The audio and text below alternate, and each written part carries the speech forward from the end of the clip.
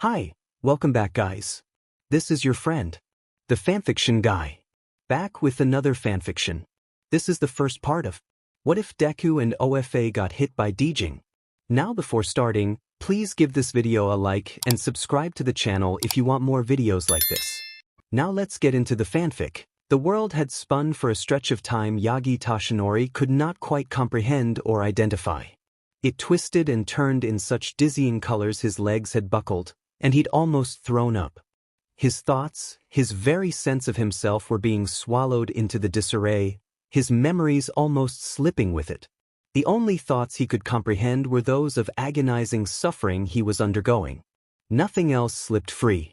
His mental state had hardly felt like the most pressing thing though when his body felt like it was eating itself up from the inside, pulling his skin tighter against his cracking bones and aching muscles.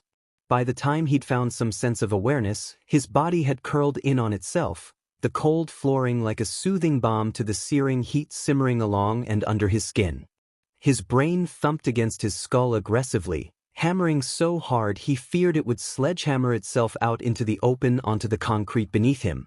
Somewhere outside of his sphere of recognition, there was movement, yelling, a skirmish of some kind, but he could hardly pick it up over the rushing of blood in his own ears, over the way it felt like someone was ripping their hands into his abdominal region, over the staggering hand-shaped heat gripping to his wrist, the only part of him left in an upwards position despite his best efforts to tear it down to the rest of his body's level.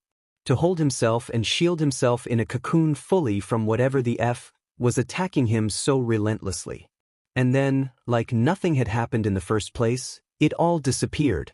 The pounding vanished, his skin cooled and settled back into itself, the pain that had crashed into him residing like a wave being pulled back out to sea. His hand flopped to the ground beside him. The colors stilled into shapes he could make out, his sickness abating with the mostly fading blurring. He found his breaths easier to control, though still shaky as his mind struggled to recover from whatever that had been. He remained there, even more consciously aware now, reveling in the nothingness and numbness as he watched his fingers twitch in front of his wide eyes. Even though the aches had disappeared, his muscles felt weaker, tired even. He felt like he couldn't move, could just stay cheek-pressed into the cool concrete beneath him and legs poked out at what should have been a more awkward angles. Perhaps he would have just stayed like that in that sluggish state under any other circumstances. The quiet his mind had cushioned him in during everything however shattered so suddenly, so violently that Toshinori's whole body flinched more into itself, a loud sobbing filling the air from the opposite way in which his body was positioned. It was so loud, so deafening, he had only the moment to wonder how he'd missed it before his body was moving on autopilot, shifting him into a sitting position despite some protests. He blinked, dazed, trying to focus his thoughts just a little more. They did not respond. The only thing he could focus on was the crying. Toshinori had had those moments where his body had moved on its own often, his desire to help overcoming all other sensibilities and self-awareness.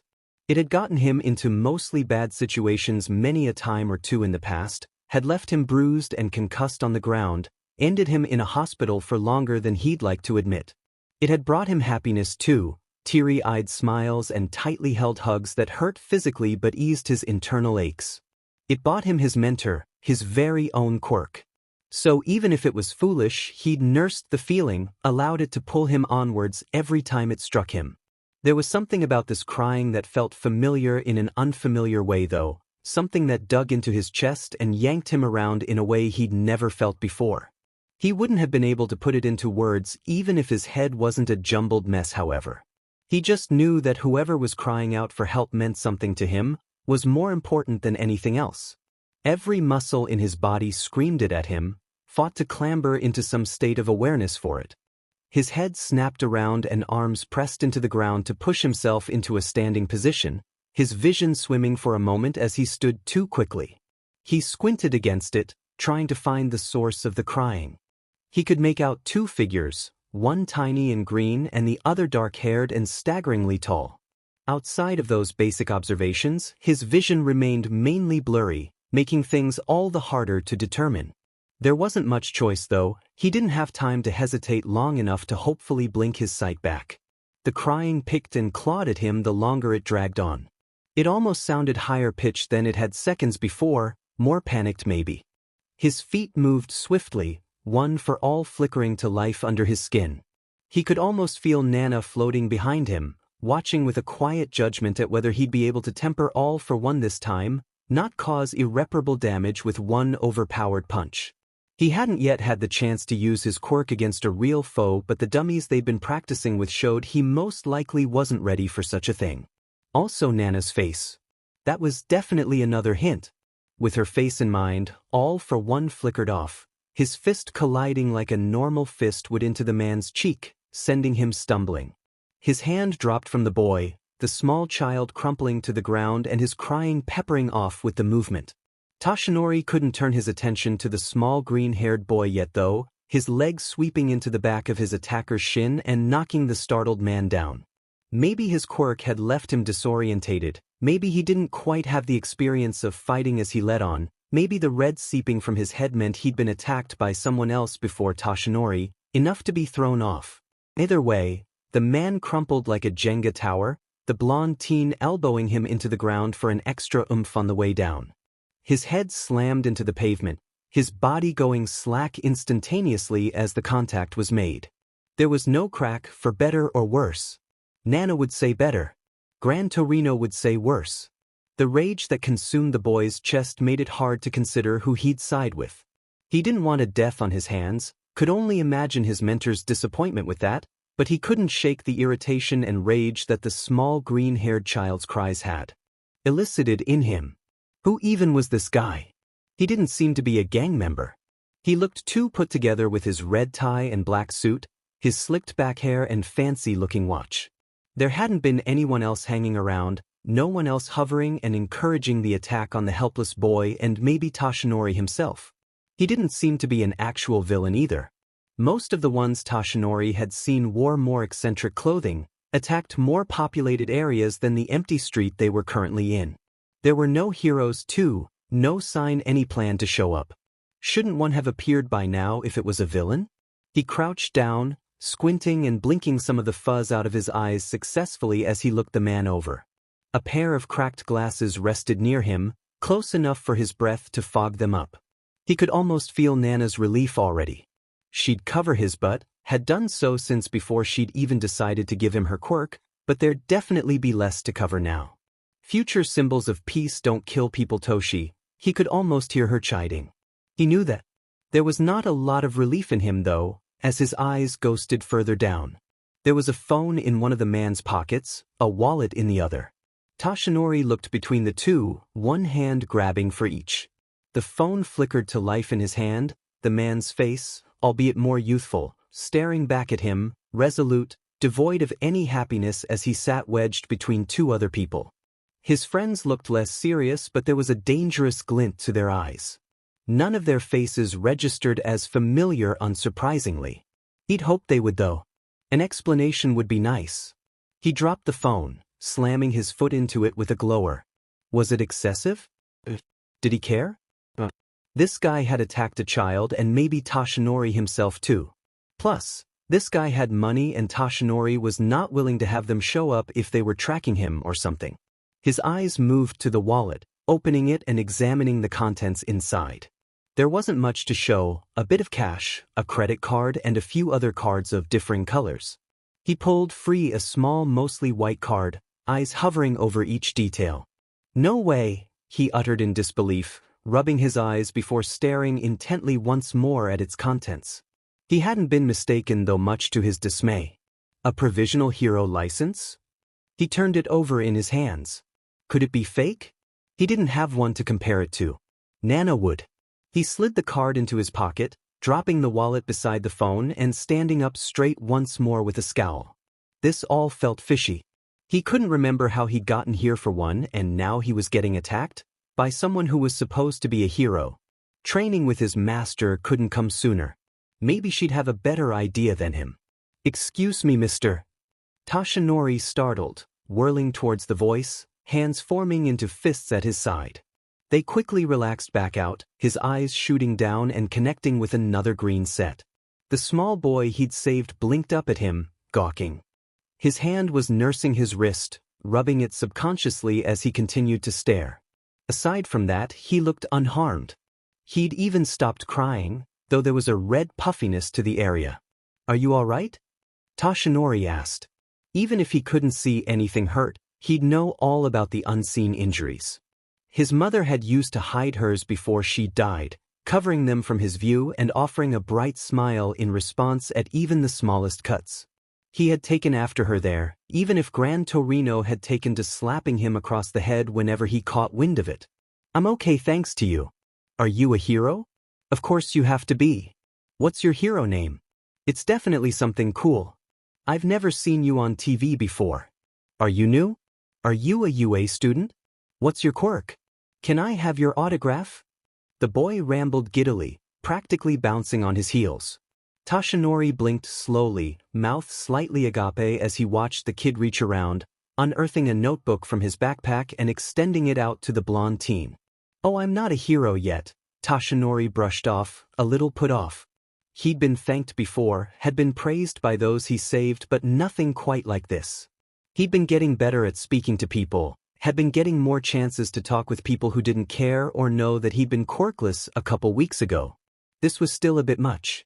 The boy practically had stars in his eyes as he jumped in place, vibrating with excitement even after hearing Toshinori's response. "So you're going to be? I want to be a hero when I grow up too. Just like All Might," he piped, still offering Toshinori the book, not deterred at all. Toshinori took it hesitantly and his eyes seemed to almost get brighter somehow. It did funny things to Toshinori's chest to see. "All Might, huh?" he mumbled. He'd never heard of All Might before. Was he a new hero? He liked to keep up with all the new heroes, all people he might one day get the chance to meet and learn from. It was a little harder than it used to be when he was a child, when he had access to more technology and his mother's wealth of never-ending knowledge. Most libraries in his area had known him before one for all, meaning they were quick to stink-eye him out. Getting his hands on technology in other places was just as hard. Yeah. He always saves the day with a huge grin on his face like this and is all like wham, kapow. And when he's done punching the bad guys, he says, the boy trailed off, puffing out his chest and smiling in a different way than before. It was a little funny to look at. "I am here." He deflated after. Toshinori couldn't help but smile, his enthusiasm infectious. How could anyone want to hurt this kid? Well, not like that. He does it cooler. "I'm working on my impression," the boy defended. Toshinori had the strangest desire to ruffle his mop of hair, his free hand itching to do so at his side. That would be weird though. No small kid wanted some stranger doing that. His chest squeezed just a little more at the wholesomeness that was this kid. All Might was lucky to have a fan like this. Toshinori could only hope that one day he had at least one too, that he could be so lucky for once in his life. "He sounds very cool," Toshinori mused. The kid watched him, searching uncertainly before his grin returned and he focused his attention back on the book in Toshinori's hands. It wouldn't hurt maybe to sign his book? The kid would probably forget about it, accidentally throw it away, and that would be that. It hurt to think about, but it was realistic. He's the coolest hero out of all the heroes, he insisted as Toshinori signed his autograph. Nana would find this all amusing. She'd ruffle his hair for sure, laughing at how he was fumbling through this situation. "Well, I hope I can be just like him too," Toshinori hummed, handing the boy back his notebook. He practically ripped it from the blonde's hands, staring at it intently before squealing excitedly and hugging it to his chest. "Thank you, mister," he squealed, the stars still shining in his eyes even now. Gods, he wanted to bundle this kid up and hide him from the world, which was a strange thought to have about someone he barely knew. He didn't even know the boy's name. "None of that Mr. stuff. Makes me sound old. My name's Yagi Toshinori. You can call me Toshi if you'd like," he offered. Hadn't planned to say that. He didn't offer his first name like that usually. His nickname was sacred too, something that gave him purpose, something that linked him back to Nana. Giving it up like this was definitely an odd thing to do. Something about this kid though? It didn't feel as weird and out of place as it should have. "Toshi," the boy tested the name, furrowing his brow before extending out his hand to the teenager. His grin seemed almost permanently attached to his face, faulting for only moments. "My name's Izuku. It's nice to meet you, Toshi," he offered. Toshinori took it, shaking it only lightly. "Should you have told me? You're gonna be a hero one day," Izuku, no given last name, inquired, brow furrowing. He looked more worried about this than he should be.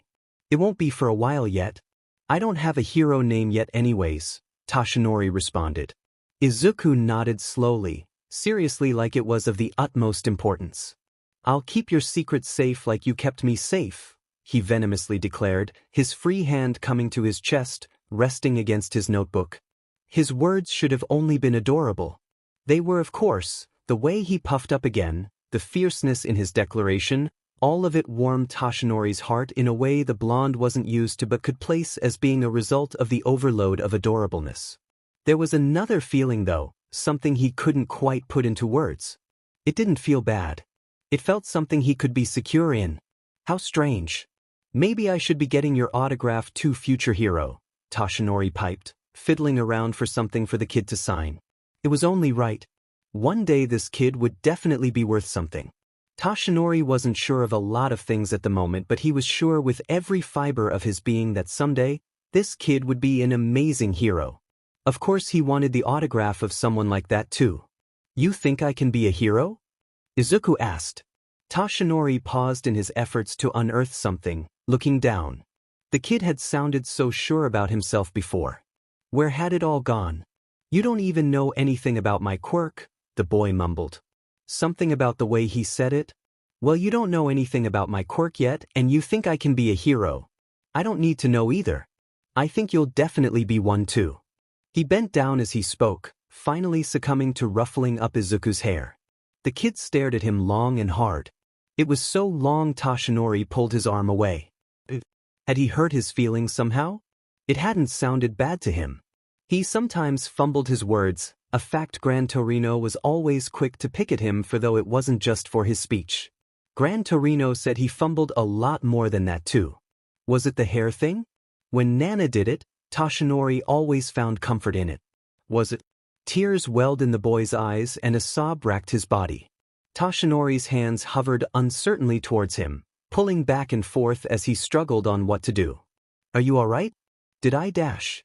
Izuku lurched forward, the book falling to the ground as he threw himself around Toshinori, squeezing him as tightly as a small child could. Toshinori's hands remained outwards, eyes wide and mouth opening and shutting. Nana would definitely laugh about how he handled this later when he inevitably told her between trading punches. If he hadn't been sure before, he was in that moment. Slowly his hands fell back down to a reasonable height. Slowly they shifted again, wrapping around the small boy. Slowly he squeezed back. The boy continued to cry, blubbering his words unintelligibly against him. Toshinori still wasn't sure what he said or did that caused this.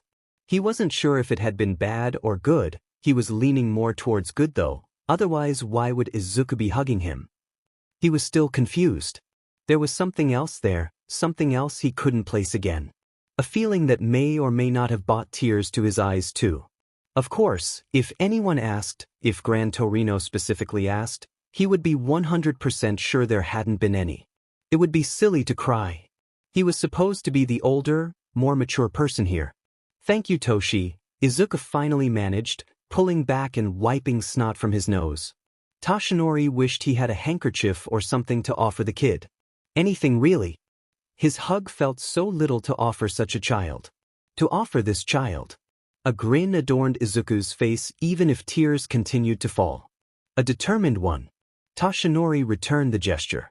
And maybe, if perhaps he was crying too, then they'd be a matching set, the two of them, grinning like idiots with teary eyes, big dreams, and a determination the world would have to be ready for.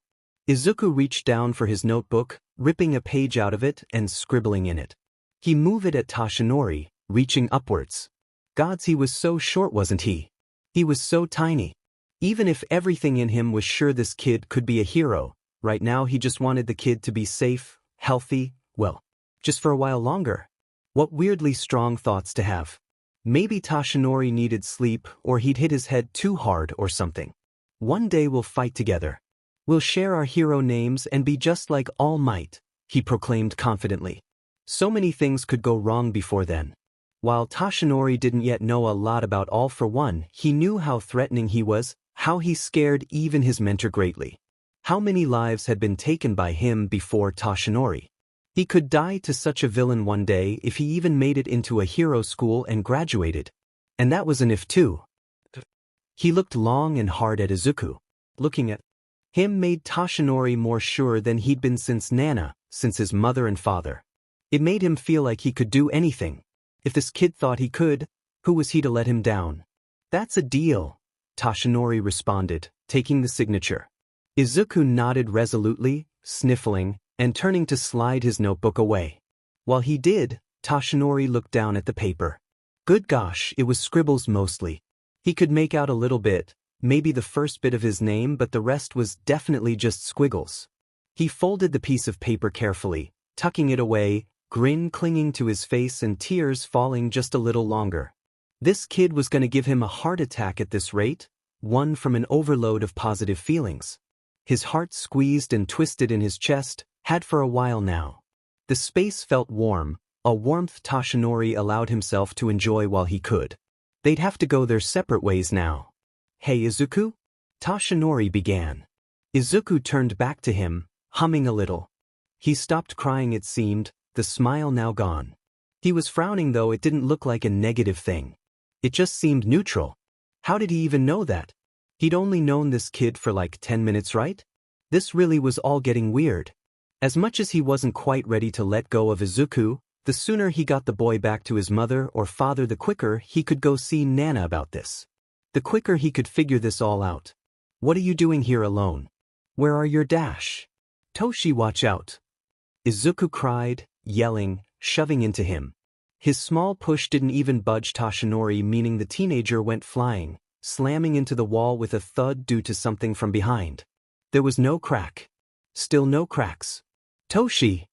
Izuku cried. Look at that. He'd only just stopped crying and Toshinori had made him cry again, unintentionally or not. He groaned, trying to push himself up almost instantly. There wasn't time to dawdle. Not when. There was someone new in the alley, her black hair held in a tightened bun. Her eyes seemed to be dimming, a reddish glow dying down to a murky brown that had turned on Izuku. The boy fought and twisted, the woman squinting as she picked him up with ease. He looked terrified, panicked cries falling from his throat as he thrashed in her grip. His fingers scratched and batted at her to little avail still. There was something else to the set of his face, something in his eyes. Let me go, he screamed. Surely his scream would bring someone even if only a few onlookers. Onlookers meant videos. Videos meant proper heroes. Proper heroes meant Nana. He'd even take Gran Torino right about now. Be quiet you. Was it you who ruined our plans? She snapped, eyes falling on her partner. Because they were definitely partners, co-workers of some kind.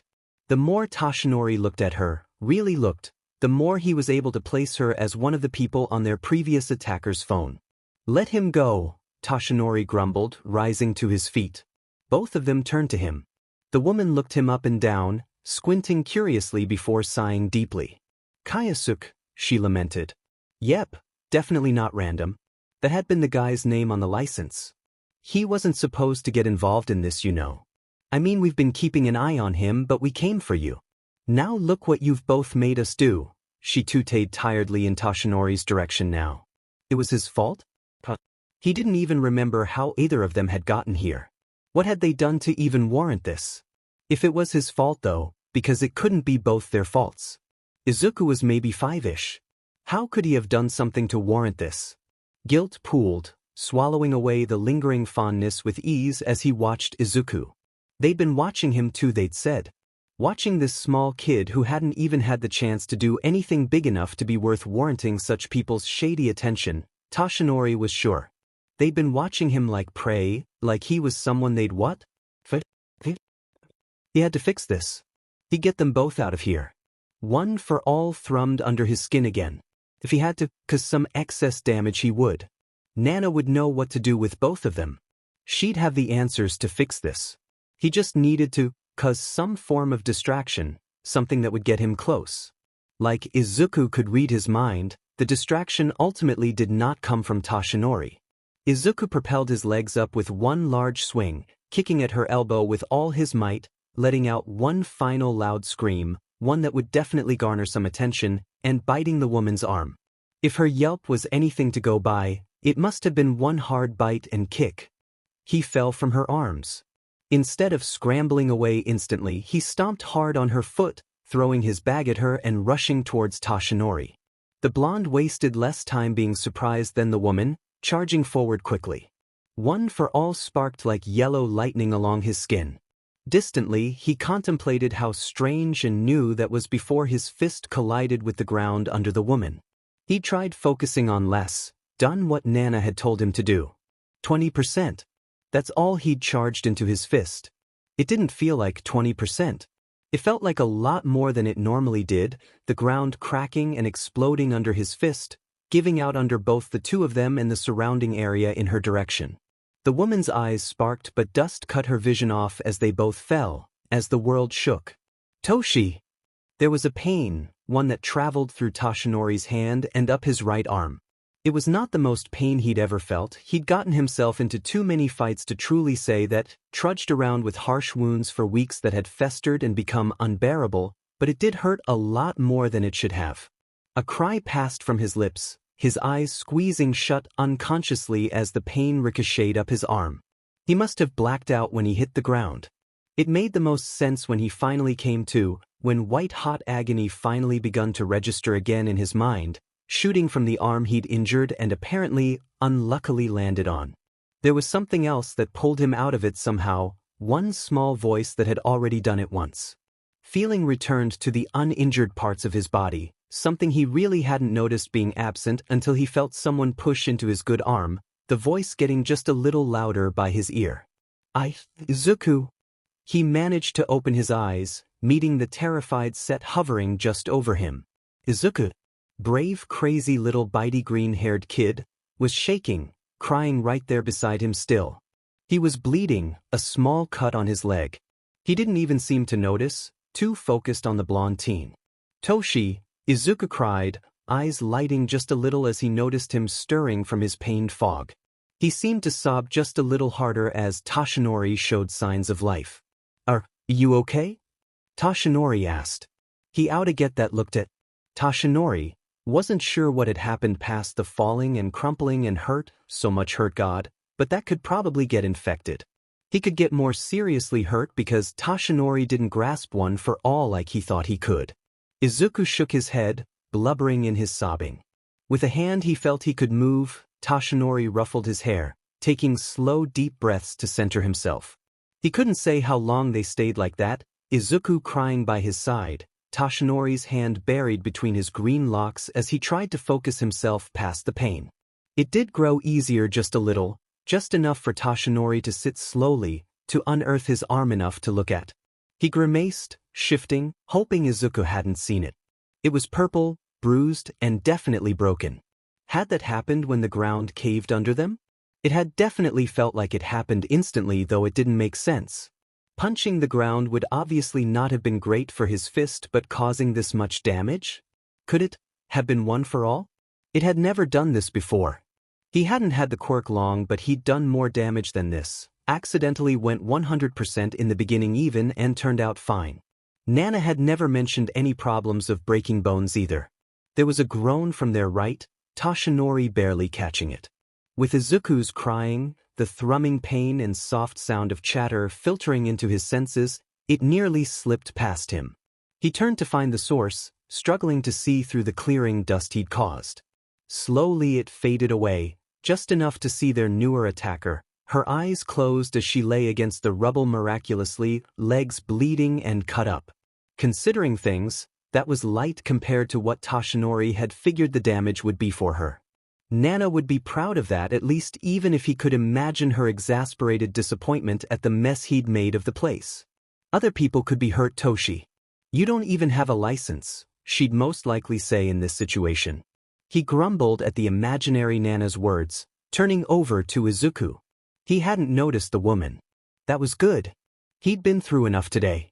Izuku, he managed to say, his voice a little crackly. Izuku looked up to him instantly, big eyes wide, scared and worried. It hurt to see. He shouldn't be causing anyone such worry, least of all Izuku. Let's get out of here, okay? We should wait for a hero to get us. You're hurt, Toshi, Izuku sobbed. How he had so many tears in him still was slightly baffling. Do you remember the man who attacked us before? Toshinori asked. He winced, partly from the pain of shifting, partly at the idea of divulging to Izuku anything like this. He didn't want to make Izuku doubt his idols. He didn't want Izuku hurt though. That was the most important thing. Izuku nodded, sniffling, and squeezing Toshinori's hand. It had fallen into his lap at some point. The action was oddly comforting for the blonde teen too. You know how he was a villain, yeah? Well, he was pretending to be a hero, Toshinori explained. Izuku's eyes fell to their joined hands. He couldn't quite tell what was going through Izuku's head. It couldn't be anything good. He has friends, other people who could be pretending to be heroes, he continued after a pause. Izuku squeezed his hand just a little tighter, lips wobbling. He still kept quiet. Oh geez. He was most likely scaring the kid. What if Izuku took this personally and later begun fearing heroes or something? Okay, maybe that was a little dramatic, but the boy's silence was stretching out again and it was only causing Toshinori to panic more and more, and he just needed to do something. But what? What could he do to... Then it hit him. Izuku, what do you think All Might would do here? Toshinori asked, uncertainly. Finally Izuku looked up at him, eyes shining with tears. He hadn't noticed none falling before now. His lips wobbled, gaze holding Toshinori's. He'd find the bad guys and beat them, Izuku mumbled. Toshinori smiled, nodding.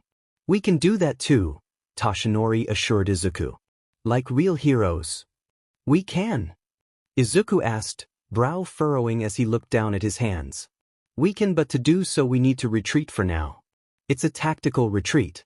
We gotta heal up before we can fight and beat the villains, Toshinori assured him. He almost believed himself. Izuku slowly begun nodding, sniffling one last loud time before rising to his feet. Like All Might, Izuku mumbled. Toshinori nodded, trying to stand too. It was hard on shaky ground with one hand in Izuku's and another effed beyond repair. Like All Might. Izuku's face scrunched up unnaturally, eyes aglow even if they still shined with tears. Slowly a smile, that weird one, spread across his lips and he let out one loud and strange-sounding laugh? Had the kid hit his head or something too? He really hoped not. He prayed to the past users of one for all he hadn't. Don't worry, Toshi, Izuku piped, puffing his chest up again and voice deepening as much as someone his age could.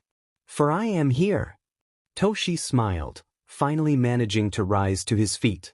If his smile looked anything like Izuku's, maybe it would scare off anyone who dared get near them. Let's go get some help, Toshinori spoke, shifting to examine their surroundings.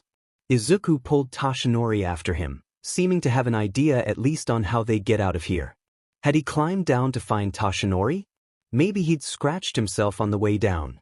A lump formed itself in his throat at the mere thought of Izuku doing that, Toshinori's name falling from his lips as he tried to climb into the crackled cratery mess just to find Toshinori. Let's go find my mentor. Shoyuta gave them just a little more time than he was supposed to or should have. It went against his better judgment, every fiber of his being, but when the time rolled around, continued ticking past, he didn't investigate any further than one quick text to his fellow teacher about their whereabouts. Midoriya had promised it would be a quick visit as he'd handed over the papers, standing with those big round innocent-looking eyes in the doorway, his friends. Waiting just outside chatting happily amongst themselves. Every student was entitled to visiting someone off campus. He most likely hadn't seen his mother in some time either. He'd been so focused on improving himself in every way to be a hero he'd visited his mother less than most of the other kids. Shoyuta could count on one hand the number of times. He'd hesitated though as he looked at the boy. Trouble followed Midoriya like a lost puppy. Every time something went wrong, you'd find those familiar tufts of green hair somewhere in the mix. One home visit could quite literally end with Shoyuta himself getting in trouble, could result in people getting hurt, his students getting hurt. So Shoyuta had paused maybe too long as he peered over the paper, a knot twisting in his gut. He'd hesitated, and in that silence, Yagi had appeared out of nowhere, peering easily over his shoulder to examine what was going on. "Of course you should be able to, my boy," he jovially declared, placing a hand on Shuta's shoulder and grinning down at their shared student. "Isn't that right, Aizawa?" And wedged between both sets of hopeful eyes, Shoyuta had caved, brushed off his concerns foolishly. He'd even let Yagi, now practically quirkless, volunteer to escort his student, which had always been a combination destined for disaster. Shoyuta trusted Yagi cared for Midoriya. Yagi would always deny it venomously, much like Shoyuta had heard Midoriya do in a similarly flustered manner, claiming he had no favorites. Every staff member, even a fair chunk of students, knew how bullshit that was. How could you invite one student to lunch with you, a lunch in which you took great effort to make, and claim you cared about all your students equally? You couldn't. As sure as Shoyuta was on this fact, he also knew how idiotic the two were together. Two self-sacrificial idiots in one place, ones who looked up to each other, could very easily lead to a danger of its own Shoyuta did not feel like dealing with personally. They had no one to rein them in, stop them from putting heroics before themselves. How had he caved knowing all these things? He wouldn't be able to say. It was a soft-hearted decision. He'd been cornered, attacked on all fronts with no one to back him up. It had been rigged from the beginning. How much trouble can they really get in Shoyuta? Hizashi had offered in an attempt of consolation half-heartedly when Shoyuta had recounted the situation to him later. How much trouble can they get into? He pondered for the days leading up to the fatal weekend, watching Midoriya huddle over schoolwork with Ida and Uraraka, watching him spar against Bakugo and Todoroki. How much trouble, he wondered as he hovered by the gates, watching the hero and student leave side by side, Yagi listening silently as Midoriya prattled on, offering words here or there, ones that seemed to encourage Midoriya further. How much indeed he begun to fret as the hour mark struck. Since they were supposed to be back, should have reached out to Shoyuta by at the very least. No word from Deku? He'd heard Uraraka whisper to Ida, the very last straw for their teacher, pushing him to his feet and to finally do what he'd been putting off for too long. "You better not have jinxed me, Hizashi," he mumbled, rubbing his temple and searching for Yagi in his contacts as he stepped outside. The class practically gravitated after him. Maybe if they were smaller in numbers, maybe if certain students weren't part of the group in particular, it would have been a more admirable effort. Shoyuta had clocked the way everyone seemed to gravitate after him before he'd even exited the dorm, could faintly hear the struggling to all bunch up against the door, cursing and hissing at each other to get closest. They'd definitely have to work on that in class more at some point. He didn't have the heart to send them running, although he wasn't sure even his usual demeanor would be enough to do that.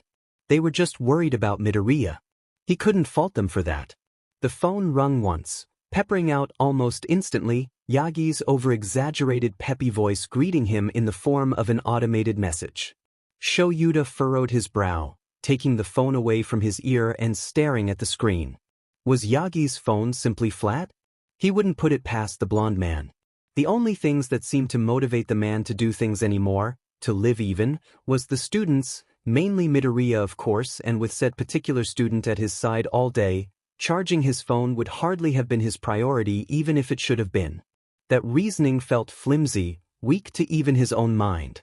Sometimes Yagi could be dense, could say or do things that were objectively unwise, but you didn't become the symbol of peace by being stupid. You didn't learn about villain attacks so quickly so often by letting your phone go flat. All might too, huh? Shuji lamented, one of the first students to dare step outside. He was followed very quickly by everyone else, everyone but Todoroki strangely. In the scuffle of students, Shoyuta still did not fail to miss the disappearing ears on Shuji's extra appendages. "It is quite concerning neither of them are picking up," Yaoyorozu mumbled, crossing her arms as she pondered over the situation. "Don't worry about the nerd," Bakugo yelled grumpily, scowling at everyone who looked at him. Despite how he was holding himself, he'd still followed the crowd, listened in an attempt to see if Shoyuta was having luck. They were not. "He's probably fine. He'd normally respond by now," Uraraka worried, bouncing between her feet as she spoke. "And if All Might isn't responding either? Hey sensei, maybe we should dash. No one else is leaving the dorms." 2 missing people is bad enough. Let us handle this, Showuta spoke. He wished he could believe himself. Maybe then the class would believe him too. The way they looked amongst each other very clearly said otherwise. Aizawa-sensei is most likely correct, Ida proclaimed, the words spilling from his mouth more convincingly than should his own. If Midoriya and All Might were in danger, it would do us no good to put ourselves in similar danger. For the time being, let us leave it to you, Aizawa-sensei. Showuta swallowed thickly as Ida turned back to him, smiling reassuringly. The others, albeit hesitantly, buckled at his words, sighing, and mumbling amongst themselves about the predicament. Todoroki took this moment to appear, his eyes glued to his phone as he melded into the crowd. No one paid him much mind at first. What's everyone doing here? He asked. If that wasn't Shuta's turn to sigh, he didn't know what would be. The others all turned to the red and white-haired boy, offering different levels of exasperation at his response. He greeted each with confusion. Midoriya and All Might are missing. How have you heard nothing about this? Todoroki's brow creased inwards and he looked back down to his phone for a moment, shaking his head. No they're not, he responded like his words were pure fact.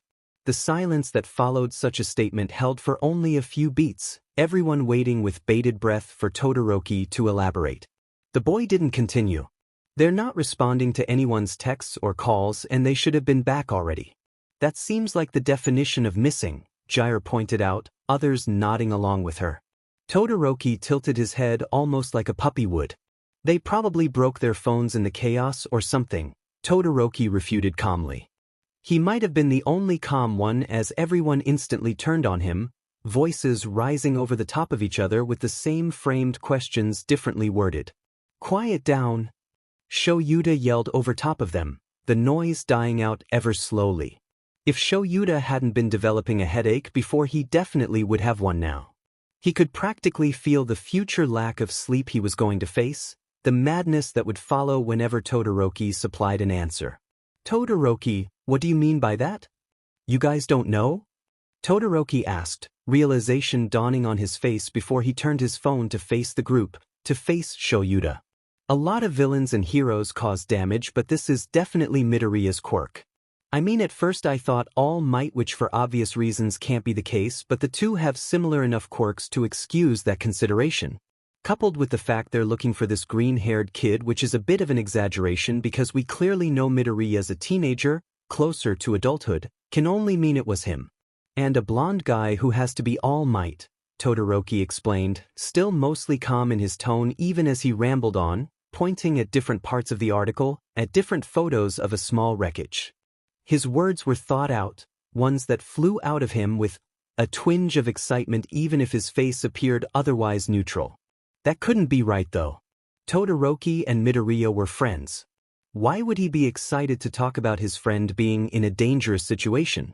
Though, they said they were looking for a young blonde man and All Might isn't young, maybe the journalists misheard, Todoroki continued, mumbling a little to himself in a less intense Midoriya fashion. It was slightly unnerving. Even without their resident overthinker, it seemed the trait clung to the class, this time in the form of one Todoroki Showuta. God damn it, Midoriya, Showuta mumbled, taking the phone out of Todoroki's hands to look closer. Showuta had seen a lot of damage left behind from villains. Technically speaking, there shouldn't be anything that screamed Midoriya about this even if Todoroki sounded confident. How could he know so much about the damage All Might and Midoriya's quirks could leave in their work to such a precise level after all? What reason would he have to look into that? Any villain could leave any different level of damage. And yet, green-haired child. Blonde-haired man with blue eyes. There were no photos. There was nothing but a simple description about the possible attackers left in the wake. Everyone knew what Midoriya and Yagi looked like so realistically, one could have attached their names to the article if it really was them. If it was though and Showuta overlooked it? Somewhere else in Yamada Hizashi sneezed so violently his headphones flew off his head. The man rubbed his nose, picked up his headphones and went back to his business, unaware of the venomous curses his co-worker was thinking of him for the jinx he had cast upon him. When Toshinori was 10 years old, he fell from a tree and broke his arm. He'd snuck out of the orphanage he'd been in at the time, needing a moment away from some of the crueler kids who'd decided their bad day should mean an even worse day for him. He wouldn't have even spared a glance at the tree normally, would have kept walking, body hunched into itself, eyes to the ground till he found somewhere to lay low for a moment. Soft meows had somehow reached him from the tree's branches, large sorrowful brown eyes zeroing in on the dirt below fearfully. Every now and then, the cat moved a paw, trying to figure out the best way down unsuccessfully. Each time she got closer to slipping. So yes, Toshinori had, no hesitation, climbed the tree, had spent a fair while trying to do so too. It hadn't been an easy feat but he'd managed to, the cat watching his each and every move as he went. Of course, when he'd gotten up there, he'd found himself in the same position as the cat, with no one to turn to either, leaving the two of them stranded up there for longer than Toshinori would care to admit. Until Toshinori had, in another attempt to try and get down, slipped, falling wonkily and landing awkwardly on his left arm. He'd known instantly it was broken. Any attempt to use it hurt and it looked crooked no matter the angle he peeked at it from.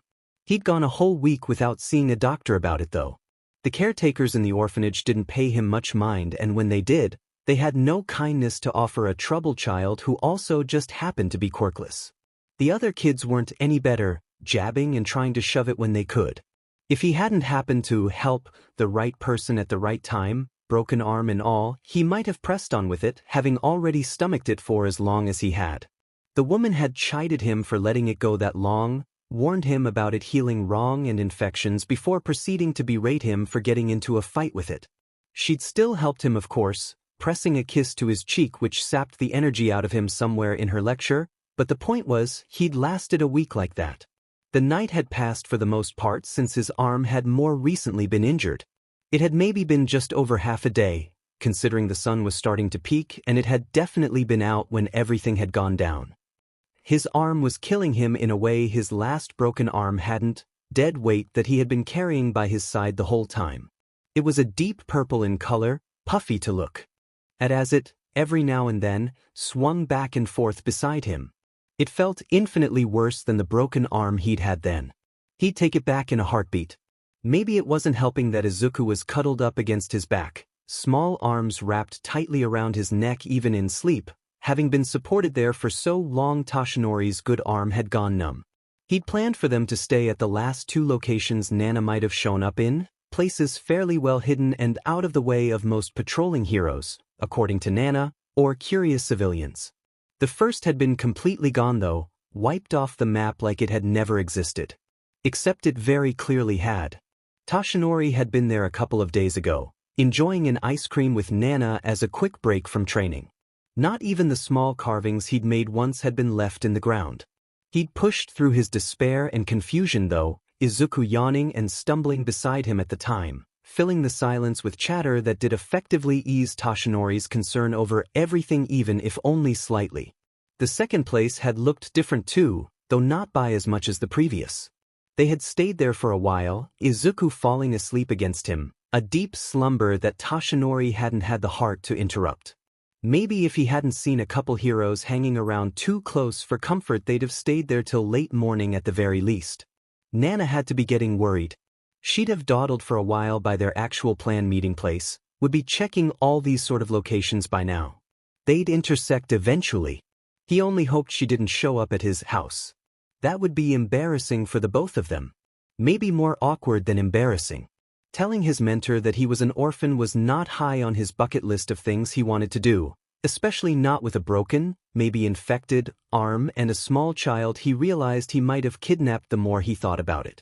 Toshinori was used to hunger, had grown complacent with the stabbing pains and cramps it eventually brought on if left unchecked too long. Izuku couldn't be used to it. As they traveled, the small boy never much commented on his hunger, but as the hours trickled by, his stomach would grumble, his face would pull and his free hand that hadn't been locked tightly into Toshinori's would come to his stomach. His silence was mildly concerning. If they weren't kind of on the run, Toshinori would be setting up a witch hunt to find out if and who had denied this kid of things like food enough for him to stay so silent on the matter. He was a growing boy. He at least had to be eating enough meals for him to have the energy to be so starry-eyed and chatty. He wasn't Toshinori. If you want to be a hero, you gotta eat up, Nana always said, offering him a yellow and blue bento box decorated with lions, smiling even if Toshinori brushed her off in the beginning. He'd kill for one of them right now. He'd kill to give Izuku one of them right now, maybe one decorated with bunnies instead though. He couldn't place why, but it definitely would fit him better than the lions. Even in his sleep, Izuku's stomach grumbled unhappily. He could only imagine how painful it would be when Izuku eventually awoke. It didn't help matters, they were getting lost on top of the Hangar. Things looked different then, Toshinori remembered, people dressed a little different, shops and other buildings gone and replaced. It's like he'd woken up in the future or something, which was frankly impossible. If time-traveling quirks existed, the world would know about it, even if more and more quirks were popping up as the years dragged by. Things persisted the way they were going. The knot in Toshinori's gut grew just a little tighter as he swayed and almost tripped, body knocking into the wall uncomfortably and sending a jolt through his body. No, it wouldn't come to it. Yagi would find Nana without having to trouble her by going that far. Toshi, Izuku slurred sleepily, whimpering and curling just a little tighter into Toshinori's back. His curls brushed against the teen's neck, the blonde shuddering at the sensation. It's okay, Izuku. Just go back to sleep, Toshinori mumbled, shutting his eyes for a moment and standing still, hoping his tilting vision might just right itself after a few moments. Hoping the nausea that struck him would abate again. You need help, Toshi. Your arm is all purple. Arms aren't supposed to be purple, Izuku mumbled into his shoulder, his eyes only half open as he looked to the side of Toshinori's face.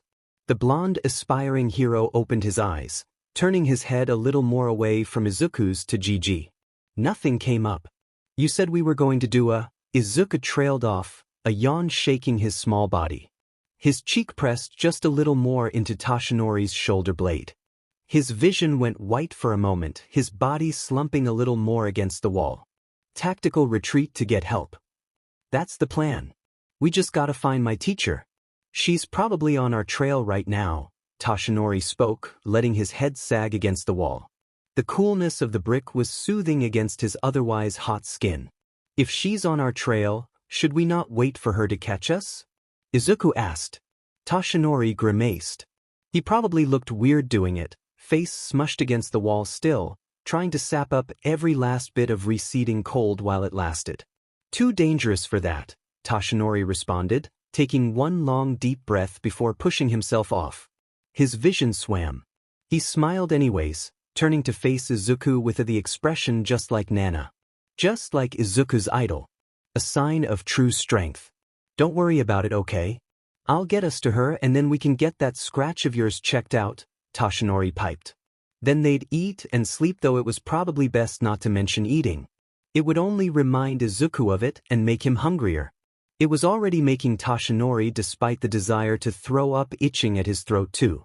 We're hero partners, right, Toshi? Izuku asked. Toshinori blinked long and slowly at Izuku, the boy's small face scrunching and eyes opening just a little more as he met the older of them's gaze head-on. Partners look out for each other. They don't need to lie to each other, Izuku insisted. The smile melted on Toshinori's face, the fake edges folding to realer ones as he looked at the small green bean who was under his care for the time being. If he had a free hand, he'd ruffle up his hair again. I want to help too, Izuku mumbled, pressing the bottom half of his face into Toshinori's shoulder again and staring forward absently. I don't want to be a stupid Deku, he spoke quieter, to himself. Toshinori heard it anyways.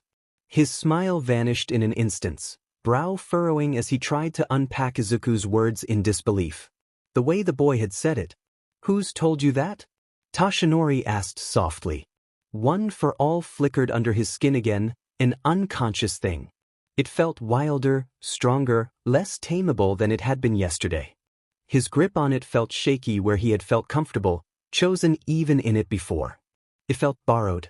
Izuku buried his face fully, head rubbing into his back and arms growing tighter once more. Words vanished before they could pass Toshinori's lips. My friend Kachin started it. It's not just him. All the kids at school say it, Izuku confessed, his words muffled, croaky. He doesn't sound like a good friend. None of them do, Toshinori stewed, trying his best to keep his animosity light. He'd never been good at controlling that though, no matter how many times Gran Torino tried to pound it out of him. "They're not wrong," Izuku whispered. "Okay, that was enough of that." Toshinori took a long breath, pressing one side of his body into the wall and slowly lowering to his feet. Izuku startled against his back, yelping when Toshinori placed him down a bit away. "You're not a stupid Deku, Izuku. They are wrong," he insisted, a cold, disgusted twinge to the words he'd taken from Izuku. The boy's lips wobbled and he shook his head, hugging his knees to himself as he sunk down against the wall. "No, they're right. I'm a stupid, dumb, quirkless Deku who can't even help people who matter to me," the boy cried, burying his face in his knees. "Quirkless?" He couldn't afford to cry. He'd cried more times in the past 24 hours than he had in ages, and that wasn't something a hero should do.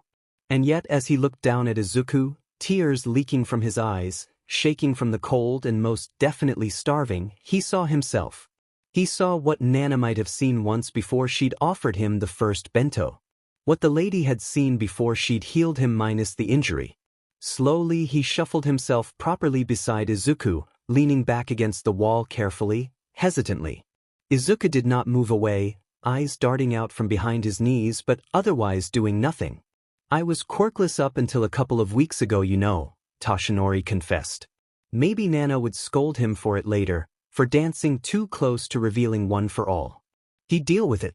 It was one scolding he could handle from his mentor. He was probably already in for it for everything else. "That's impossible," Izuku brushed off, head having inched out from pressed against his knees curiously though. His sobs peppered out as Toshinori hummed, nodding his head. "Normally yeah, but it's true. Until the beginning of the month, I was quirkless too," Toshinori explained, turning to look at Izuku. The boy's mouth was slightly agape, skepticism dancing around the edges of his wonder. "We're hero partners, so I'm not going to lie to you anymore." The doubt disappeared like dew when the sun came out, his crying altogether cutting out and a gasp falling from his lips. "No way! Is that why your arm's all funny now? Was it your quirk? Is it because your body's not used to that yet?" Izuku asked. He should have expected that. Izuku, during his talks, spoke extensively about quirks, about heroes, his mothers, just random people he'd seen. For someone so young, he'd been able to pull apart and dissect a quirk scarily well. "Well, I'm not actually sure," Toshinori pondered, face scrunching in thought. "It wasn't like this yesterday. It's all funny today."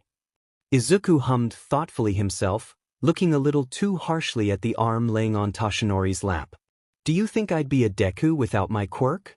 Izuku's attention snapped to his face instantly, eyes widening and head shaking back and forth erratically. "Oh, of course you're not a Dedekatoshi. You punched that other guy in face to save me without using a quirk. You got us this far without using it too," Izuku defended, leaning forward as he recounted the events. Toshinori quirked an eyebrow at him. "Then you're not a Deku either," Toshinori stated simply, turning forward again, peeking up at the sky present above.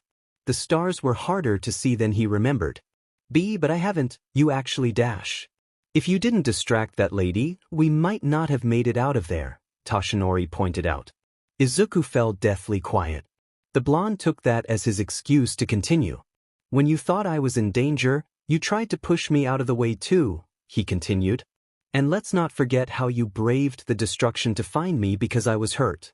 Izuku, if that's what makes you Deku, then I am too." He rolled his head against the wall, trying to capture a peek of Izuku's face. Hopefully he hadn't messed that up. He hardly was the mentor type. He prayed for the unlucky soul he passed one for all to one day. Izuku, head still turned away, shuffled closer to Toshinori, laying against the teen's good side. Izuku shook silently, not a peep coming out of him. Uncertainly, Toshinori wrapped his free arm around his shoulder. Maybe they could stay like this for a second. Just a second. There had been a few courses of action to take before Shoyuda and anyone else had been let out to investigate. Nedzu, always on top of things, had already been in contact with Mrs. Midoriya before Shoyuda had even showed up in his office. He was waiting, seated comfortably, for the underground hero to appear, The same attack Todoroki had showed flashing on a laptop screen, much to Shoota's dismay. He had really been hoping, even if he thought it more and more unlikely as the seconds ticked by, that Midoriya and Yagi had no relation to it at all. According to Mrs. Midoriya, they had indeed arrived at their destination, enjoyed some tea and much chatter. The three of them all together, unsurprisingly. She claimed nothing seemed amiss, that her son wasn't acting out of the ordinary. They left around 2:30-ish.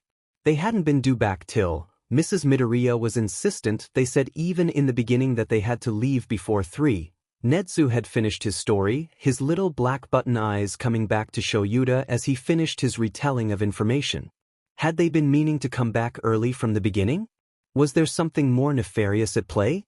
Shouta didn't know, and that wasn't a very comforting feeling in regards to the safety of one of his students, a problem causing one or not. This attack, Todoroki thought it was Midoriya as well. Shouta had brushed on, flipping his gaze to the screen as he sunk just a little more into the chair, crossing his arms. It could be just another villain, Nedzu commented, turning the screen so both of them could still see it. But all the details surrounding it, or the lack of information I should say, is all a little suspicious. Shouta had been thinking the same thing as he'd made his way to see the headmaster, eyes glued to the third article he'd been able to find on the incident. The articles were long, don't get him wrong. They were lengthy, drawn out, offering information on casualties and how far the damage had stretched. Outside of that and the call for two particular witnesses, two witnesses who both fit and didn't fit descriptions of Midoriya and Yagi, that had been all. Most of it was flowery language just to fill the space. There was no word on what had even caused it. No mention of heroes involved or even villains. Maybe that could be attributed to a lack of overall knowledge on what had transpired, but something about the way they were all phrased, how vague the descriptions were, and how they didn't even ask for anyone else to provide information if possible. The attack does look like something Midoriya could hypothetically do with his quirk, Nedzu hummed. Shouta leaned closer to view the pictures, squinting at the newer ones on Nedzu's particular article. He didn't doubt it. If it didn't break the kid's arm at the slightest inch too much over, then his quirk could be a weapon of mass destruction in a very All Might-like way. Such raw strength like that? What could cause him to do this, though? Shouta asked. Midoriya wasn't stupid, far from it. He was a critical overthinker, and while that didn't always lead to great conclusions, it often sometimes did too, had provided insights into his classmates' quirks that even Shouta hadn't picked out at first. As an example, Midoriya would sacrifice his own well-being at the drop of a hat. He wouldn't sacrifice anyone else's though. Nobody, according to the article, had been hurt too badly, but Midoriya wouldn't risk that. I also have to wonder about how they've allegedly been described. Nedzu weighed in too, scrolling down a little further to a small section attached to the end of the article. The ages of the two on a lot of the other articles vary, Shouta offered, sliding his phone out of his pocket. There had been no surprise on Nedzu's face at his observation, though there was a glint of something. The descriptions aside from that stay the same. Some say the blonde individual is a teenager, some an adult, and some a child. Shouta continued anyways. The green-haired person relatively remained the same, described as a kid. It made more sense though. People at least referred to teenagers in similar words all the time. Saying a near 50-year-old man was a child in a description was not so easy to overlook. Perhaps the best thing we can do from here is investigate ourselves, Nedzu had concluded at the time. It had been too late when they decided upon that. They could try and trace Midoriya and Yagi's steps from the Midoriya house, could try and ask some bystanders what they'd seen at the scene, but both scenarios were better done during the day. Most of the people would have been planning for bed around the time Nedzu and Shouta split ways. Unable to sleep, Shouta had spent most of night patrolling, searching for a glimpse of blonde or green together. Midoriya had been learning to control his quirk more, but he was still half expecting the team to show up with a broken limb or two. If he really was behind that damage, it would be all the more likely. When he wasn't patrolling, he watched the dorms, half expecting one of his students to decide to do their own investigation. Bakugu's kidnapping had been a completely different situation, different stakes, different feelings, but he still watched, half expecting to see one of them try nonetheless. Daylight had broke by the time Shoyuta turned on his heel, making his way back towards UA for the time being with nothing to show for his night out, not even a hint of the student or teacher duo. It's when Shoyuta wasn't looking that he found something. He, at that point, hadn't been looking too hopefully, more moving on autopilot and not expecting to find anything anymore. He almost had missed it, buried in his thoughts and internal planning to really notice anything about the people walking around him, the child specifically that sped past him, backpack clanking as he did so against his back. Green hair. It wasn't a vibrant green or anything exotic, but the green registered as vaguely familiar enough to pull him out of his head, the man whipping slowly around to get a proper look at the retreating boy. He was tiny, maybe 5-6-ish years old, his small legs carrying him further down the street at a pretty casual speed for a child. He couldn't be Midoriya, obviously. He couldn't see the boy's face, but Midoriya wasn't. Well, he obviously wasn't a small child. It was what? 6 a.m.? What was a child doing out alone by himself, let alone so early in the morning though? It probably wasn't any of his business. He had his own kids to get back to. They'd be waking up soon, most likely hoping for some development, one that Shoyuta still couldn't give them. He changed directions, slowly following after the boy from a distance, trying to figure out quite where he was going, what he looked like. If Midoriya wasn't the person described, there would have to have been another someone, and the kid could have been the one. He had to wonder though if he was the real green-haired person connected to the incident, how anyone could see him and describe him as a teen. The kid seemed to move faster the longer he went along, eventually turning into a small sketchy-looking alley with not even a glance back fortunately. The jangling turned to a loud thump instead, going silent as Shoyuta got closer, hand gripping to the cloth around his neck tightly as he rounded the corner. It was only years of being an underground hero, of cultivating on instincts and dodging, that saved him from getting a trash bin lid to the shins as he turned the corner, his capture weapon wrapping around it and yanking it free from the boy at the last second. The child yelped, being thrown forward by the momentum and almost falling to his knees. He scurried back to his feet quickly though, placing considerable distance between him and the black-haired man. "Stay back," the boy cried out, placing himself between Shoyuta and another figure, one he tried to shield from Shuta's view unsuccessfully. A blonde teen was slumped against the wall, face scrunched up, sweating profusely in his sleep. It was hard to see considering the sun hadn't fully risen yet, but his right arm, nestled lightly in his lap, looked mangled, bruised to the point you couldn't see even a slither of his normal skin tone amongst it. If Shoyuta had any doubts in his mind, he was now more than certain that these two were the ones mentioned from the incident. He didn't have a moment to contemplate what this meant for Midoriya and Yagi before he took a hard look at the youngest boy's face, hands having found a piece of wood that he now held in front of him. "Leave us alone," a tiny version of Midoriya Izuku cried out, tears welling in his hard-set eyes, his body shaking even as he stood rooted in place defending who had to be a dazed, unconscious and injured Yagi Toshinori. Because it couldn't be any other kid. His face hadn't changed that much as he'd grown older it seemed, freckled and baby-faced even at 6-ish years old. That glint in his eyes too, it couldn't belong to anyone but Midoriya. Even if it didn't seem Midoriya had placed him or even recognized him at all. "Midoriya?" he asked anyways, just to make sure, just to test how he'd react. If Midoriya was scared before, now he quivered a little more, his body hunching just a tad more into himself. He actually flinched when the name slipped from Shuta's lips. His eyes hovered over the man, lips wobbling as he took another careful step back. "I won't let you take or hurt us either," Midoriya warned, voice growing just a little louder. The blonde-haired teen behind him grumbled under his breath, shifting, but otherwise did not stir.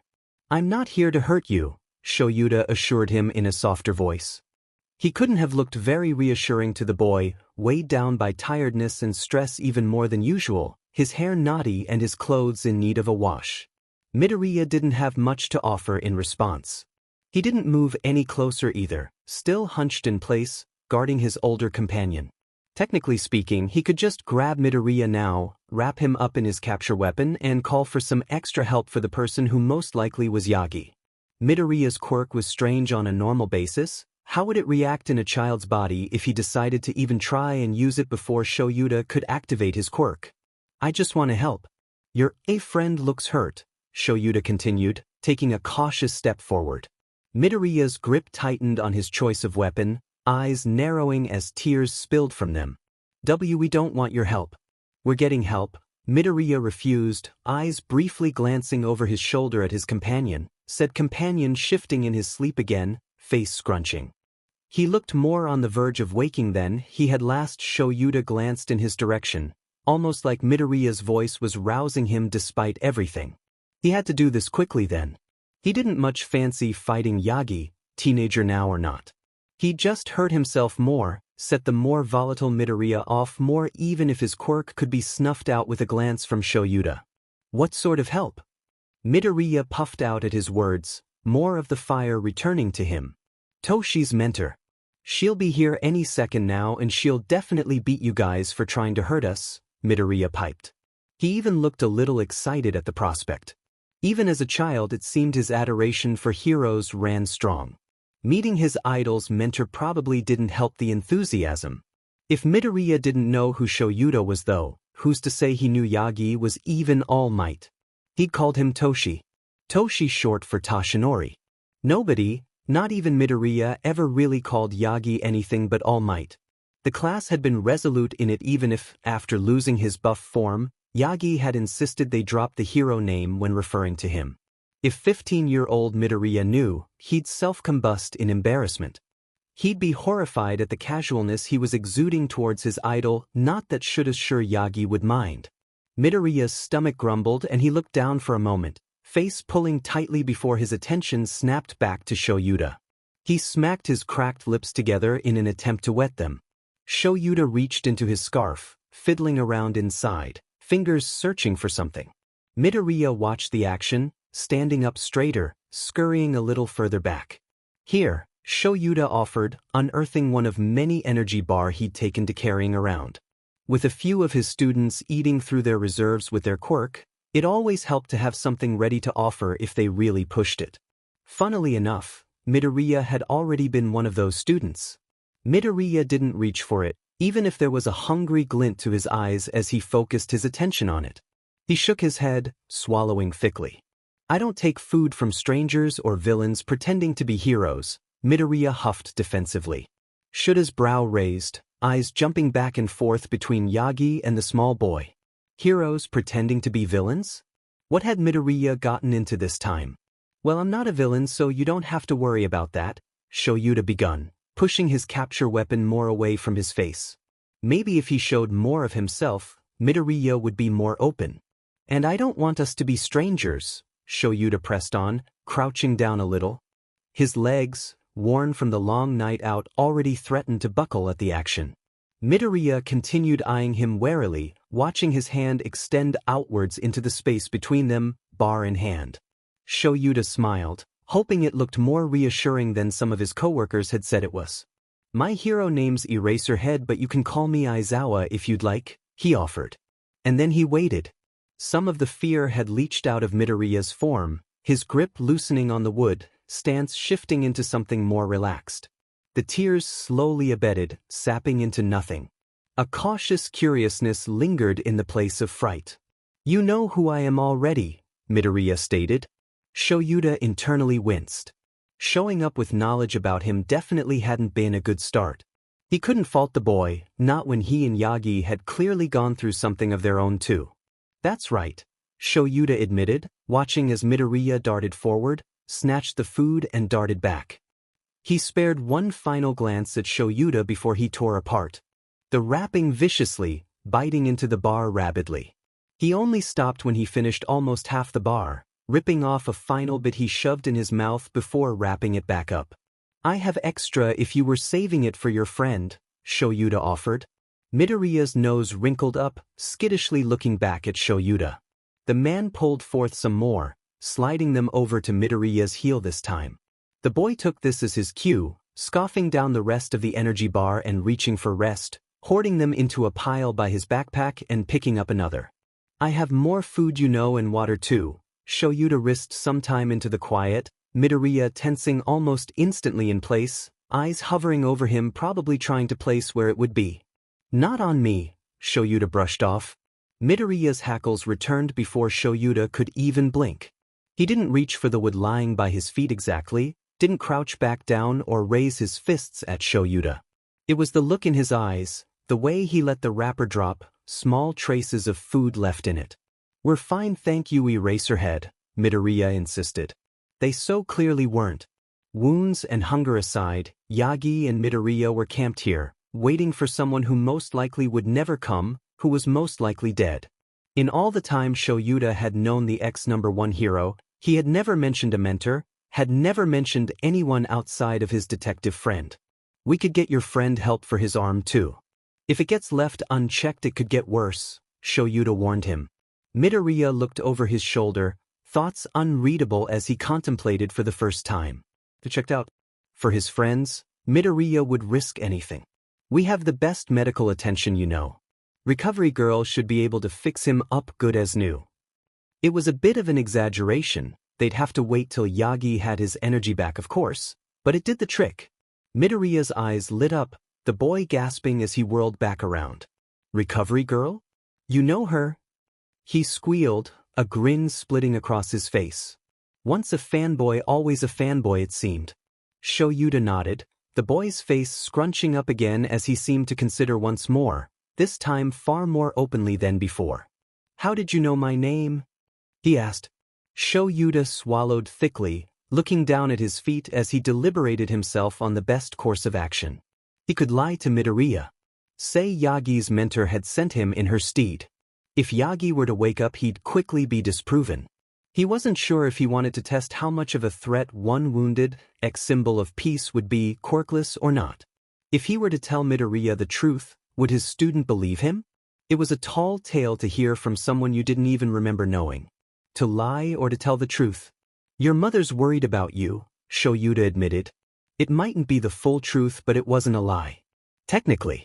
Midoriya's eyes widened, mouth parting slightly at the mention. Shoyuta didn't give him a chance to respond. "Midoriya, let me help you. If you come back to UA with me, we can get you food and water, can get Yagi's arm some dash." "Did you say UA?" Shoyuta paused, watching Midoriya scrunch his face up again in thought before nodding. It was that admission that seemed to shake the green-haired boy's final concerns, his smile returning. "Are you a teacher at UA?" He should have guessed that would be what tipped the scales in his favor, a small fond smile, one he'd deny if anyone found out, encroaching on his face as he watched the light shimmer to life once more in Midoriya's eyes. "You'd be safe there, no villains at all," Shoyuta insisted. Midoriya reached for his backpack instantaneously, shoving in the plastic wrappers and the extra energy bars before throwing it on his back.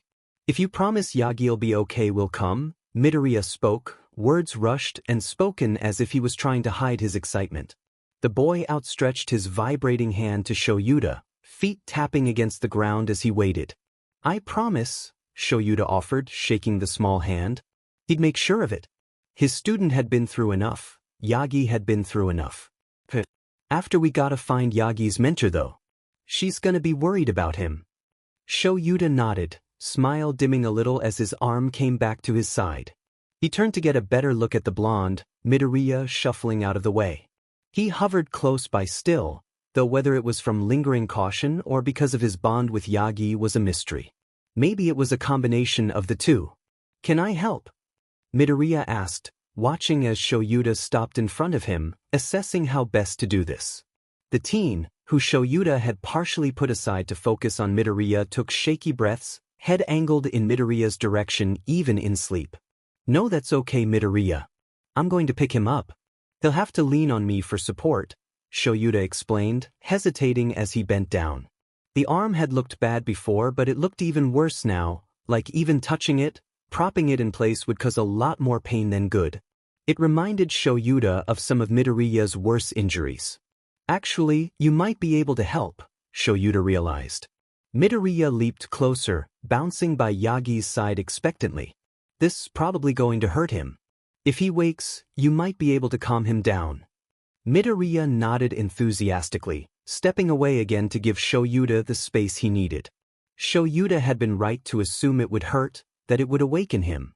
The capture weapon he'd unraveled from around his neck and slowly wound around Yagi had caused the boy to pull faces in his sleep as Shoyuta had tried to create a type of sling, but the instant Shoyuta had began to lift him up, when gravity had begun pulling on the arm, the boy had cried out, eyes deliriously flying open.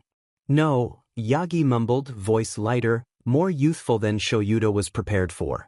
He wrestled in the black-haired hero's grip, mumbling incoherently. Yellow electricity sparked off his form.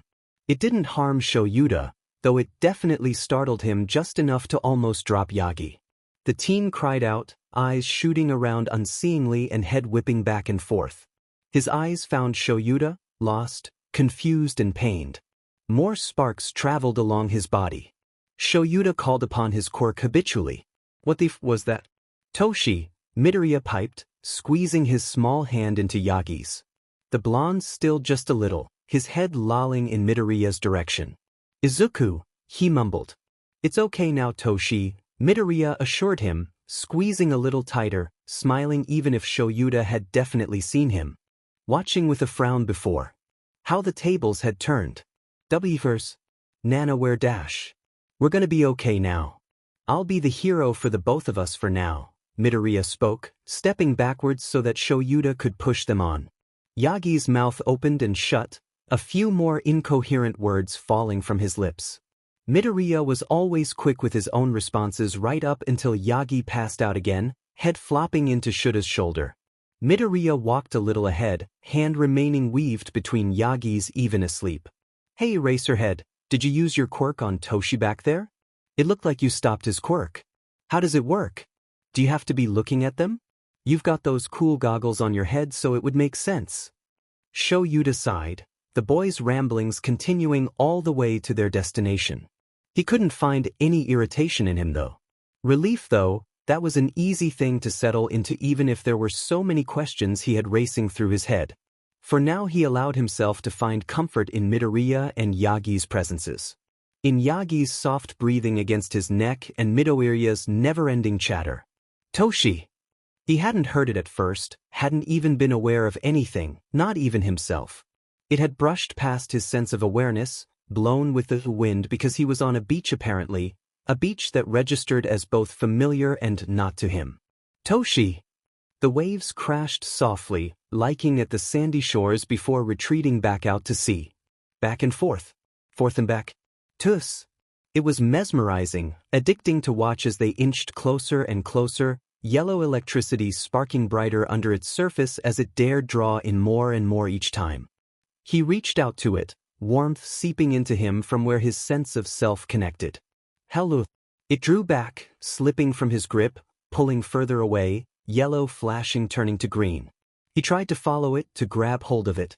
It melted through the cracks in his fingers, replacing the warmth with something cold, something that was downright terrifying. Toshi, wake up! There was someone out there, someone the water was rushing to, someone pulsing with the same colored green as the water. They radiated the heat Toshinori wanted to hold onto. He slowed his steps, coming to a full stop, letting the cold sink into his bones as he squinted to get a better look of the figure. The boy was faced away from him, casting a long shadow in his wake, one that Toshinori was left to wallow in.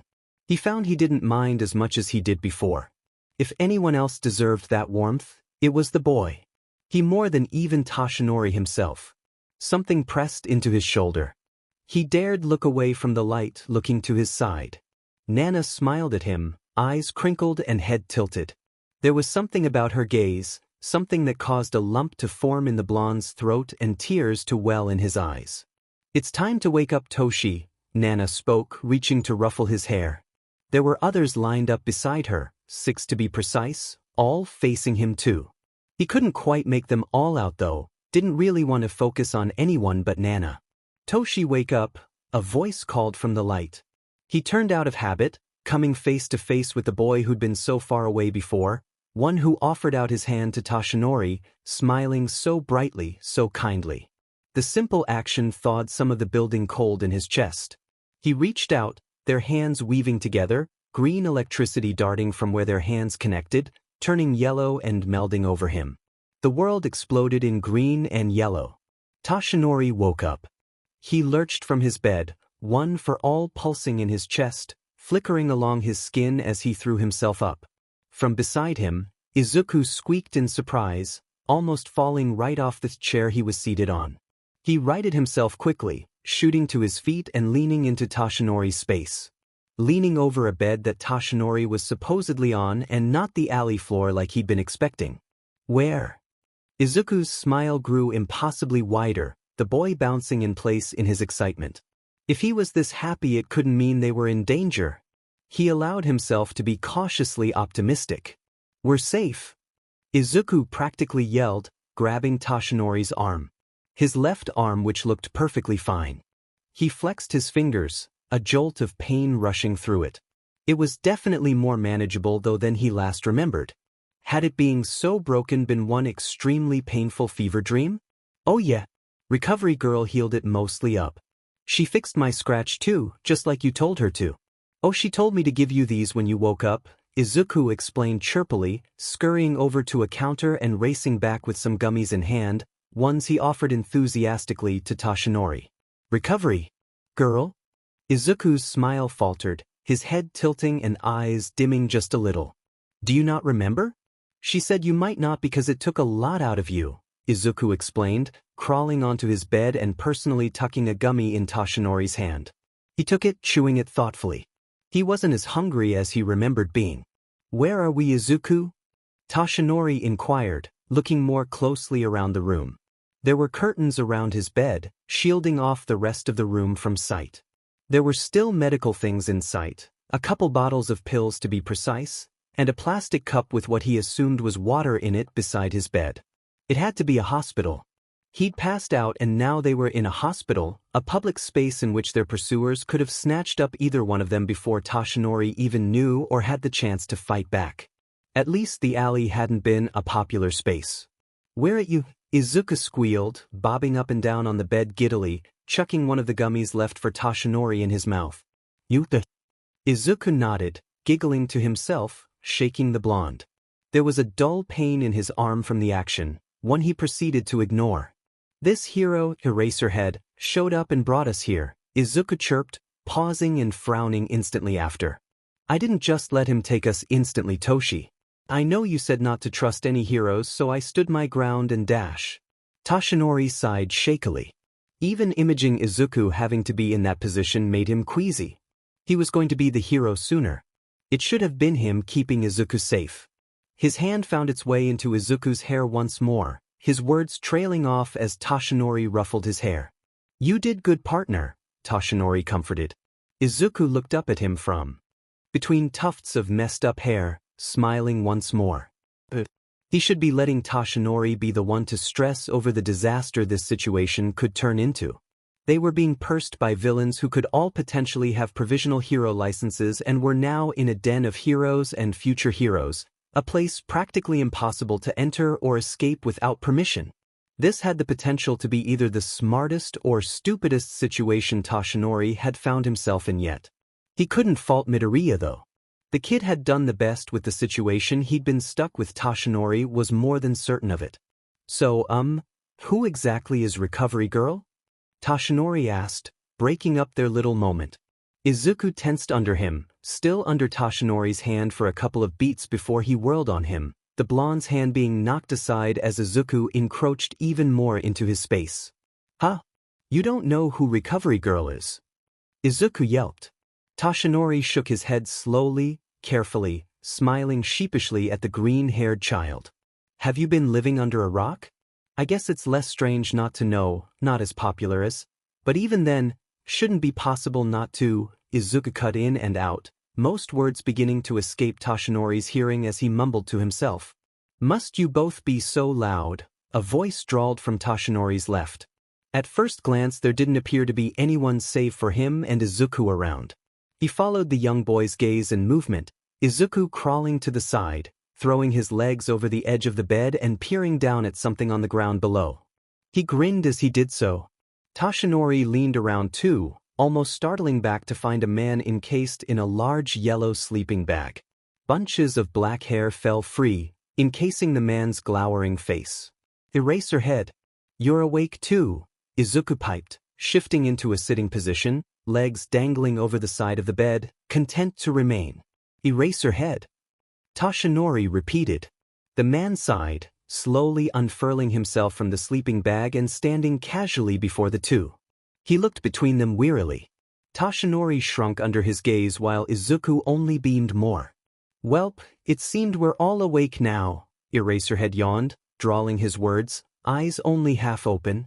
Izuku kicked his legs in the air, stealing another gummy and passing an additional one to Toshinori, one in which Toshinori ate on autopilot. Eraserhead watched the exchange carefully. Suspiciously. Quite an injury you had there, Eraserhead pressed on, picking up what most definitely had been Toshinori's water and drinking it. Fell from a tree, Toshinori lied. Izuku winced, face pinching tightly. Toshinori struggled to not pull a similar face. Fell from a tree? What the F kind of excuse was that? Must have been a pretty tall tree, Eraserhead responded, face still carefully held together. It was too late now. He might as well just commit even if none of them were believing a word out of his mouth. Fall from a tree? You make a habit of that now. A newer voice chirped, the curtains being thrown open, a short elderly woman entering. Izuku looked ready to self-combust on the spot, vibrating so intensely it shook the bed. Small screeches escaped his mouth in irregular intervals. Toshinori sat up a little straighter. Recovery girl. Izuku scurried over to the other side of the bed. The elderly lady smiled up at him as she hobbled closer. I gave him the gummies just like you said to, Izuku squeaked. Toshinori's gut twisted uncomfortably. He could practically feel Eraserhead's gaze searing into him without even needing to look over. Then he'll be fully better in no time thanks to you, Midoriya. Midoriya. Midoriya Izuku. Toshinori frowned deeply, watching the small boy's face. How did they know his last name? Had Izuku, Midoriya, he reminded himself. He should be calling him Midoriya too, told them? Well, Recovery Girl began, turning her attention to Toshinori. Something about it was vaguely familiar. It didn't make sense though, he didn't really know anyone much older than Nana, let alone this old. If you don't plan on trying to attack me again, shall we fully heal up your arm? Toshinori's brow furrowed, eyes snapping to Midoriya for some answers. The boy's smile had shifted slightly, attention now turned back to Toshinori silently. I'm sorry? Toshinori trailed off uncertainly. Recovery Girl sighed heavily, shaking her head. Don't be sorry. Stop getting to that point is all I ask. The injuries the two of you combined obtained dash. Eraserhead coughed, Recovery Girl going quiet almost instantly. The exasperation was still written clearly over her face. Toshinori turned to Eraserhead, the man's expression remaining unreadable still. Wait, hang on. Wait, is Midoriya. Where else were you hurt? Are you okay? Toshinori yelped, startling forward a little to get a better look over Midoriya. The boy's brows furrowed, his mouth opening partly but no words escaping. That's not what I was going to say. He was fine. Only a couple scratches and bruises, Recovery Girl sighed. Bruises? Toshinori hadn't seen any on him. Midoriya inched closer, flopping down crossed legs between Toshinori's stretched out legs. I told you I was fine, he reminded him. His mouth remained open for a time, face scrunching as he contemplated over something he ultimately didn't share. You on the other hand are lucky to still have that arm of yours, Recovery Girl interrupted, glaring at the two. Both turned to the elder lady in tandem, Midoriya's hand darting out and grabbing onto Toshinori's leg. If you left it much longer, I wouldn't have been able to do much. You should have gotten help for it sooner instead of tromping around for hours leaving it like that. Swinging it all over the place and moving it like dash. Recovery Girl cut herself off with a sigh, shutting her eyes and taking deep breaths following the action. While she recovered, Toshinori looked down to his arm, flexing it in place and watching. There was some flaring pain that built the more he moved it. Still there though. Still attached to him. He needed that. Being a pillar for society, a symbol of peace in Nana's words, he definitely needed it. Stop that, Recovery Girl chided, shooting forward and grabbing the arm. Hey Dash. She puckered her lips, pressing them into Toshinori's arm before he could even process what was happening. The pain vanished, weariness settling into its place. Midoriya placed a gummy in the hand the woman let go. She muttered curses to herself as she stepped back, glaring at Toshinori. You don't have a daughter with the same quirk, do you? A granddaughter maybe? Toshinori couldn't help but ask. This whole thing felt a little too much like that situation. They even both complained about Toshinori to his face. You calling me old? The woman barked. Toshinori's eyes widened, hands coming up to his side, waving her off. And no, that's not, I didn't mean, only that dash. I don't, she responded. Toshinori fell quiet, examining the old woman's face as he came down from his flustered state. That didn't make sense. Their quirks were exactly the same. They even looked vaguely similar now that Toshinori was looking at her more. Now that you're alright, would you like to tell us why you traipsed around Muzutafu for hours instead of going to a hospital? Eraserhead weighed in. Toshinori didn't look to him, instead to Midoriya, carefully assessing his face. How much had he told them? This is a safe space. No harm will come to either of you while you're here, Eraserhead assured them. Toshinori wanted to believe him. UA was considered the best hero school in the country, the safest place to find yourself. It was his dream school as much as it was Midoriya's. Okay, maybe not quite as much, but he definitely still wanted to go to this particular school. Like Nana had before him. The license still in his pocket weighed heavily on his mind. I think it's okay, Toshi, Midoriya whispered, leaning a little closer to do so. His whisper wasn't very quiet. Recovery Girl and Eraserhead definitely had heard it. The quicker we can figure out what's going on, the easier we can help you both, Eraserhead weighed in. Toshinori grimaced, flexing his now fully healed hand. There are a lot of people worried about you both, Recovery Girl chimed in. Worried about Toshinori? The only person that could be. Is Nana, his Shimura here? Toshinori squeaked, leaning back to see if he could peek around the curtain. If Nana was here, they'd be okay. It would mean she was okay too, and the gnawing twisting in his gut about her extended absence had no reason to be.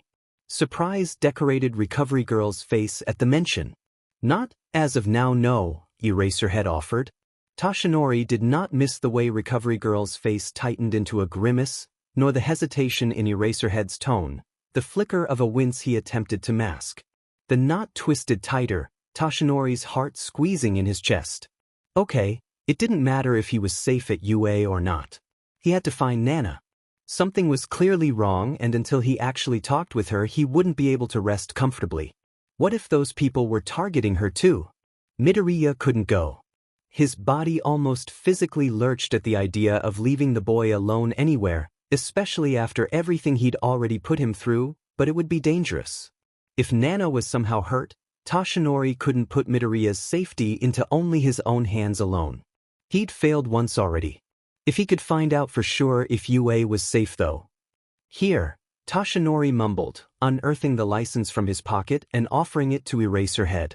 The man's eyes widened slightly, his fingers slowly pinching the opposite end to take it.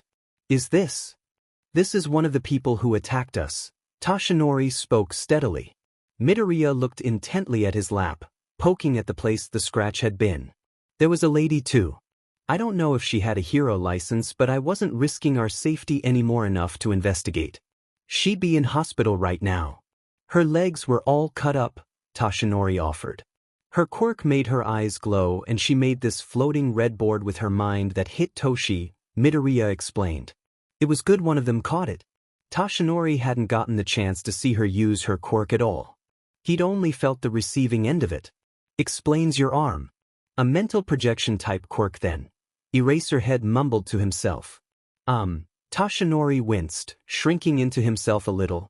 Well, this was gonna be embarrassing. No, it didn't slam me that hard. My arm, that was my quirk, Toshinori admitted. The silence that followed caused Toshinori to shrink in on himself more. It's never done that before. I don't just break my arm with my quirk all the time or anything. It can be destructive, but I'm learning to temper the damage. It's totally new and abnormal, won't happen again, Toshinori defended weakly. He'd never get into you, not with people thinking it broke his body up. Nana would be able to help him understand it, he was sure. He just needed to find her.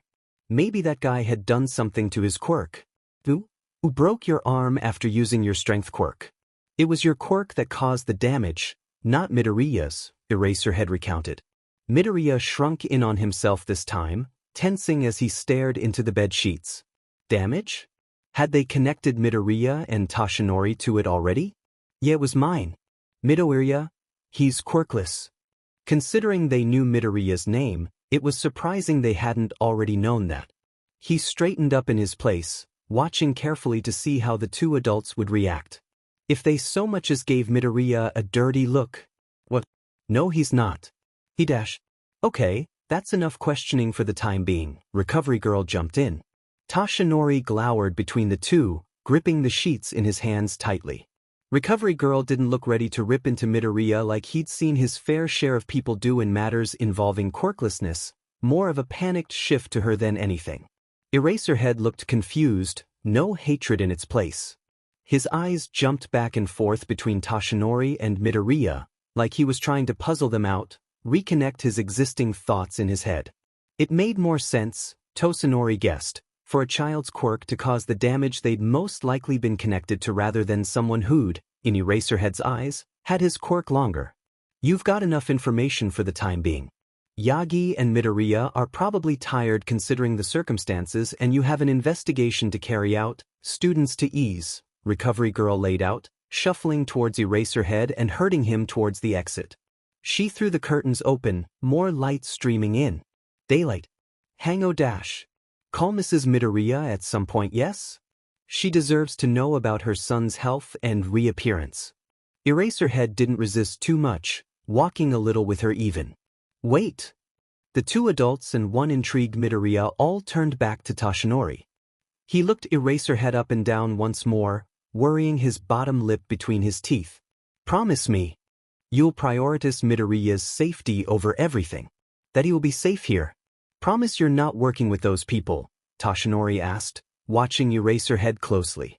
He'd looked down many adults in his life, watched them spin tales to trick him, to hurt him, sometimes to ease his mind. Eraserhead's face grew serious, shifting from the otherwise hard-to-read face he kept up. He stood in place, Recovery Girl stilling in her efforts to remove him from her abode. I promise Midoriya and you will be safe here and that we at UA will find these people and bring them to justice. We will fix this, Eraserhead promised. And as Toshinori watched him, glanced around for subtle shifts in his face or hands, a glint in his eyes of ill intent, he found himself believing the man. Okay, Toshinori eventually abetted, easing more into his bed. Okay, he exhaled, one weight falling from his shoulder. The door slammed shut, Eraserhead disappearing, leaving Recovery Girl, Midoriya and Toshinori alone in the room. Midoriya handed another gummy to Toshinori, watching the way the teen sunk into himself with a furrowed brow. Okay, no more gummies. Let's get you both some real food, Recovery Girl ordered, back at his side and swatting the gummy out of Toshinori's hand before he could even place it in his mouth. And then he waited. The plan had originally been to wait for nightfall. From that point, he'd planned to wing it, hoped that he'd manage to stumble his way through it somehow. The longer he waited though, the worse he begun to picture what could have befallen Nana. Could this all have been connected to All for One? One big scheme to put an end to One for All? How would Midoriya have been connected? How would he even yet know about Toshinori's existence? He'd poked once at Recovery Girl about Nana and while she hadn't had much to say, her face had spoken the words she didn't. He hadn't dared push more after, couldn't stomach seeing the looks and not being able to do anything. While Midoriya chatted with Recovery Girl, asking about some of the Hero Corps students and their quirks or some of the injuries she'd had to help with while working at UA, Toshinori had focused on One for All, trying to temper it in his body. It somehow felt more powerful and yet weaker all at once. The yellow electricity still darted along his arm when he channeled it, flickers sometimes snatching Recovery Girl or Midoriya's attention every now and then. None of them pushed him on the matter though Recovery Girl watched with a look he couldn't quite place. It reminded Toshinori of the face Eraserhead had pulled when he heard Midoriya was quirkless. Midoriya had conked himself out, refusing to leave Toshinori's bed and falling asleep at the end like a kitten might. Resigned to sleep without his own pillow, Toshinori had long buried it under Midoriya's head, watching the boy. He didn't quite want to say goodbye. Doubt at his decision to trust Eraserhead and clawed at his already frayed nerves. If anything were to happen to Midoriya, while it would be on Eraserhead, would also be on Toshinori. As soon as he'd met the boy, had taken him with him, he'd become Toshinori's responsibility. Distantly he wondered if this was how Nana felt with him. Constantly stressed, worried even for his well-being. Did she feel those strange surges of pride or fondness sometimes too?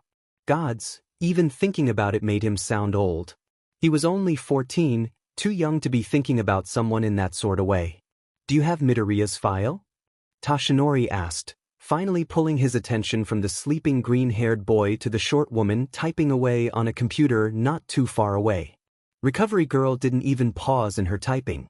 Of course I do. Toshinori hummed a little in response, leaning back against the mattress, staring up at the ceiling. Did you have it before we got here? Recovery Girl paused at that. He could feel her gaze burrow into him, but he remained facing up. Her silence spoke volume. It chipped more doubt into his decision. We did, yes, Recovery Girl answered. She didn't resume typing. Well, that didn't set Toshinori's nerves at ease. He wasn't sure what specifically had him reaching that conclusion before Recovery Girl had confirmed it. Maybe it had been how Eraserhead had seemed to have all this information on Midoriya, had even known his last name, something Midoriya hadn't even mentioned to Toshinori despite the long hours he'd spent talking on their quest for Nana. Perhaps it was how Recovery Girl seemed to even know about Nana. As soon as Toshinori had adopted one for all, Nana had insisted she be put on his emergency contacts list. She'd made this elaborate plans to tell his parents too, one she'd never gotten the chance to bring to fruition. Toshinori had managed it somehow without it ever coming to that. Best not for her to find out like that his parents were buried 10 feet in the ground in that way, or any way. The point was, it wasn't as surprising as it was supposed to be though. He sighed, screwing his eyes shut and bringing his hands up to rub his face. Maybe his biggest concern should have then been whether that made them trustworthy with Midoriya's safety. He wasn't sure how much time it had been since the attack, but getting information, even for the top hero school, shouldn't have been so easily accessible so quickly. He couldn't shake something Eraserhead had said. Something he hadn't said more like. It was your quirk that caused the damage, not Midoriya's. What? No, he's not. Does Midoriya have a strength quirk? Maybe one that can cause a lot of damage.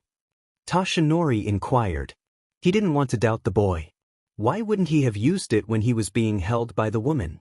Why would he have called himself quirkless, showed such despair at the idea that only someone who actually was quirkless could understand? It didn't make sense. Eraserhead didn't make sense if Midoriya was really quirkless though. If they had their files, then it would say clear as day Midoriya was quirkless. There would be no reason to assume a little boy could have caused that much damage. It would clearly be Toshinori's doing. Toshinori tilted his head to take a look at Recovery Girl, watching the way she pursed her lips, tapping her finger against her desk as she focused her attention on Midoriya. He does, yes. He has a strength quirk, one he can't use at the moment in his current body. He'd end up worse off than you. It might even kill him, Recovery Girl admitted. He shot up, eyes widened as he searched for a trace of a lie. Kill him? And no one's told him? Because Midoriya couldn't know. No, that despair was too real to be faked. Recovery Girl swiveled away. What if he accidentally used it? He wouldn't even dash. The situation is complicated. You'll understand in time, Recovery Girl cut him off. Toshinori would never understand. Did they even understand what they were subjecting his childhood to on top of that? What life was like for quirkless people? You should get some sleep, Yagi, Recovery Girl insisted in the following stewing silence. Toshinori looked back down at Midoriya, watching the rise and fall of his chest, watching the peace he seemed to have found in his sleep. His heart seized in his chest. Yeah, Toshinori mumbled, tearing his gaze away. After this, after he made sure Nana was okay, he would come right back. He was going to talk to whoever the hell had this idea because it was foolish and dangerous. Stupid, dumb, quirkless Deku. He threw the sheets over himself roughly, shuffling over so he could peek down at Midoriya's face as he fell asleep. Midoriya wasn't going to feel that way anymore. Not if Toshinori had anything to say about it. Maybe Nana would help him too if Toshinori asked. They didn't even need to mention one for all to him. They just needed to help him learn to control it. He'd fallen asleep to that thought. He'd awoken abruptly again later, shooting upwards and blinking around the space in a panic.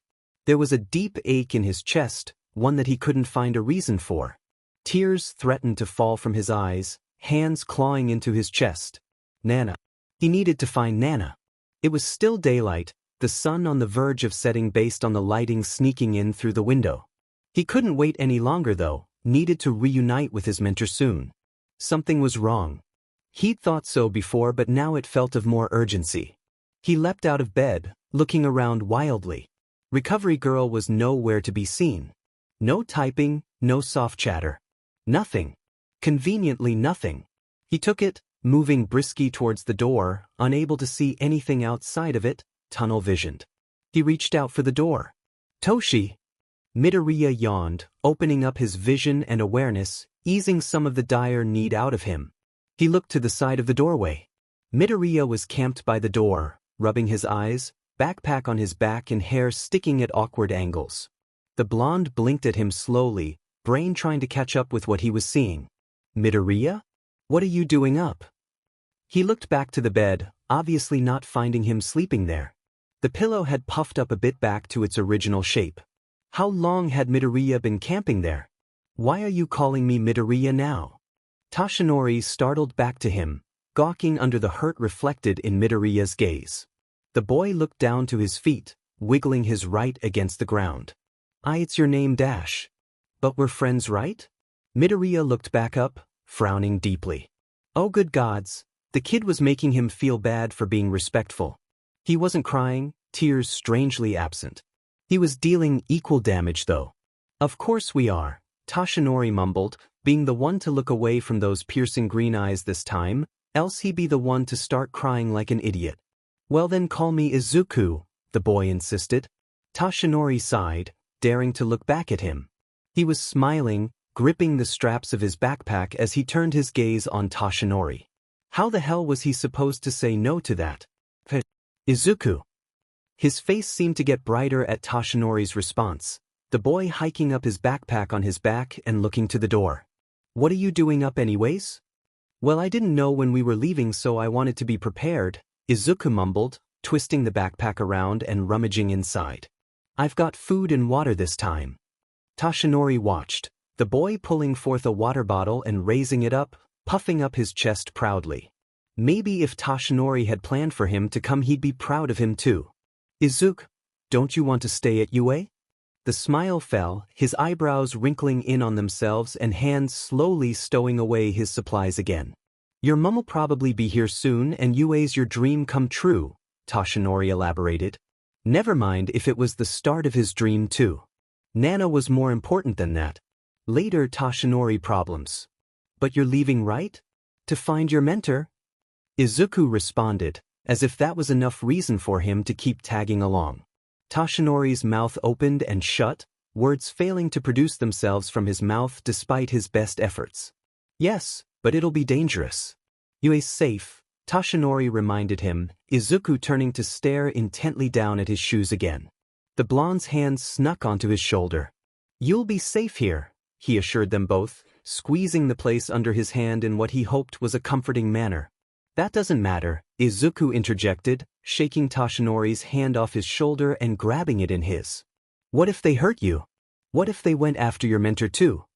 Toshinori gaped slightly at the boy, once more lost for words.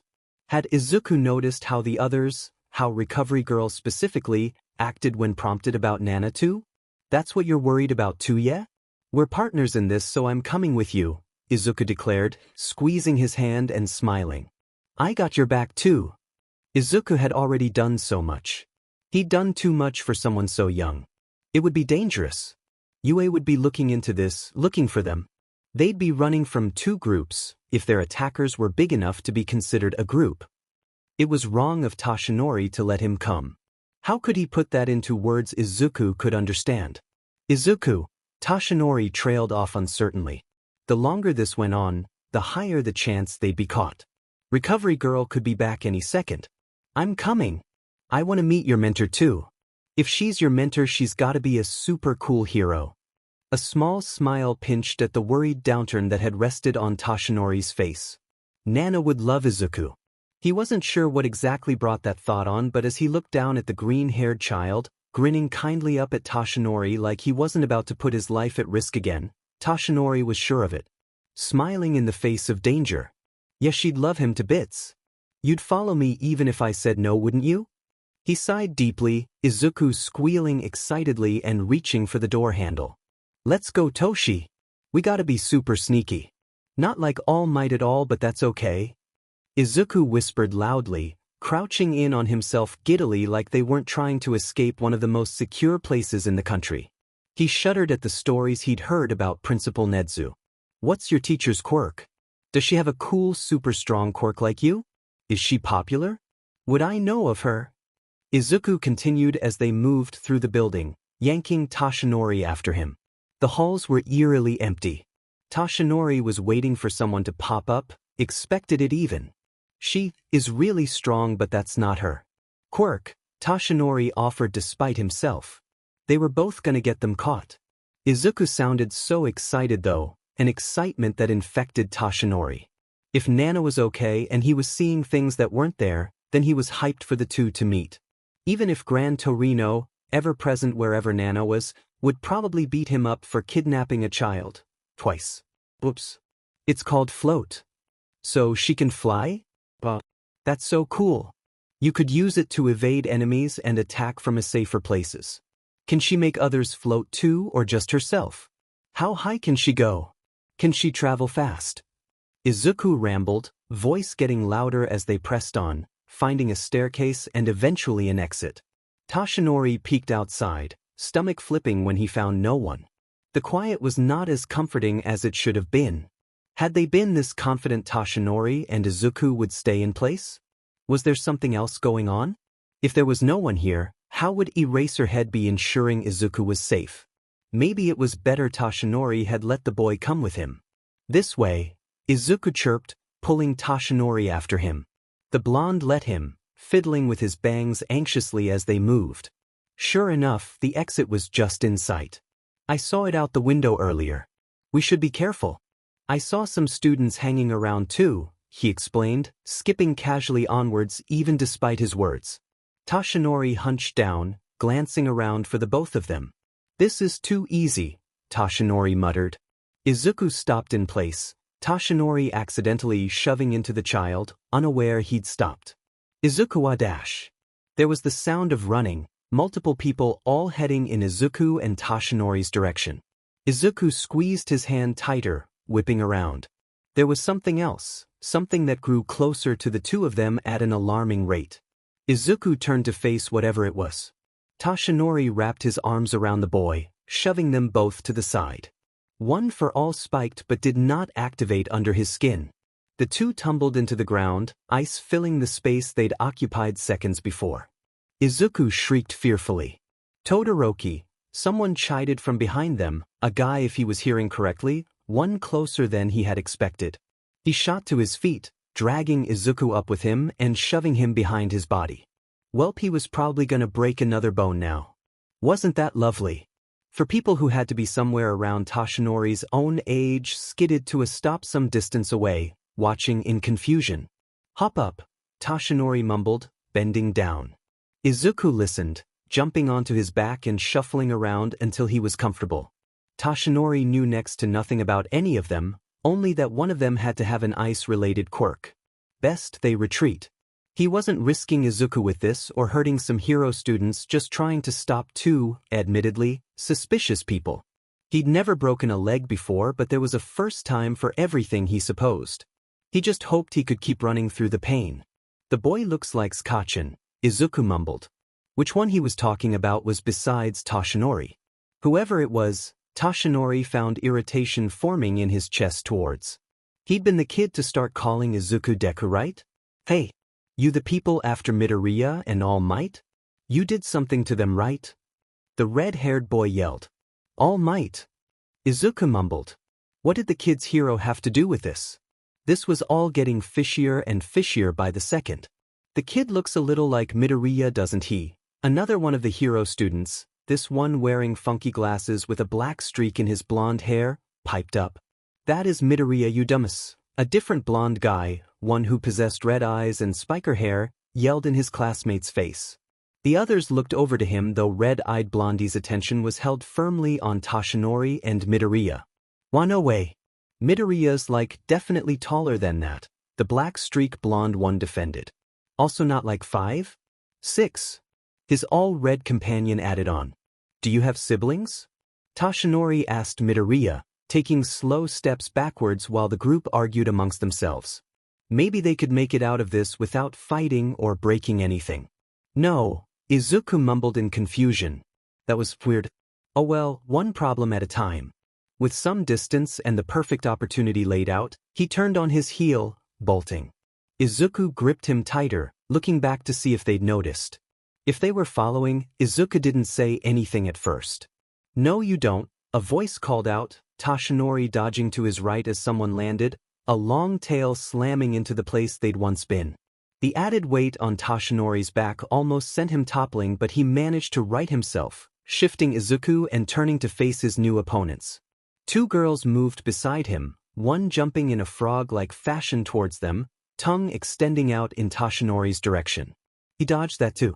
Izuku squeaked behind him. Don't let her touch you, Izuku squealed, pushing his weight to the right just in time for Toshinori to avoid a brown-haired girl's hand. How she'd crept up on him was besides him. He pushed back towards the exit, dodging and weaving, right up until ice formed behind him again, boxing them in.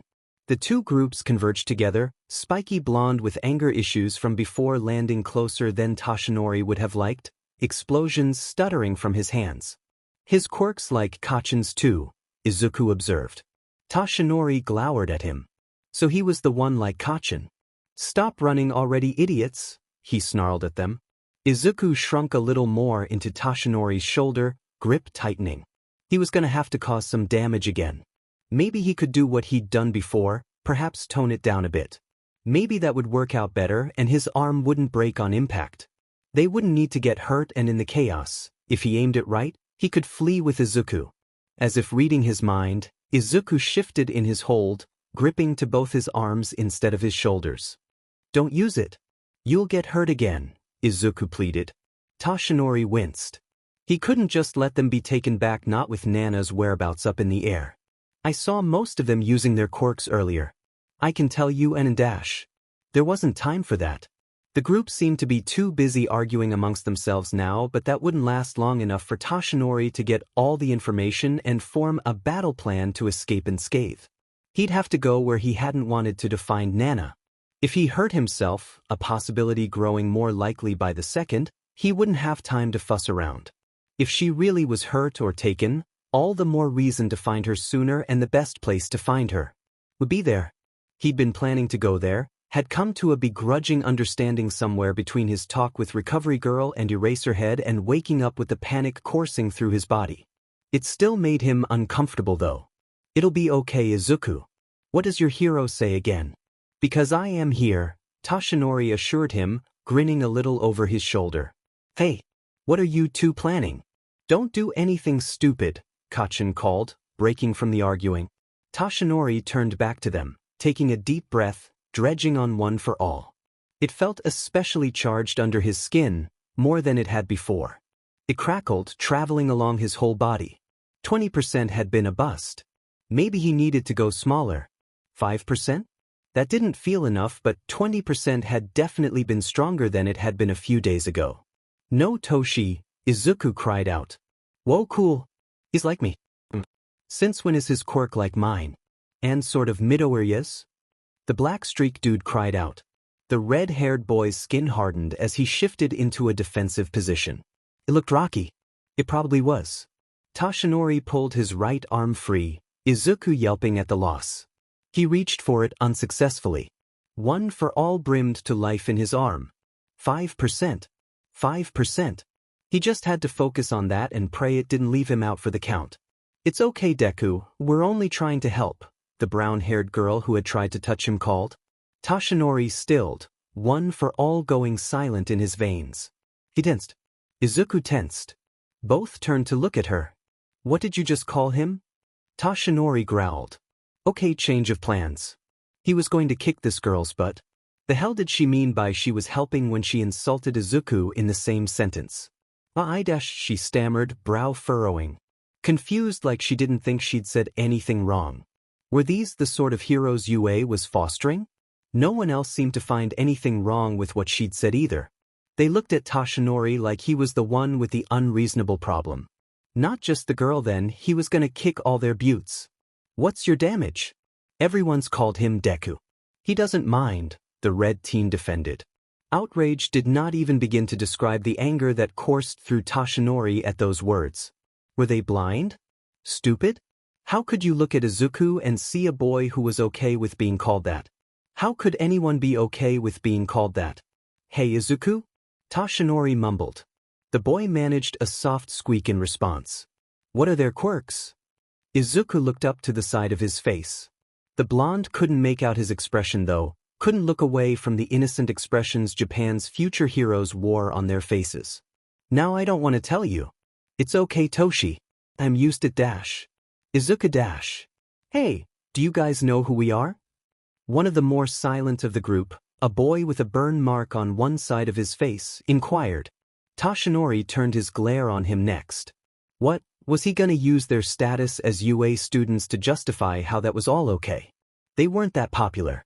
Toshinori had never even seen them before. I think they've lost their memories, the boy hummed, turning back to his companions. Lost their memories his butt. He was gonna teach these guys a lesson Gran Torino style. Maybe the man would be proud of him for once for something. Not that he needed his approval of course. Oh, the brown-haired girl mumbled, eyes widening in horror. Yes, she should be scared.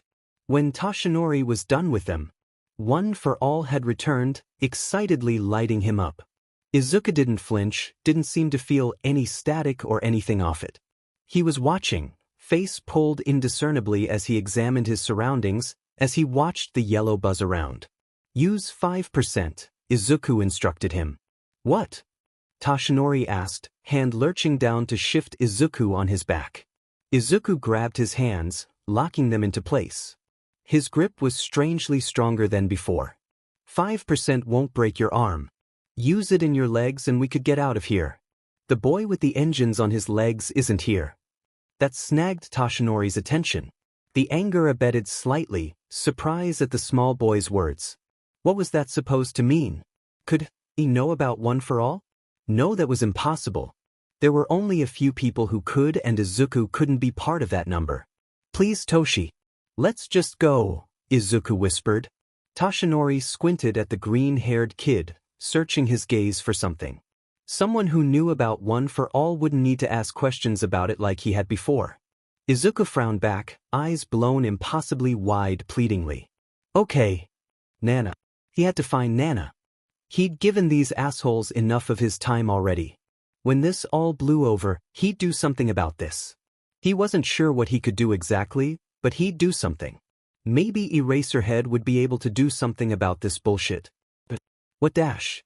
Toshinori turned, 5% of one for all slamming into the ice wall. There wasn't any pain upon impact, his hand sliding back under Izuku instantly, a completely normal color unlike it had been last time. The ice cracked, exploded upon impact, showering down. In the chaos, Toshinori took a huge leap, one for all propelling him in as he hopped and bounded towards the exit. They were following. Toshinori didn't need to turn back to know they were, ice falling or not. Go, go, go! Izuku ordered, his voice being carried away by the wind. 5% he had to keep reminding himself, tamping down on it. One slip-up could leave his legs broken, the two captured again. Only 5%. Hey you! One voice broke through the roaring of wind in his ears, getting too close for comfort slowly but surely. Izuku squeaked, his chantings disappearing. The explosions filtered into Toshinori's ears. The blonde twisted around, one for all thumping alongside his heartbeat. 5%. 5%. 5%. But Izuku's warm presence on his back. Vanished, his arms gripping tightly into Toshinori's left arm desperately. He felt his control slip as his heart spiked, his fist traveling towards Kacchin.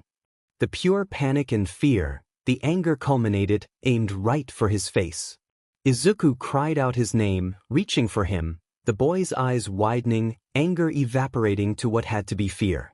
Toshinori tried to pull the brakes, but it was too late. He could feel it. The punch would hit, out of control, shattering both his arm again and maybe this guy's jaw amongst other things.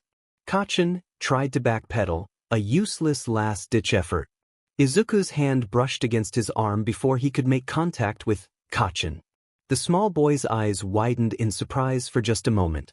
Toshinori couldn't say what happened. In the split seconds leading up to his fist connecting with the other blonde, his quirk suddenly dulled in his body, a sting feeling pulling on it, taking it away from him. The yellow electricity sparking along his skin turned greenish in color, shooting off him and straight into Izuku. He couldn't pull his fist back, had built up too much momentum anyways before to do it. His grip on One for All thrumming inside him was slipping, and not in the overpowered way it was before, disappearing before his very eyes, drawing itself into Izuku. A strength quirk. Going straight into Izuku's small tiny breakable body. He has a strength quirk, one he can't use at the moment in his current body, it might even kill him. When his fist struck Kacchin, the worst it did was break his nose, knocking him back. If the words hadn't been thrumming in Toshinori's ears, Izuku might have slipped along with him. In reality though, Toshinori managed to grab onto Izuku's form, gripping to his clothes and tugging. He tugged hard on Izuku physically. He tugged even tighter on One for All internally, clinging onto both for dear life as he fell backwards, pulling Izuku down with him. Instinctually, his hands wrapped around the boy, eyes squeezing shut as he pulled, harder and harder, tears dancing in the corner of his eyes. Izuku screamed, a noise that was made from both fear and pain. His small arms curled around Toshinori. Toshinori opened his eyes just before they landed, just long enough to notice the green sparks flying back towards him, slamming into him in a furl of yellow electricity, and a mental weight he felt settle back into him restlessly. He had only a moment of relief before they slammed into the ground roughly, his vision dancing, stars poking into his blackening vision. The combined rush of his quirk smacking back into him and the ground left him temporarily unable to register much but the bright white stars. There was a sense of déjà vu for Toshinori as he lingered somewhere between being awake and being out cold, his body numb to him in this state of nothingness, One for All dancing angrily in his chest, a struggle that took most of his energy to hold on to. Outside of his awareness there was movement, something slipping free from pressed against his skin, a lot of loud commotion.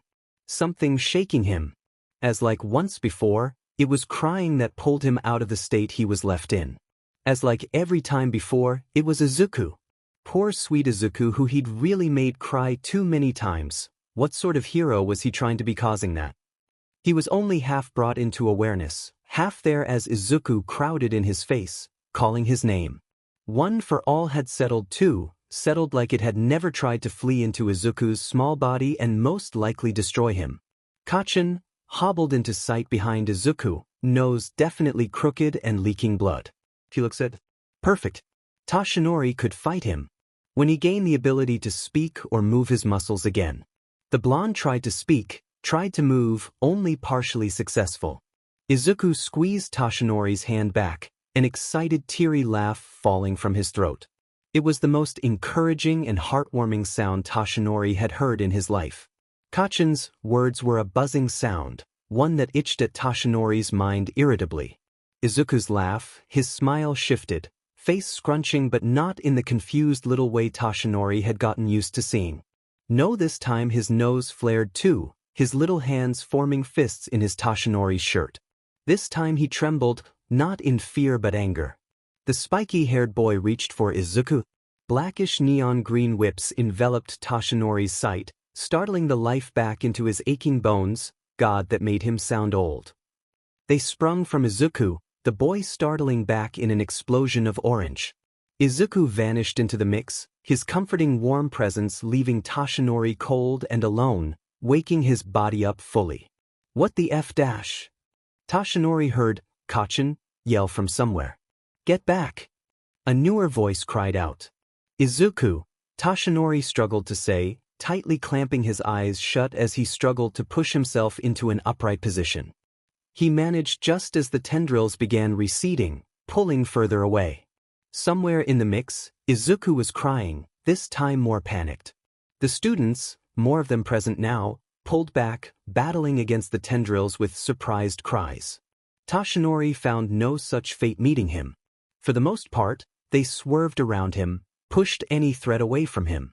This wasn't a strength quirk. Nothing like Toshinori's quirk at all, in fact. The tendrils themselves seemed fairly powerful, picking up the red-haired rock guy and throwing him into a building with ease while it continued battling the others.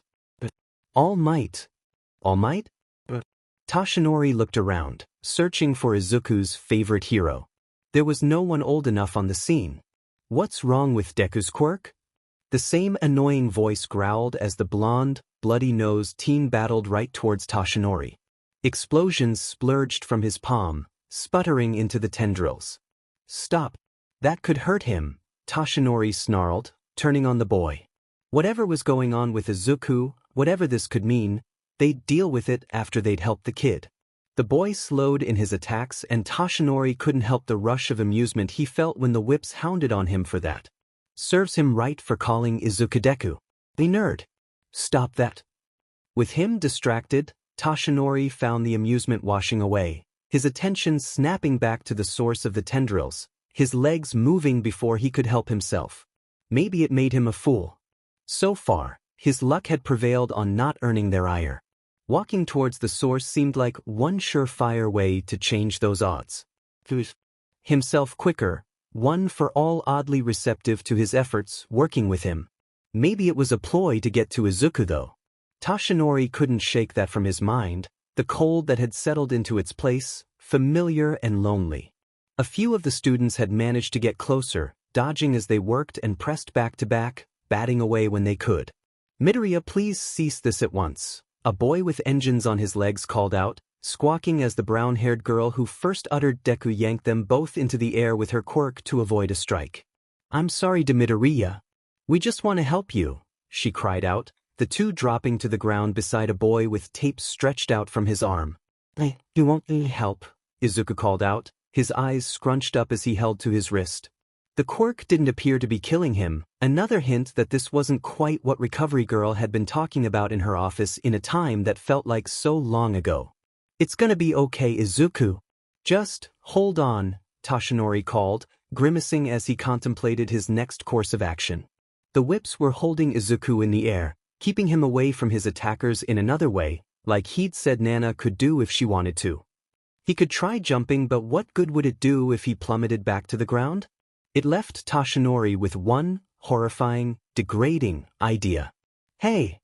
Toshinori called out, jogging up to the brown-haired girl, scowling as he went. He ought to try and fake a smile, maybe she'd be more agreeable then. She spared him a glance, her classmates following suit in wary tandem. Hey, your quirk, it can float other people too, yeah? Like you did with your engine friend? The engine teen in question whipped to him, straightening in place. I'll have you know my name isn't Engine Boy. It is Ida 10-. No time for that, the tape dude called, said tape wrapping around him and yanking him out of the way roughly. He skidded, engines roaring to life to keep him from toppling over.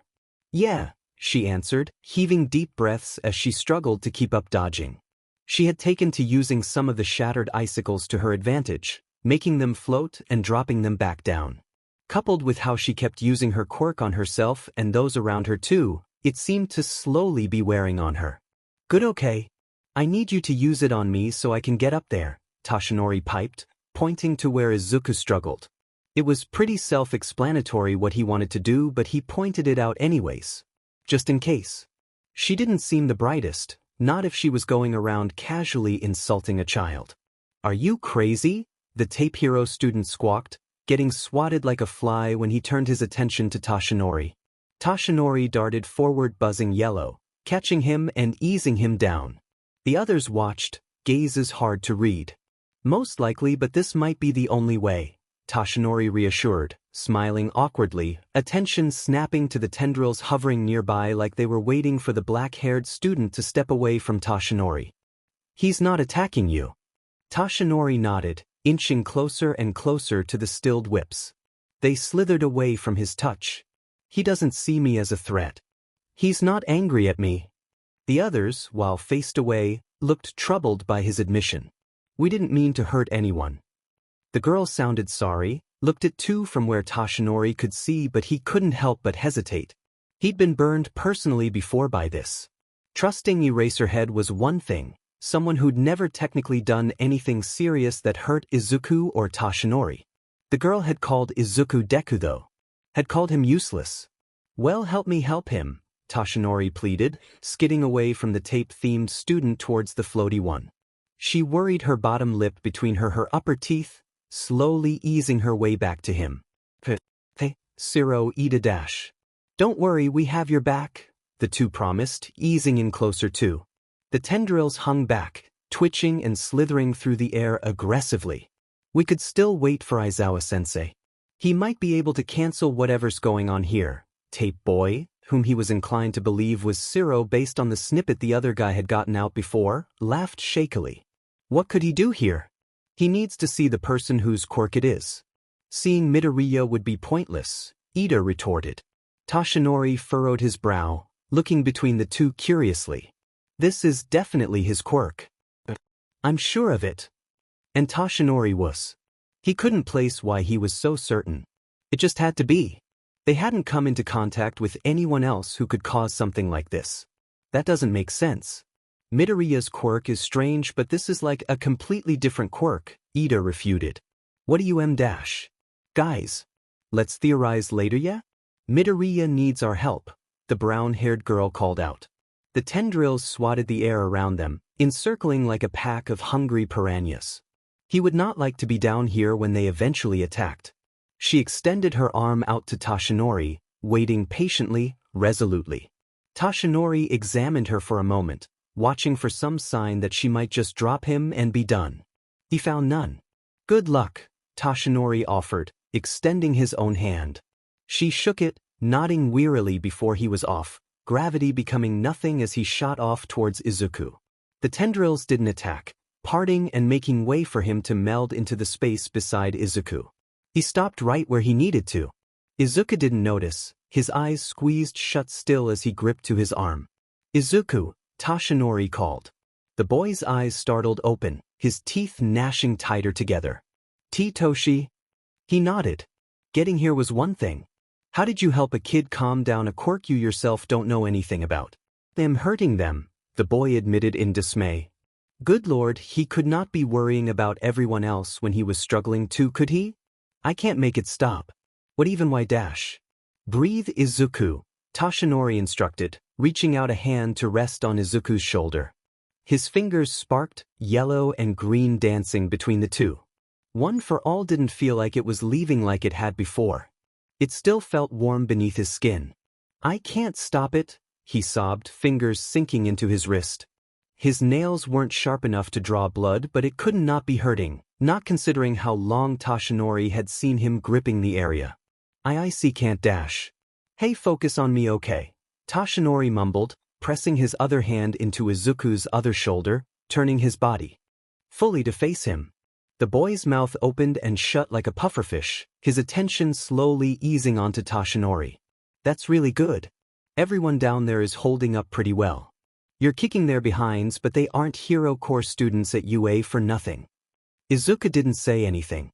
Toshinori squeezed both his shoulders, the boy letting his wrist go and reaching to grip at Toshinori's shirt with the free hand. There were small indents left in its place. Hey, why don't you tell me about their quirks, partner? I promise not to beat them too harshly if you do. Hero's honor, the blonde piped, smiling in what he hoped was a reassuring way at Izuku. Fitch their quirks? Izuku stuttered, dragging Toshinori a little closer, gripping just a little tighter. If it helped, it was okay with the blonde future hero. Yeah. I saw the guy with engines on his legs you mentioned before. He must be really fast, Toshinori prompted. Izuku didn't say anything for a long pause, the only noise being shouting and fighting below. This plan might have been a bust. Maybe he should try. He is. I saw him running around from the window between the others. He kept checking in on everyone else. I think he drinks something to fuel them. I couldn't see very well, but it was orange. Maybe orange juice? I don't think it would be orange soda. Bubbly drinks would have too much gas. Izuku rambled, his words becoming stronger as he spoke. It could be like an orange cordial or something, Toshinori chirped in. Some of Izuku's hollowness, the fear, the despair slowly seeped away at his response, his gaze snapping up to Toshinori's properly this time. Orange juice has healthy stuff in it though.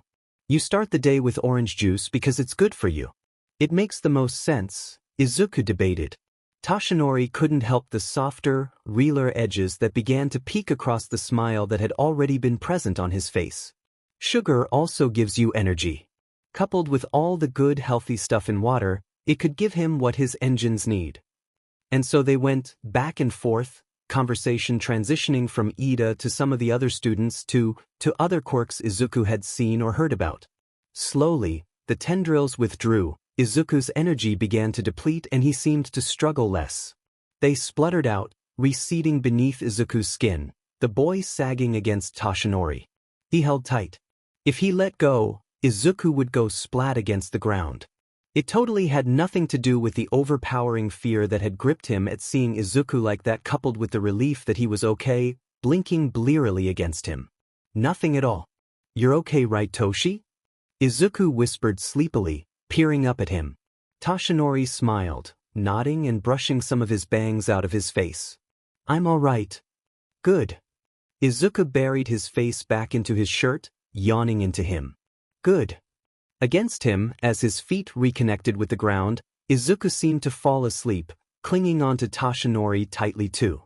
Midoriya? Is he okay? The girl with the float-like quirk asked, hand covering her mouth, sweat dripping from her forehead. Yeah, he will be. She nodded slowly, turning and puking rainbows into the grass. Ida eased forward, patting her back and complimenting her on her efforts. Was her quirk time-based? Weight-based? Both? Izuku hadn't been sure. Neither was Toshinori. If it was anything like Nana's, it wouldn't be either. Nana sheet. He'd forgotten all about her. He looked around, examining the classmates and where their attentions were. Ida and the gravity girl were distracted obviously. At some point, Siro had drifted over to the redhead, the black streak guy and Kachin, who was yelling profanities, heaving deeply with a hand pressed to his nose. The others had formed into sectors too, small groups engrossed in each other. It was sorta sweet to see. Classmates so close and all. He hoped one day he'd be like that. For now though, he needed to focus on the one person he knew did have his back, aside from Izuku apparently. He almost felt bad for slipping away. Does anyone want to explain to me what happened? Showdown sighed, rubbing his temple tiredly, waiting for one of his students to explain what the ever-loving F had gone down in his brief absence. Recovery girl had taken to tending to a few of them. He hadn't even been gone long. He should have known even that was still too long to leave his class unattended on a mission. Finding the person responsible for Midoriya and Yagi's mini-forms should have come after. Maybe he should have told them the full story. He could practically feel the judgment radiating off Recovery Girl. Stupid nerd and his stupid quirk, Bakugo complained nasally, ice bag shoved into his face as he waited for Recovery Girl to heal him. It was almost endearing to see. Not that he liked seeing his students hurt. The look on Bakugo's face though, he couldn't imagine the boy was coping well having his but handed to him by a smaller version of his rival. Was it his quirk though? It's never done that before, Hagakure pointed out. To his knowledge, she'd come out fairly unscathed from the encounter. Maybe it had to do with Midoriya not being able to see her. We can talk about Midoriya's quirk when he's back with us. Did they mention anywhere they might be going? None of the students offered any words. Showdown sighed again. Great. Welp, it seemed like another sleepless night for him then. His head was killing him already at the mere thought. I think I might know where they're going, Recovery Girl weighed in, every head in the room whipping around to her, eager and confused why she of all people would know. Showdown was not as surprised as them.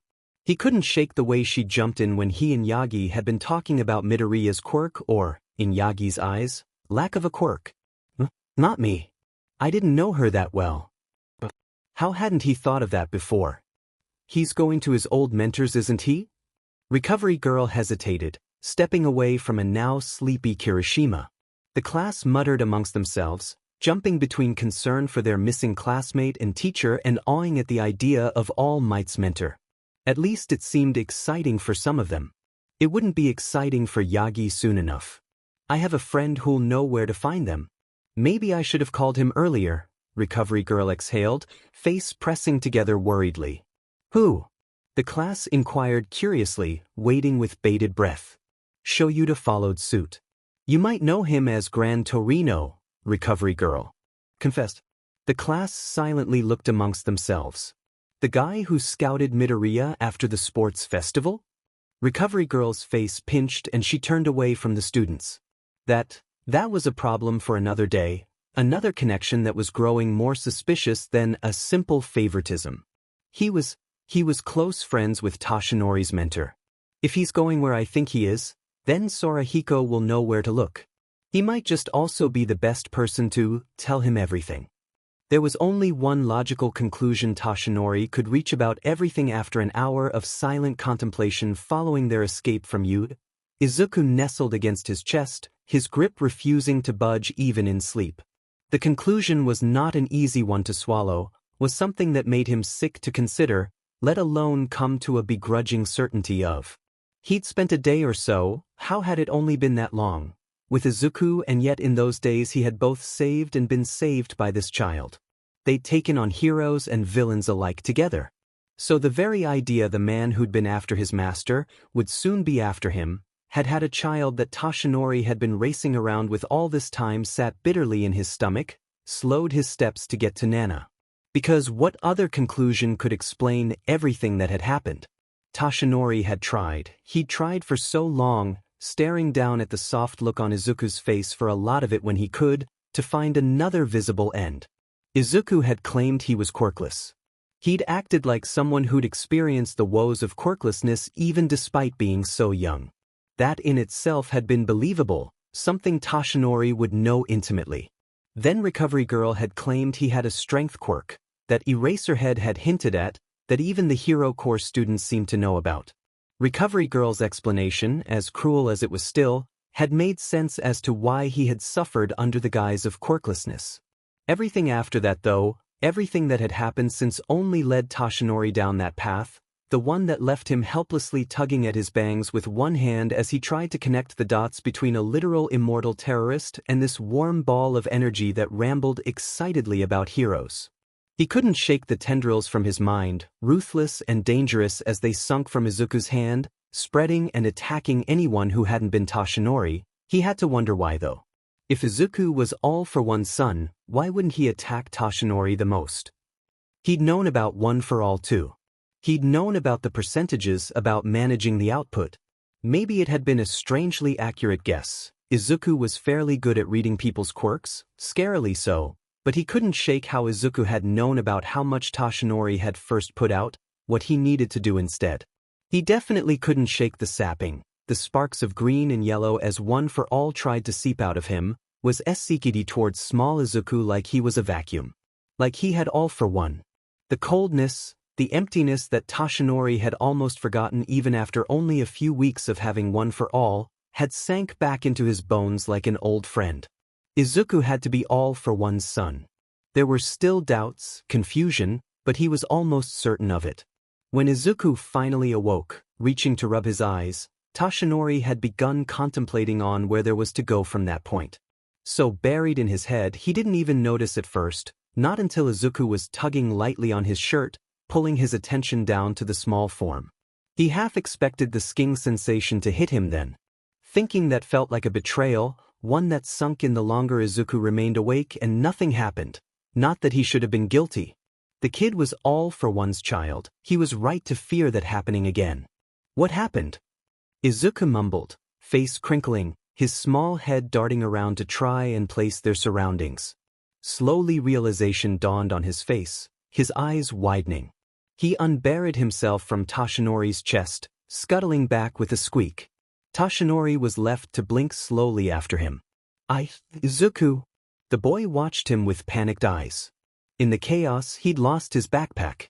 Toshinori had left so quickly he hadn't even realized until they'd put some distance between them and the top hero school that it had been gone. He'd felt the weight of that since. Izuku had managed to find it in the ruins even, and yet Toshinori had left it. Stay back. Toshinori stopped, Izuku stilling in tune, trembling in place and gripping his right wrist tightly, squeezing in all the same places he had before. Izuku, Toshinori tested, taking one step. Izuku scurried 5 steps back. People watched them absent-mindedly, no one intervening. If they weren't careful, they might garner the wrong type of attention. They might garner all for one's attention, something infinitely worse than UA or the hero posers. I don't want to hurt you too, Izuku cried out, watching his hand like it might betray him with the tendrils again any second now. You won't, Toshinori comforted. Izuku hadn't before for whatever reason. He wouldn't now. Toshinori might now be sure he was all for one's kid, but he was equally as sure Izuku wouldn't accidentally turn his quirk on him. He took careful steps forward, smiling comfortingly. Izuku had run out of fleeing room, watching fearfully until Toshinori had crouched in front of him. Here, he began, reaching towards Izuku and linking his hands over the boys. Izuku struggled a little. If they come out again, I'll just force them back in. I've got super strength, you know, Toshinori promised, giving his hand a squeeze. Izuku, who wasn't crying yet but looked on the verge of it, studied his face, his body slowly sagging and relaxing. That won't work, Toshi, Izuku mumbled even if his small frame betrayed him. Toshinori gasped in mock betrayal. You don't think I could do it? A small smile blossomed on Izuku's face. Quirks don't work like that. After the words had left his lips, Izuku's face scrunched in confusion. Quirks? I have a quirk. I'm not Dash. He didn't look as ecstatic as he should have. The guilt and surprise in his tone, in his face, sounded genuine, too genuine for a child to be able to fake surely. Could that mean he didn't know he was all for one son, just like he didn't know about the supposed strength quirk Toshinori had yet to see? It would explain a couple lingering things Toshinori hadn't been able to puzzle out. It would be a bit strange. Suddenly asking Izuku about his dad though. Later problems. The realization eased a part of him, though it probably shouldn't have. Izuku was still connected to All for One. There was still hope this boy would be a hero, could stay out of this whole affair. Still could be taken to Nana's without the fear he'd turn around and try and fight either of them. Not that Toshinori had been able to imagine that scenario, no matter how logical it should have been considering all things. Well, we better get you training after this, Toshinori piped, rising from his crouched knees. He still was hunched over slightly, hands still held between Izuku's. The boy's head turned back to him. What? You think you can take on being a hero without training your quirk? Even I need to. But when we're done, we're gonna take the world by storm, just you wait and see, Toshinori assured him, smiling still. Maybe Nana would be able to help Izuku train his quirk too regardless. She had to have seen something like it out there. If he could convince her Izuku wasn't like his father, that he didn't even know, maybe she'd agree to take him on too, cut him out of the All for One debacle somehow. He'd have to hope Gran Torino wasn't there though. He was the more reasonable of them, to be honest, the more cynical. Toshinori had to get Nana on board before they tackled him. It had nothing to do with Toshinori's growing fear of the man himself and his training methods. The very thought hypothetically would send chills down the blonde's spine. It didn't though, obviously. Why you think I can still be a hero? Even if I hurt all those people? Izuku whispered. Toshinori peered down at him, eyebrows wrinkling closer to his eyes in confusion. Did he think? Did he? Yeah, he did. Relief had cooled his worry away. The boy's simple presence enough to abate some of his doubts, to help him keep trusting Izuku despite the reality of the situation. This kid could 100% still be a hero, would be. You didn't mean to, Toshinori pointed out. Izuku looked back to his feet, the two walking again. I didn't, they hurt you and I was so angry, Izuku hinted, the swinging of his free hand growing more aggressive. You didn't even know you had a quirk, right? Anyway, nobody got seriously hurt. They're in the hero course for a reason. You can still be a hero, Izuku, quirk or not, Toshinori embellished. Nobody worth anything was hurt. Even if they had been, Recovery Girl would be able to fix it. She had probably done so a while ago. The smile returned to Izuku's face, tears blurring his eyes.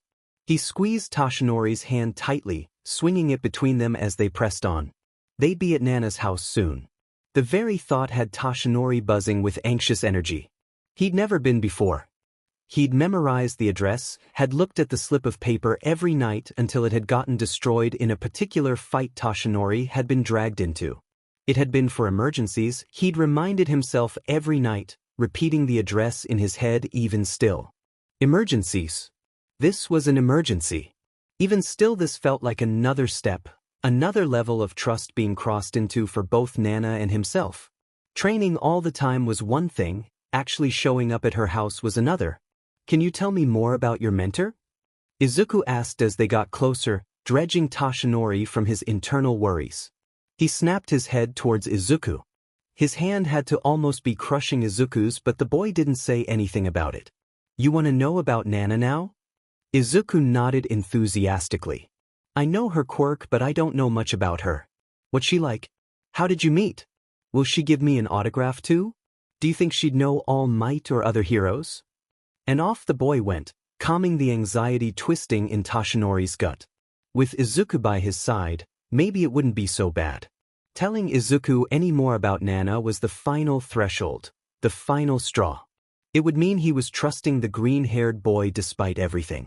It would be really dragging him into his life despite all for one being his father. Toshinori smiled, exhaling a breath he didn't know he'd been holding since Izuku started talking. Some of his worries fluttered away with the breath. They'd return later.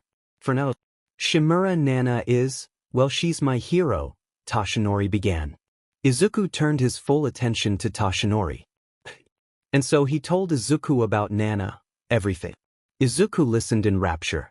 Izuku might not have had his backpack, but he apparently had energy bars on hand, ones he'd tucked into his pockets. A few hours into their wait on the steps of what had to be Nana's house, the green-haired boy had reached over, offering Toshinori one between a story he was telling about All Might. And then he said, I am here. Toshinori asked. Izuku's nose wrinkled and scrunched, Toshinori unable to help laughing at his reaction, almost choking on the food in his mouth. Toshi, Izuku whined, only spurring the older of them on further. He pouted, turning his full attention grumpily onto the energy bar of which he took small nibbles of. Sorry, you can say it, Toshinori assured him between laughter. Izuku scowled, glaring at him from behind the bar. No, you ruined it. It's the epic climax. Izuku refused, standing and walking into the yard, crouching down facing away from Toshinori. The blonde did not follow, smiling as he watched him go fondly. All for one did not deserve Izuku. No, you can say it again, Izuku.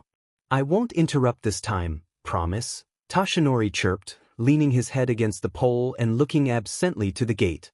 His smile dimmed in strength. Nana should have been home. He knew she stayed out late typically, had probably done so looking for him the past day and a bit, but surely she'd have to have come back for sleep, for food. No one had answered the door. The lights had remained off, the house still inside. Didn't Nana have a husband? He at least should have been here even if meeting him had the bits of the energy bar Toshinori had eaten churning uncomfortably in his gut. The resolve to wait dwindled away the longer things dragged on. If Nana was in danger, she'd have to understand if he maybe broke into her house. It would be for a good cause, especially if he was able to find something inside that helped him find her. The next step would be contacting Gran Torino, and maybe that was why he'd waited as long as he had already. He hated to willingly seek him out, could already imagine the choice words the tall man would have to say. About the whole situation, most at Toshinori's disadvantage. He also wanted to keep the man separate from Izuku until he spoke with Nana.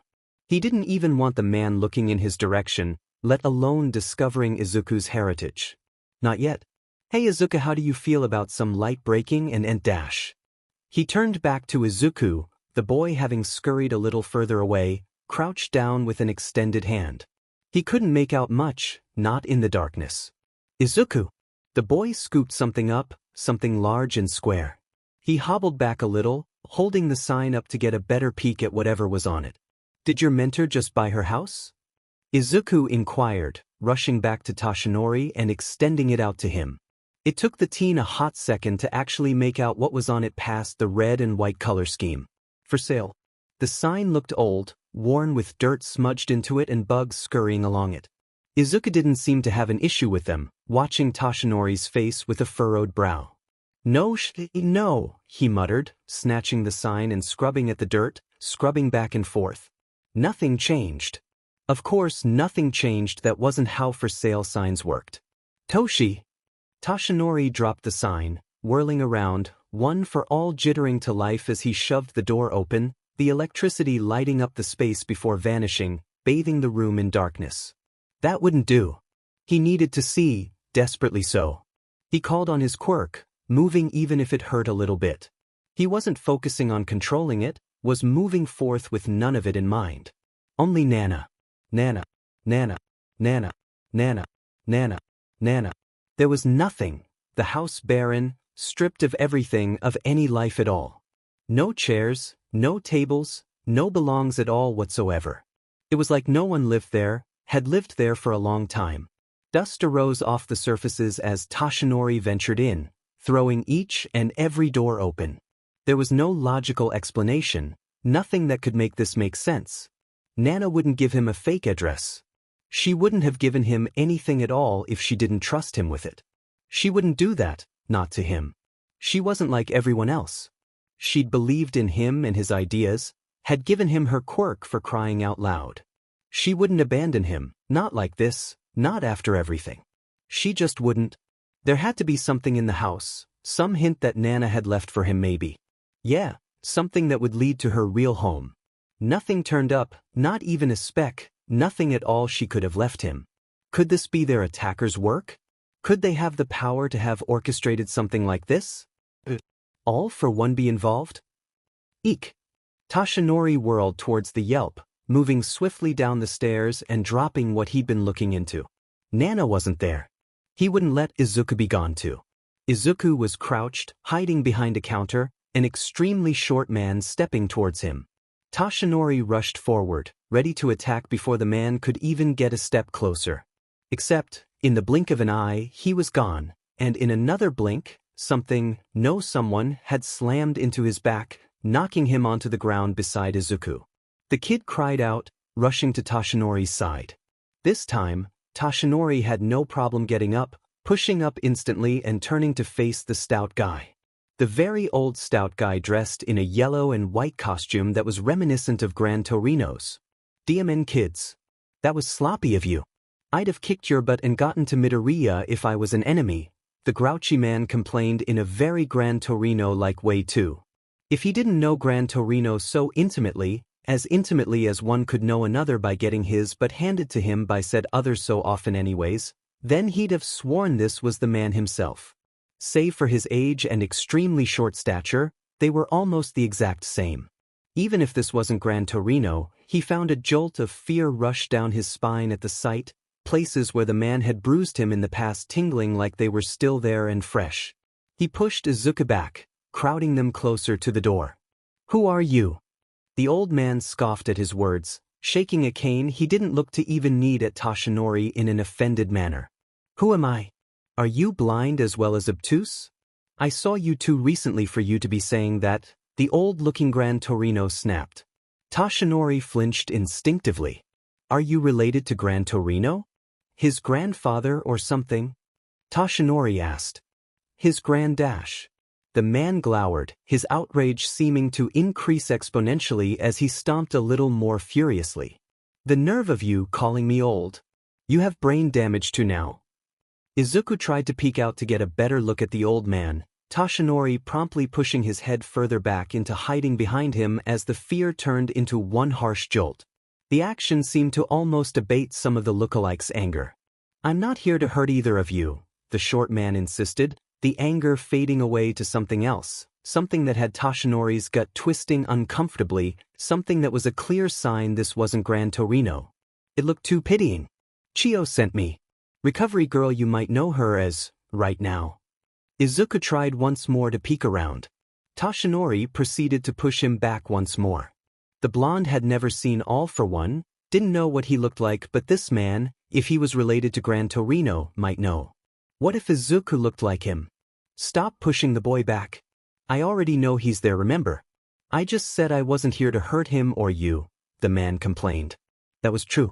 Izuku stepped out, hurrying into the space between the two older people. I think he's telling the truth, Toshi. Toshinori focused his gaze warily on Izuku, ignoring the way the old-looking Gran Torino muttered about the nickname to himself, smiling a little as he did so. Glad someone was finding this situation amusing because Toshinori sure wasn't. First, Nana's house was empty, dusty, and now there was an old man dressed up in Gran Torino cosplay. His worst nightmares rolled into one were playing out in reality. Who are you? Where's Nana? The anger that temporarily flared to life on the man's face was short-lived. His expression reminded Toshinori of recovery girls.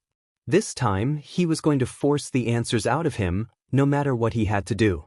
Best you both sit down, the old man sighed, hobbling out of sight. Izuku looked back once at Toshinori before following after him. There weren't any chairs. Toshinori would have seen. There were 3 chairs out by the time the blonde had built up the courage to follow the two, both waiting silently for him to take a seat too. Where had the chairs even come from? Sit, boy. Toshinori did, a shudder rolling along his spine at the tone he'd used.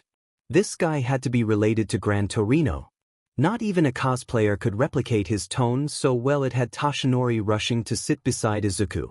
You're not going to like hearing this, the man prefaced, mainly looking towards Toshinori. Well, it was a good thing Toshinori hadn't liked anything about this situation before then. Nothing new there. Might as well spit it out, Toshinori muttered, the short cosplayer glaring a little in response. Well, for starters, I'm not Gran Torino's grandfather. You're lucky I don't give you some actual brain damage for that one, Toshinori, he snapped, waggling his finger at the blonde. He recoiled a little at the casual slip of his first name. I'm Gran Torino. There was a beat of silence, a scoff falling from Toshinori's lips as he flopped back in his chair. Gran Torino's not that short. I would know, Toshinori breezed off, crossing his arms and rubbing absently at his left arm. He'd had a particularly nasty bruise there more recently. This was all dredging it up.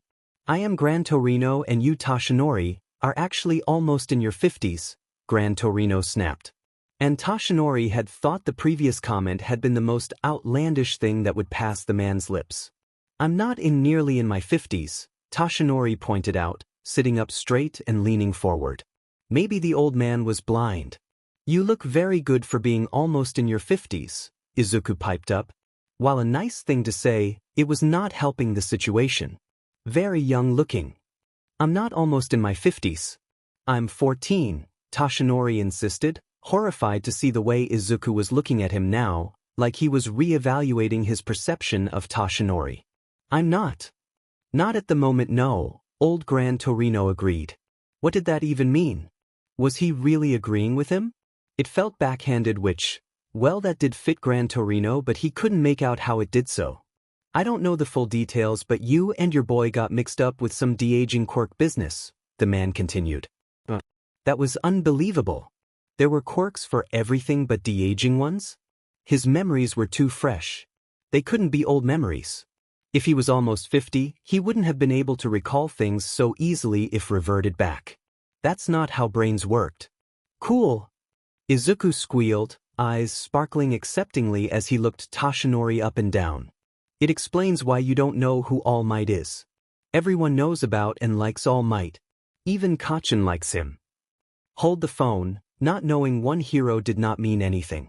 There was just no way. None. The Gran Torino imposters snorted though at what Toshinori couldn't place. Izuku seemed to have found a reason for it though. I know. I thought it was impossible to. All Might is the symbol of peace. He's the #1 hero. How could anyone not know? Symbol of peace? Swiftash. No way. There was no FING way. He looked at Gran Torino, searching for some small twitch, something that was giving away this was a lie. Maybe this was all a dream. Maybe if he just pinched himself really, really hard. He was about to when Gran Torino started speaking again. Eraserhead is working on getting the guy who did it so they can fix you both up. He elaborated like he hadn't already dropped enough information to take Toshinori out. You both? Toshinori weakly repeated. Gran Torino nodded gruffly, turning to small little Izuku. You didn't think it was weird you both were in the same place after? Midoriya's gotta be 14, maybe I don't keep up too much with that stuff. You never visited me enough to even tell me you had a. Gran Torino trailed off with a frustrated huff. To what? What the actual F was going on? Had a what? Oh, had he been wrong? Had he been dragging his actual son around these horrifying situations? Is that why he had grown so attached so quickly because subconsciously he'd known this boy was his kid? Why did he have a quirk like all for one though? No, it couldn't be possible. He sagged back in his chair, gripping to the chair for dear life, to root himself down. Izuku had made no such conclusions. He plowed on like Gran Torino wasn't dropping the craziest shit he'd ever heard. So that must have been Kachin. He got into Yue like he wanted to, Izuku mumbled. Kachin? The fucker who'd started the whole Deku thing. His distress took back seat for a second. Yeah, he should totally have pummeled that guy when he had the chance. The broken nose was hardly enough. The Bakugu kid? Yeah, that explosive loud mouth's hard to miss, Gran Torino grumbled. He had never related so heavily to Gran Torino over anything. Who knew he would over bitterness towards a person? What about Toshi? Did he get into UA too? Toshinori didn't really need to wait for Gran Torino to answer. He already knew he had. Izuku had told him All Might's whole backstory. And if it was All Might? Yes, somehow. Must have gotten lucky, Gran Torino huffed. Izuku's smile grew brighter as he looked to Toshinori. You're a hero, Toshi. He cheered excitedly. So are you, kid, Gran Torino added. Izuku and Toshinori whipped around to face his mentor's close friend. It did not feel as surprising as it looked to be for Izuku to Toshinori. Or well, you're training up to be, he clarified. Despite everything going on, Toshinori couldn't stop the smile that etched across his face as he looked down at Izuku. His eyes were welling with tears again, ones he scrubbed at furiously. Of course you are, partner, Toshinori hummed, ruffling Izuku's hair fondly. The boy turned to him. Toshinori couldn't place what exactly the look meant. It was gone before he could even try. Such crybabies. The lot of you. Soft-hearted crybabies, Gran Torino grunted. There wasn't much bite to his words though. We should get back to that school of yours now. The quicker we can get you both back to Nordash. I have one more question. Gran Torino had pushed off his chair, was moving to leave, brushing off dirt as he turned. He'd stilled, not in a tense sort of way, in a defeated one. There were a million questions Toshinori had that he could have asked. There were so many years he didn't remember, so much he wanted to understand. There was one pressing thing he wanted to know though, something Gran Torino had to know he was going to ask about. Where's Nana? Izuku even waited, rocking forward in his seat just as curiously as Toshinori. He didn't seem to be harboring the same fears as Toshinori. He was nearly 50, how old would that make Nana? Surely if Gran Torino was alive, Nana would be too. Toshinori, Gran Torino trailed off. The tone of his voice yanked at his disillusions, startling him out of his chair, darting towards Gran Torino, grabbing the end of his cape and clinging on tightly. She's dead, Gran Torino admitted. She died a long time ago now. And as he spoke such a short, rather curt response, Toshinori's world imploded. And Toshinori? Well, he exploded. He didn't mean to hurt you, Izuku spoke softly, sitting cross-legged across from Gran Torino some time later, watching as the man scowled, dabbing his cheek with his cape. He'd stopped bleeding a bit ago though he still kept doing it. Yes, he did. The brat, Gran Torino mumbled. There was no real heat to his words though. Neither of them could blame Toshi, not with the news Gran Torino had given. Izuku hadn't expected Toshi to lash out like that, had frozen in place when the two had first begun fighting, Toshi's pain denials echoing against Gran Torino's orders to stop. He'd wanted to cry when he'd finally got past the shock, watching unsure what to do. Toshi was getting his butt handed to him, but he wouldn't stop, just kept getting up and charging, denying, turning to angry yells. If he wasn't careful, he'd break his arm again, maybe a leg or something else this time. After a while, unable to stomach it anymore, Izuku had tried to step in. It was dangerous, but he'd been hoping maybe his new quirk might spark to life to help if he got put in a bad situation, just like it had back when he'd been scared at UA, coming out when Kacchan had gotten just too close. His theory had been wrong there. It wasn't something brought on by danger like he'd been thinking. He realized all too late, Toshi coming right at him, fist charged and sparking, a loud cry falling from his lips alongside the tears from his eyes. Izuku being there seemed to dawn on him in the last second. Luckily, the future hero reaching out, curling around Izuku to protect him from the blow as they rolled along the ground. Enough, Toshinori, Gran Torino had snarled, Toshi rolling out, laying himself on the ground and breathing deeply. Izuku had crawled off him, hovering unsurely. The last 2 times Toshi had been like this, he'd looked like he was dying. This time did not seem to be the same. How? Toshi had finally asked some time later, not moving, breathing more evenly aside from a few sharper breaths. All for one. Toshinori had risen, looking back once at Gran Torino before rushing towards the door, shoulders hunched. Toshi, Izuku had called out. The blonde hero had looked back just before he left. The look had startled Izuku, holding him in place long enough for the door to slam in his face. It reminded Izuku of Kacchan, of his teachers and the other kids in his class. Leave him be for now, Gran Torino had sighed, parking himself on the floor and tending to his injuries. Either he'll sort himself out enough to come back inside, or we'll have to go knock him out before he finds out all for one is in Tartarus. Izuku had plopped down across from him, unable to shake the look from his mind while he watched Gran Torino. And that's the way they'd been for a while. He wanted to be excited about being a hero, actually making it like he'd been dreaming of. Instead, every time he shut his eyes, he kept seeing Toshi, the pain and anger that had been rolling off him. How could he be excited if Toshi couldn't be? He's taking forever, Gran Torino mumbled grumpily, looking towards the door. Izuku didn't say anything, looking in the same direction too. I'm too old for this. Gran Torino let his cape go, leaning back against the wall and shutting his eyes. Toshi really cares about his mentor, Izuku hummed, reminded Gran Torino of. The man's face pulled tight though he didn't open his eyes. I know that. We've been through this before though. He's dealt with his grief for the most part, Gran Torino explained. That made sense, Izuku supposed. Toshi was old too when he wasn't Izuku's real age.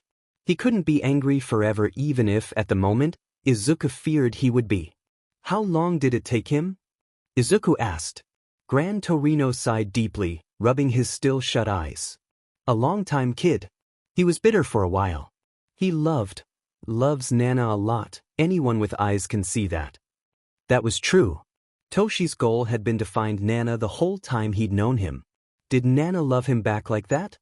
Gran Torino cracked one eye open, watching with a hard-to-read expression. It slid back shut and a small smile grew on his wrinkled face. Yeah. She loved him like a son. When she found out Toshinori's parents were dead, if things were different she might have adopted him on the spot. Toshi didn't even have his mum or dad. Izuku didn't have his dad, not really, but he always had his mum. Even if she didn't always say or do what Izuku needed her to do, he knew she loved him a lot.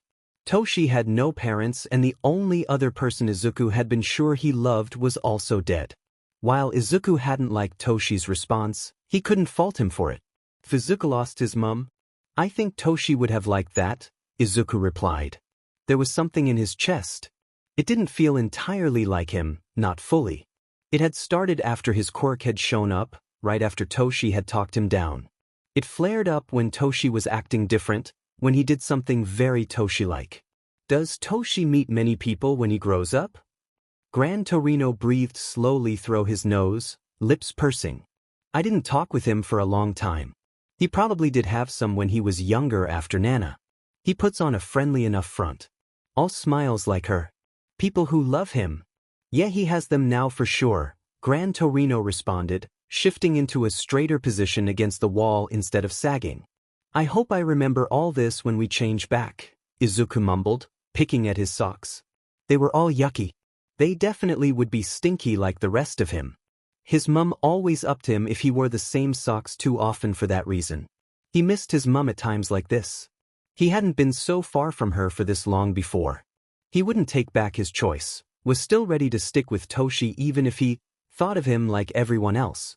He just wished he could run into his mum on the way, even if she'd probably get up him for worrying her, for getting mixed up in this all. I want to be there for Toshi too. I want to support him like he supports me. Even heroes needed love sometimes.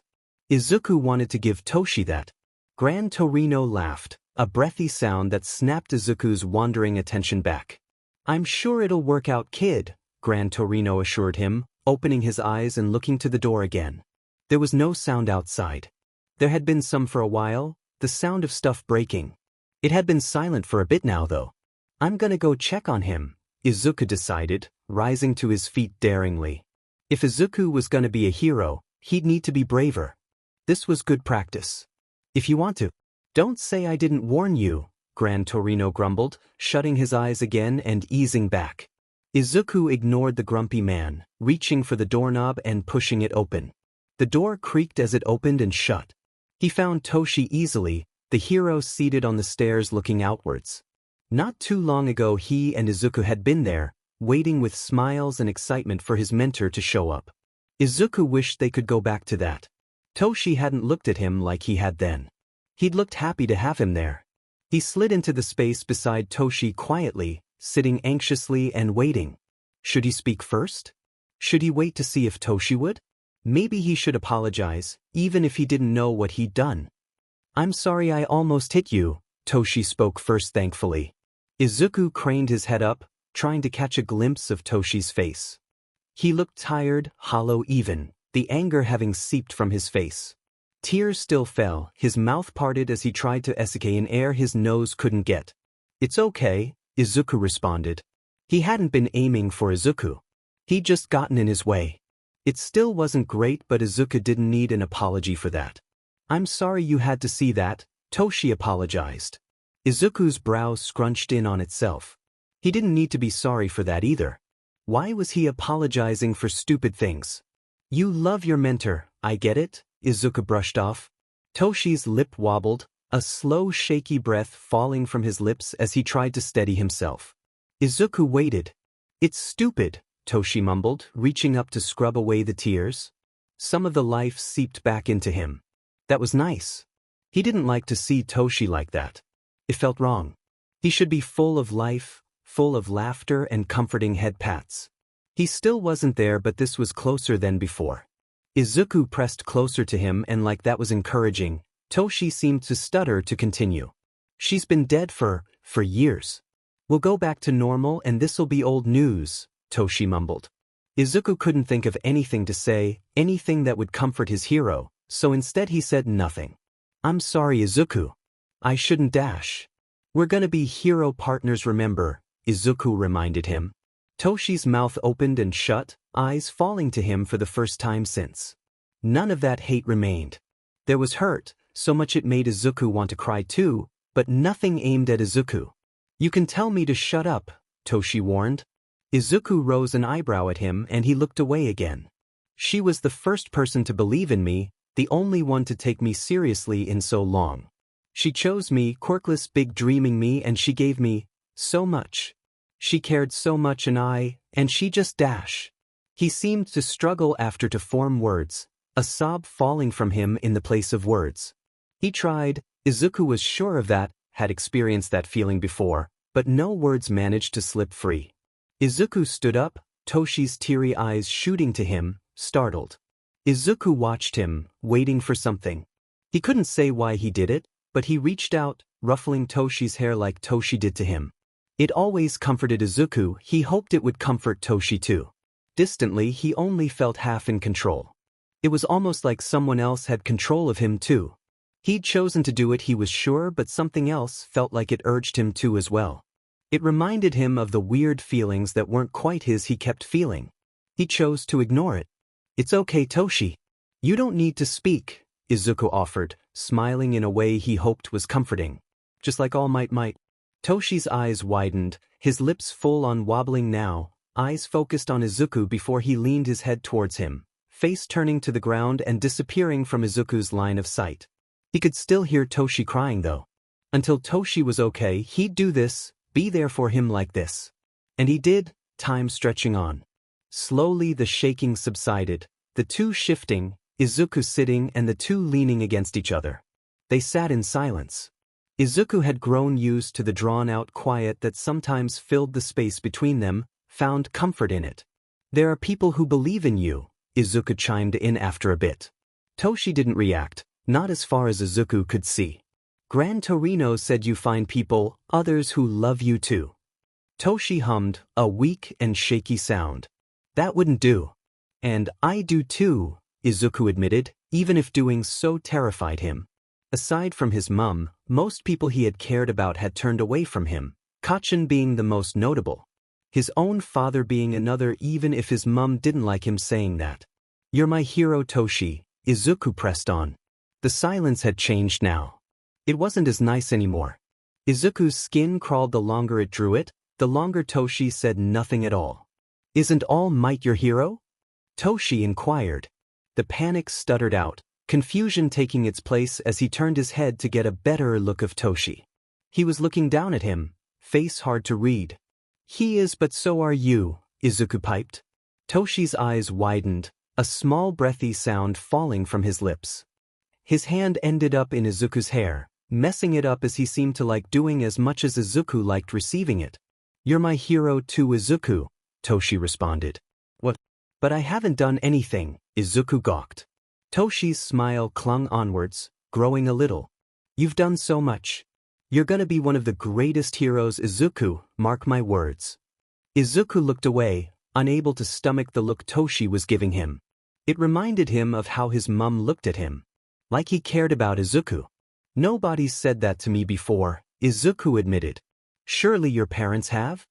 The way the words were said sounded weird to Izuku's ears, but he wouldn't look up, not until he was sure he wouldn't cry. This was Toshi's moment.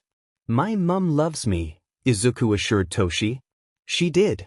Izuku had never doubted that, not once, not even when the other kids said she didn't. I don't think she thinks I can be a hero though. Definitely didn't. He would never forget the night after he was diagnosed quirkless. Maybe now he had a quirk she would change her mind. And your dad? Izuku's frown grew deeper, the boy picking at his socks again. I don't think so, he replied, pulling and letting go. His socks slapped back into his ankles over and over again. Mum says he went away because he loves us but he never calls. I think he left because I was quirkless. He'd never been brave enough to say it, his mother's face haunting him after the last time he'd tried to. As much as it hurt to put into words, it felt nice to get off his chest, to admit to someone who didn't know his dad. His loss, Toshi mumbled, hands wrapping tightly around Izuku, suddenly hugging to him tightly from the side. Izuku's hand inched over his, gripping it tight to his chest. Screw him. You're amazing, Izuku, all right. Izuku nodded. Toshi was smart most of the time. If Toshi said it, then maybe. Okay, Izuku mumbled. His mum told him so sometimes too. Toshi's words weren't new. They still caused fat tears to form in his eyes though. It was nice to have someone else care about him, believe in him. Was this how Toshi had felt because of his mentor? He hoped so. Toshi deserved to feel that. He still did, having someone else in his corner like Izuku also had. Toshi! Izuku tried to stand up, wriggling free from his hero's grip. Toshi let him go, watching as he skipped down the stairs until Izuku's hand slipped into his and yanked him up too. Let's go see my mum, Izuku piped excitedly. Maybe this was it. Maybe this is how he could help Toshi even a little. The blonde's face scrunched in confusion, bangs swaying in the wind. What about Yue? What about going back to normal? Izuku looked to the door, hesitating for a moment. Toshi had people he cared about who could comfort him in the future. Current Toshi though? That can wait. Come on, Izuku piped, yanking him after him. Toshi followed like a puppet, not quite rushing along with him but not pulling him back either.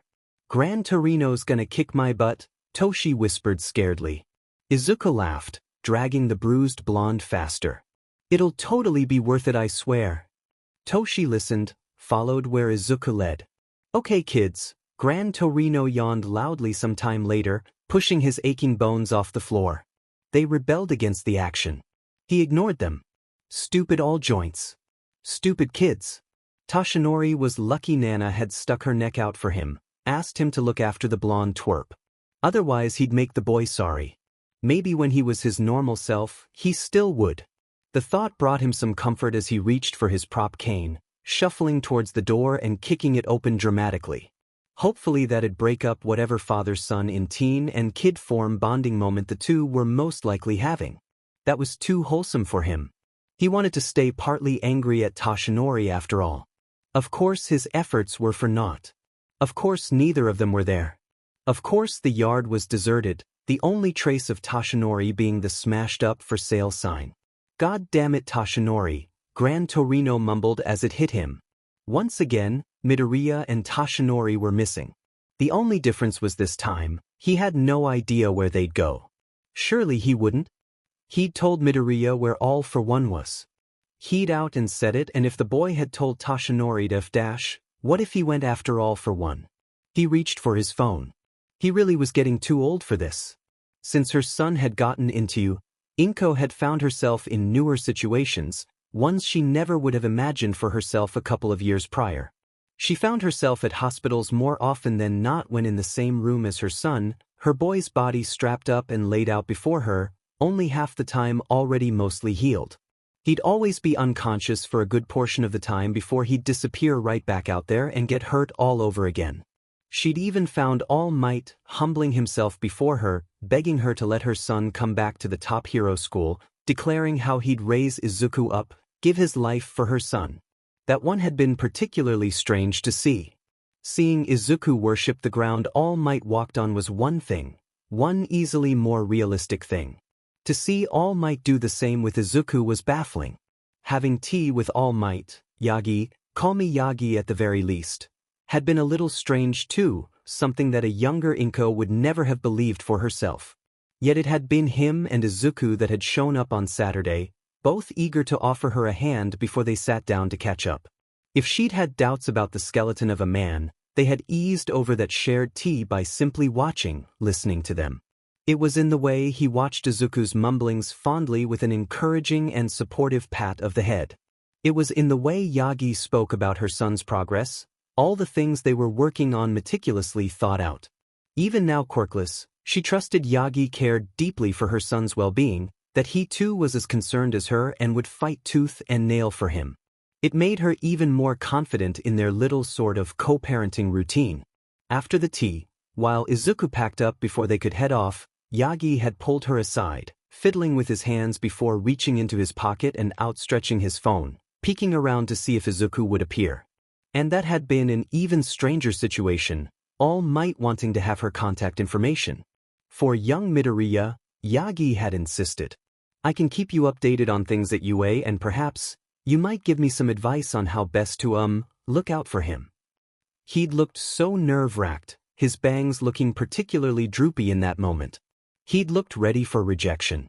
Inko, after she managed to shake the shock, because good God All Might wanted her contact information, had taken the phone, unable to stomach the pointless uncertainty radiating off him anymore, typing in her phone number and name before sending a quick text to herself. His eyes had been wide, mouth agape as she'd done so, like even though he'd asked he hadn't expected it to ever come to pass. We should have done that last time you were here.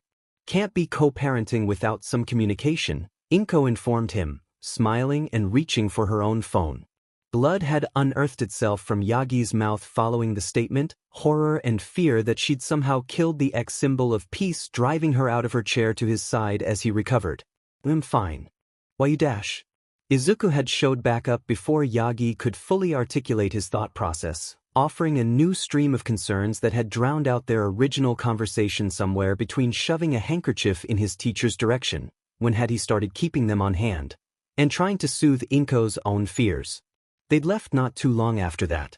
Inko hadn't expected herself to be placed into another new situation so soon after the last, had been wrapping her head around seeing the actual way All Might looked at her son, like he hung the stars and the skies, like how she might have looked at Izuku sometimes, since they'd left, meandering around her apartment with a relieved smile that refused to budge. Yue's call had come at 5:18 p.m. that afternoon and introduced Inko to a new situation, one she never ever wanted to experience.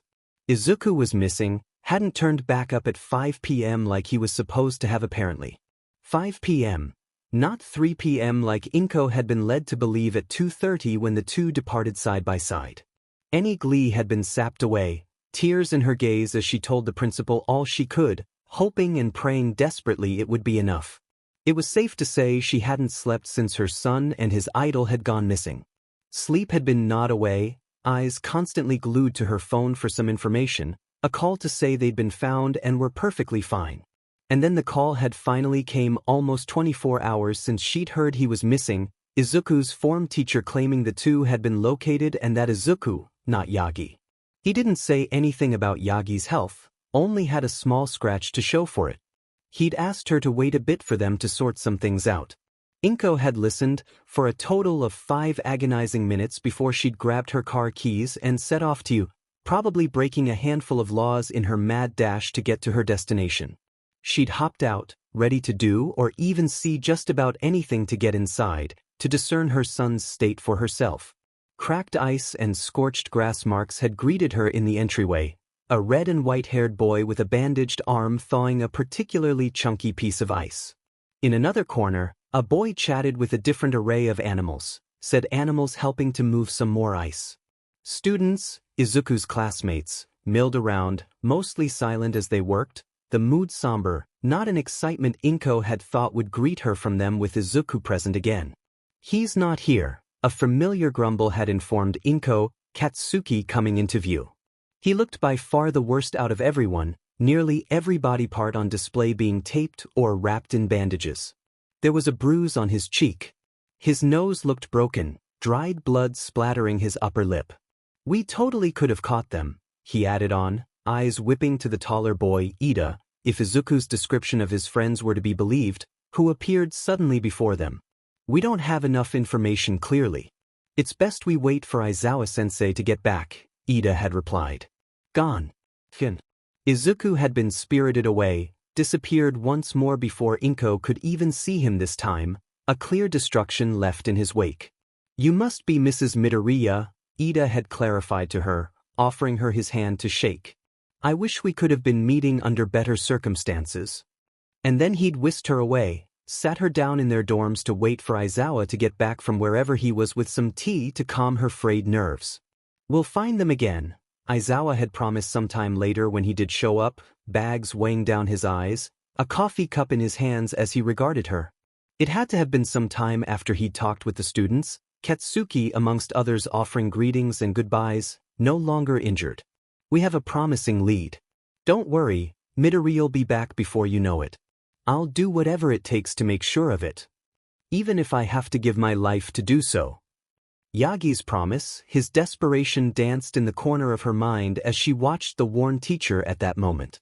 He'd promised not to give his life, to live, but she was sure he still would rather die than let her son be hurt. She'd have to trust in both of them, trust Aizawa and Yue too like she trusted in Yagi. And Inko had been sent on her way again, with only a backpack left behind to show for her efforts, leaving her left to wallow in the overwhelming quiet that felt far worse, weighed far heavier on her. If sleep had been impossible before, it was worse then, the damage, the injuries reflecting back in her mind. Inko was thus awake at 3 a.m. on Monday morning when a sharp knock cut through the air, snapping her attention instantly to the door away from the phone she'd been relentlessly refreshing. It could have been anyone who had bad intentions towards her or her son.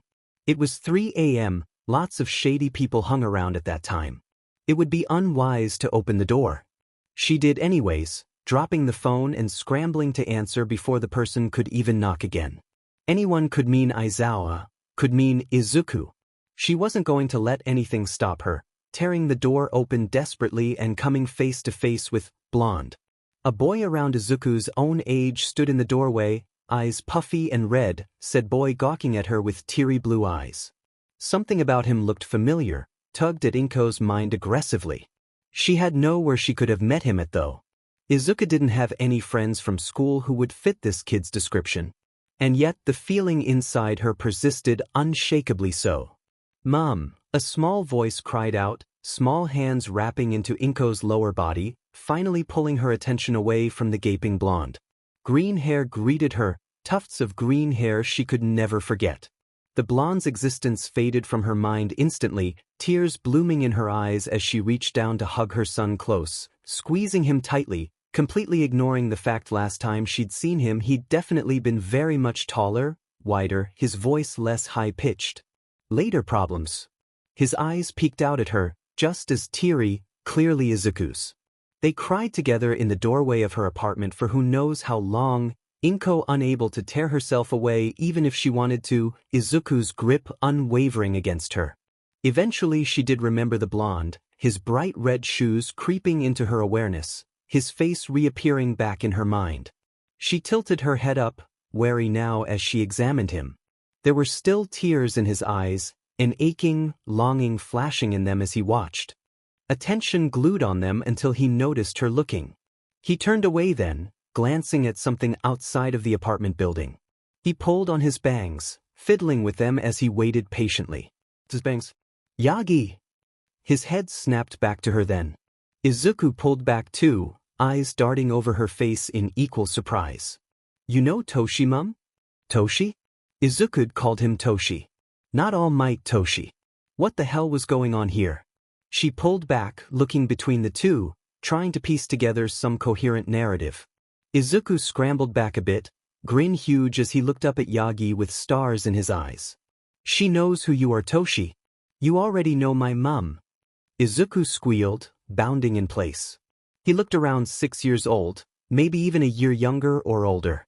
She might not have seen her son like this in some time, but she'd never forget, never be able to erase the little boy from her mind. Yagi had to be around Izuku's actual age, just a bit younger himself maybe, life filling his scarless body. He didn't look like a skeleton, a husk of a person's body. He looked alive and it almost brought a new set of tears to her eyes. "Sorry to intrude," Yagi mumbled, hanging his head as he said so. "What's going on here?" she asked, pleaded for answers.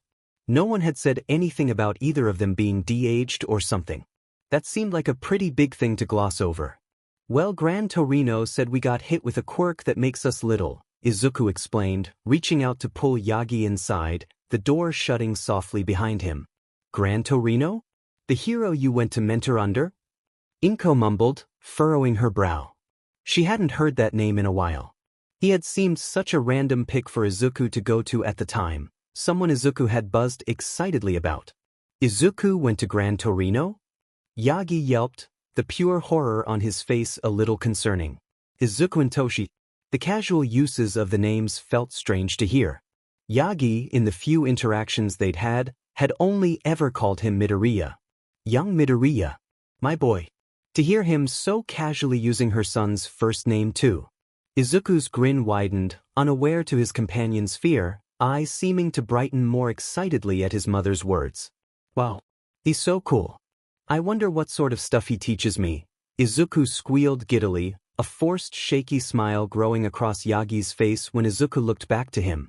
He shuddered when the green-haired boy looked away. That was even more concerning. Izuku had seemed thankful, happy about his time under the man, as short-lived as it was. Had he mentored Yagi too? Maybe that's why Izuku had been so stoked, another thing connecting him to his biggest hero. "How did this all happen? Are you both hurt?" Inko pressed on, bending down to Izuku's level and brushing aside hair from his forehead. She turned his head around with her other hand, the boy whining and swatting her away. "Mom," Izuku complained, eyes flickering between her and Yagi in embarrassment. The action warmed her chest, eased some of the anxiety she'd been wrestling with for the past few days. "Mom, I'm fine. Toshi's hurt more than me." Inko straightened, turning to examine Yagi. She didn't advance on him, the boy didn't even seem to remember they even knew each other for one. He was still All Might for a second thing. Trading numbers was one thing. Checking for injuries like she had with Izuku was a whole other ball court. She did take a couple steps forward. "Oh, I'm fine. Just a couple bruises. No shattered arm this time." He laughed awkwardly. Shattered arm? He wasn't wrong. There were purple marks slowly forming against his skin, a fair few of them she noted the longer she looked. A couple of cuts, quite recent in appearance, peeked out too, but he otherwise looked fine. His arms were very intact too, the right shade of color, the right angle and everything. She'd seen enough of Izuku's broken bones to know. "I'll be fine as soon as we're back to normal anyways." Inko winced, recoiling. Oh, had no one told him either? She hadn't seen his stomach injury personally, knew about it in theory, and by the results it wreaked outwardly in a way one couldn't help but observe. It was far from normal and no one had told him. Yagi noticed, wonky smile falling from his face, his brow furrowing as he watched her. She needed to change the conversation. This was not something she felt equipped to talk about, and if she did, Izuku didn't need to be here, not to hear that. "Mum, guess what?" Izuku hummed, bounding up onto the couch, beckoning her back. Inko listened, happy to be distracted from that for the time being at least.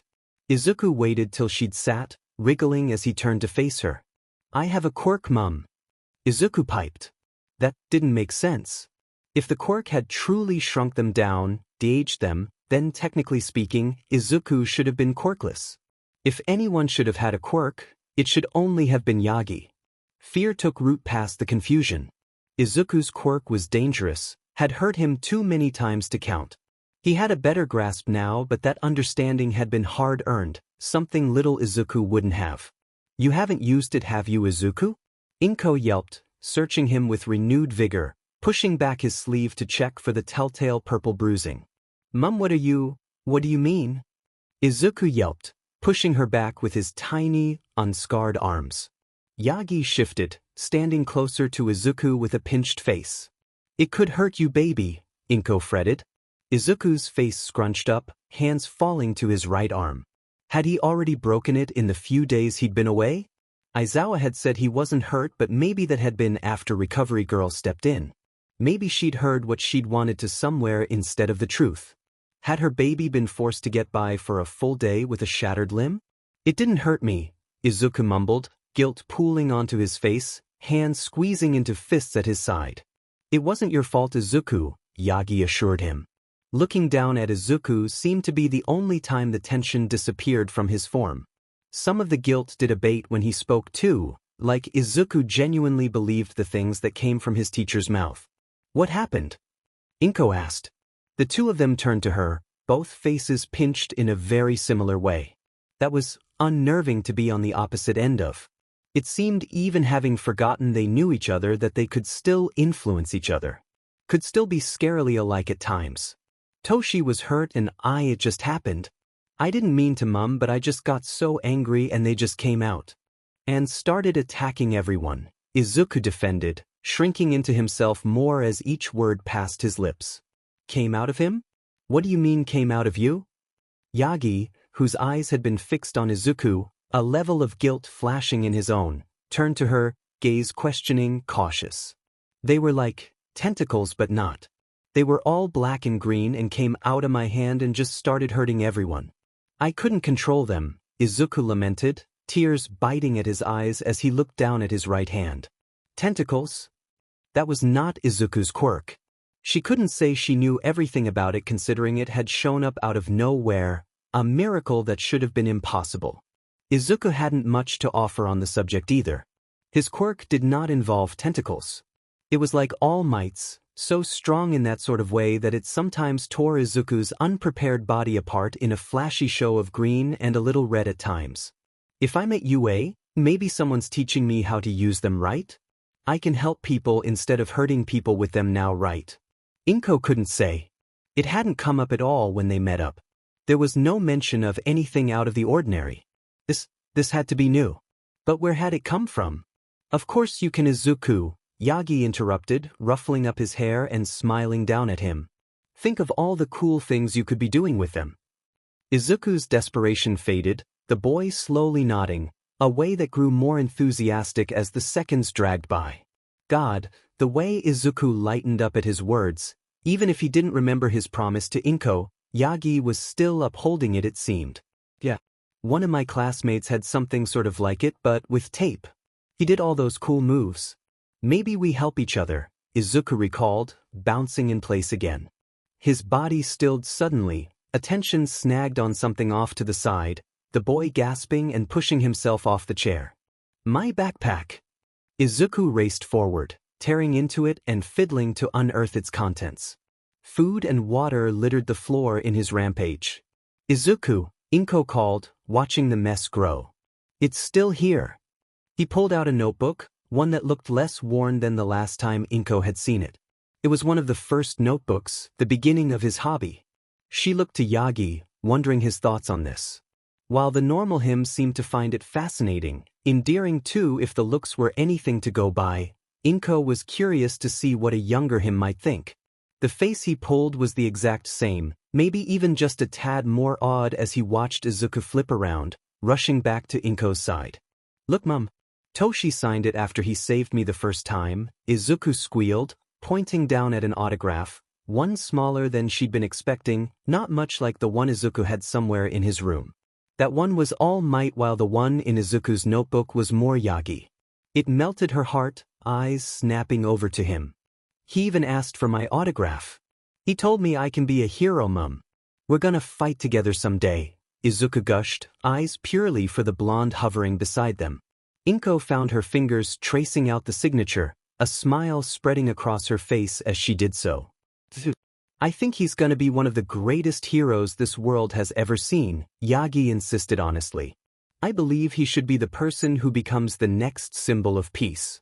The situations were so different, spoken in different tones for different reasons with different words from a man who'd been a hero for most of his life, and a version of him reaching for that goal. She could not shake it though. She might have been crying when both of them looked to her again. Yagi winced, inching a little closer forward, flustered. Izuku hovered, hand rubbing on her back worriedly. He's right, Izuku. You're going to be an amazing hero. You already are. I should never have made you doubt that, Inko cried, grabbing his face in her hands, hoping, praying that he could see the belief in her eyes. She'd apologized already, Izuku having accepted it too even. Something about saying this to an Izuku so little though, one who hadn't gone through everything he had to prove it quite yet, it felt realer. It felt right. It's okay, Izuku mumbled, voice wobbling, eyes darting away from hers. No Izuku, it's not. I should never have. You being quirkless shouldn't have mattered. Izuku's lips wobbled and she pulled him into a hug, squeezing him tightly, in a different way to the way they'd hugged when they reunited. Izuku's hands slowly inched around her, bunching into her shirt and squeezing. Yagi watched with a smile, one that looked bittersweet to Inko's eyes, one that reminded her of the expression at the door from before. He looked like he needed a hug just as much as Izuku. Was it something she could do though? He was All Might after all. Mum, I probably stink, Izuku mumbled sometime later, wriggling himself free. Inko let him, her nose wrinkling up. She'd been too busy celebrating to notice. That you do. When was the last time you had a shower? Both of you. Inko agreed.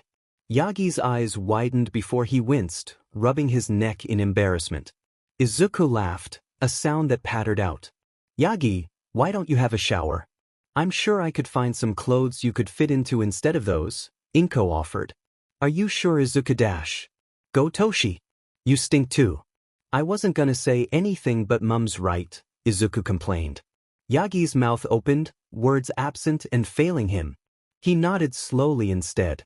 Izuku honey, why don't you show him where the bathroom is while I go get him some stuff? Inko hummed. Izuku startled to his feet, nodding and taking Yagi's hand. It was unnecessary, Yagi would definitely follow him, but neither commented on it while Izuku led him away. Thank you, Mrs. Midoriya. So he did know their last name. Izuku had had a habit of not divulging his last name a lot when he was little, hoping if he offered up himself, he'd make more friends. If that had been the case here, it hadn't lasted. It's okay, Yagi. You're always welcome here. She just hoped the bathroom wasn't too messy. That would be embarrassing. She'd hardly been thinking about anything aside from Izuku for the past few days. With the two set off, Inko exhaled deeply, running a hand through her hair wondering how she'd gotten here, the X symbol of peace in her apartment with her son, both of them practically children again. Nothing in her wildest dreams could have prepared her for this. Should she call someone? Yue? Aizawa's face flashed in her mind. His classmates' dejected expressions coupled with it. Should she not pass on the message to them all, ease their worrying like hers had been? It was past 3 a.m. though. They'd all looked extremely tired, in need of sleep. She would let them know, she decided, standing and moving towards the cupboard, reaching in and pulling out a bright yellow towel. She would 100% head to Yue with Izuku and Yagi in tow at a more reasonable hour. Hopefully the extra time would be ample to figure out how to reverse the mess if sleep was not being achieved. She moved towards Izuku's room, pushing the door open and flicking the light on. Yagi was bigger than Izuku normally. It wasn't by a huge lot, not since Izuku buffed up in those 10 months prior to the entrance exam, but still by enough to mean the clothes he'd worn more often that he'd left at home wouldn't fit Yagi's frame. She fiddled around, a particular set of clothes coming to mind. Izuku had some clothes, ones he'd bought sizes bigger just in case he grew while he was away from home and came back for something or other. Izuku would probably flush in embarrassment if he saw the All Might-themed clothes he was about to offer the boy's idol. She wasn't sure if Yagi even knew he was All Might though, didn't know when he'd decided to take on the name. With the items in tow, she headed towards the bathroom, surprised to see Izuku and Yagi still standing in the doorway, waiting. "Oh, you didn't have to wait. I could have just left them at the door," Inko piped, handing them to Yagi. "It's fine. Thank you again." "You didn't have to," Yagi piped, looking down at the shirt. The look that took over his face at the sight of the shirt did not pass Inko's awareness. Maybe he did know he was All Might? He might have suspected it otherwise. The smile returned as he looked back to Inko. "You looked out for Izuku." "Of course I did. Now go have a shower. We can talk afterwards," Inko piped. Yagi nodded slowly, the door shutting and leaving Izuku and Inko behind. "Come on, Izuku," Inko mumbled, leading her son back towards the kitchen. He hopped up onto one of the dining room chairs, watching her silently before he turned away, face drawn seriously as he looked down at the table instead. She waited for him to speak, looking in the fridge checking to see what they had. She wasn't sure when the last time they would have eaten would have been. Maybe it had been yesterday at UA, or maybe there hadn't been time before they were off again. She poured him a glass of apple juice, the boy mumbling a thank you and sipping at it but otherwise offering her nothing. She sighed, turning back to her task. She hoped eggs and toast would be fine. She would need to go shopping for sure after this all was over. "Mom," Izuku began after a bit, Inko humming as she began pulling some things out of the fridge to show she was listening. "Could you love Toshi?" Inko nearly dropped the carton of eggs she'd pulled out when the words registered in her head, the woman whipping around to look at her son, eyes blown wide, face slowly turning red. Where the hell had that came from? What? Izuku didn't look up at her, pushing the glass back and forth in place, swishing it around. "Toshi's lonely," Izuku offered, wringing his hands together and leaning back in the chair as he drifted off in his own head. "And I thought when I have no one, I always have you. So could you love Toshi too?" Inko stared at him, unsure what to say to that. Izuku didn't push into the silence, just remaining like he was, leaning in for another sip of his drink every now and then but otherwise remaining. Inko looked down at the carton of eggs held shakily in her grip, placing it down slowly as she contemplated on how best to answer that. She knew next to nothing about Yagi. Even with his identity out in the open, no one really did know anything.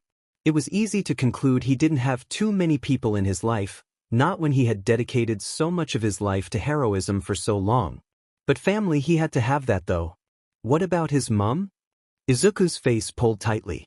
She'd said something wrong it seemed, his body hunching into itself as he leaned back against the table. "I don't think she's around anymore." He had his mentor, Izuku admitted, sneaking a look towards the shower. The sound of running water still filled the air. "I think she was his mum too, but he found out she died today," he continued. Suddenly some of the silent observing from Yagi made sense. She would hug him, she decided. He was Izuku's age and he had no one, had just lost someone without knowing. She never wanted to think of Izuku having to live through that. With the two of them so similar at times, she couldn't ignore the place her mind drifted to. Yes, she'd definitely give him a hug, All Might or not. He wasn't All Might, not when he hovered awkwardly by her son, not when he watched her hug Izuku with what had to have been grief reflected in his eyes. He was Yagi Toshinori, and maybe she could hug that boy. Not the man, but the boy he was for the time being. Things aren't that simple, Izuku, Inko mumbled despite her conclusion, unsure what to say still. What do you even say to that sort of thing? She could offer him a hug, a shoulder even, but love? Aren't they?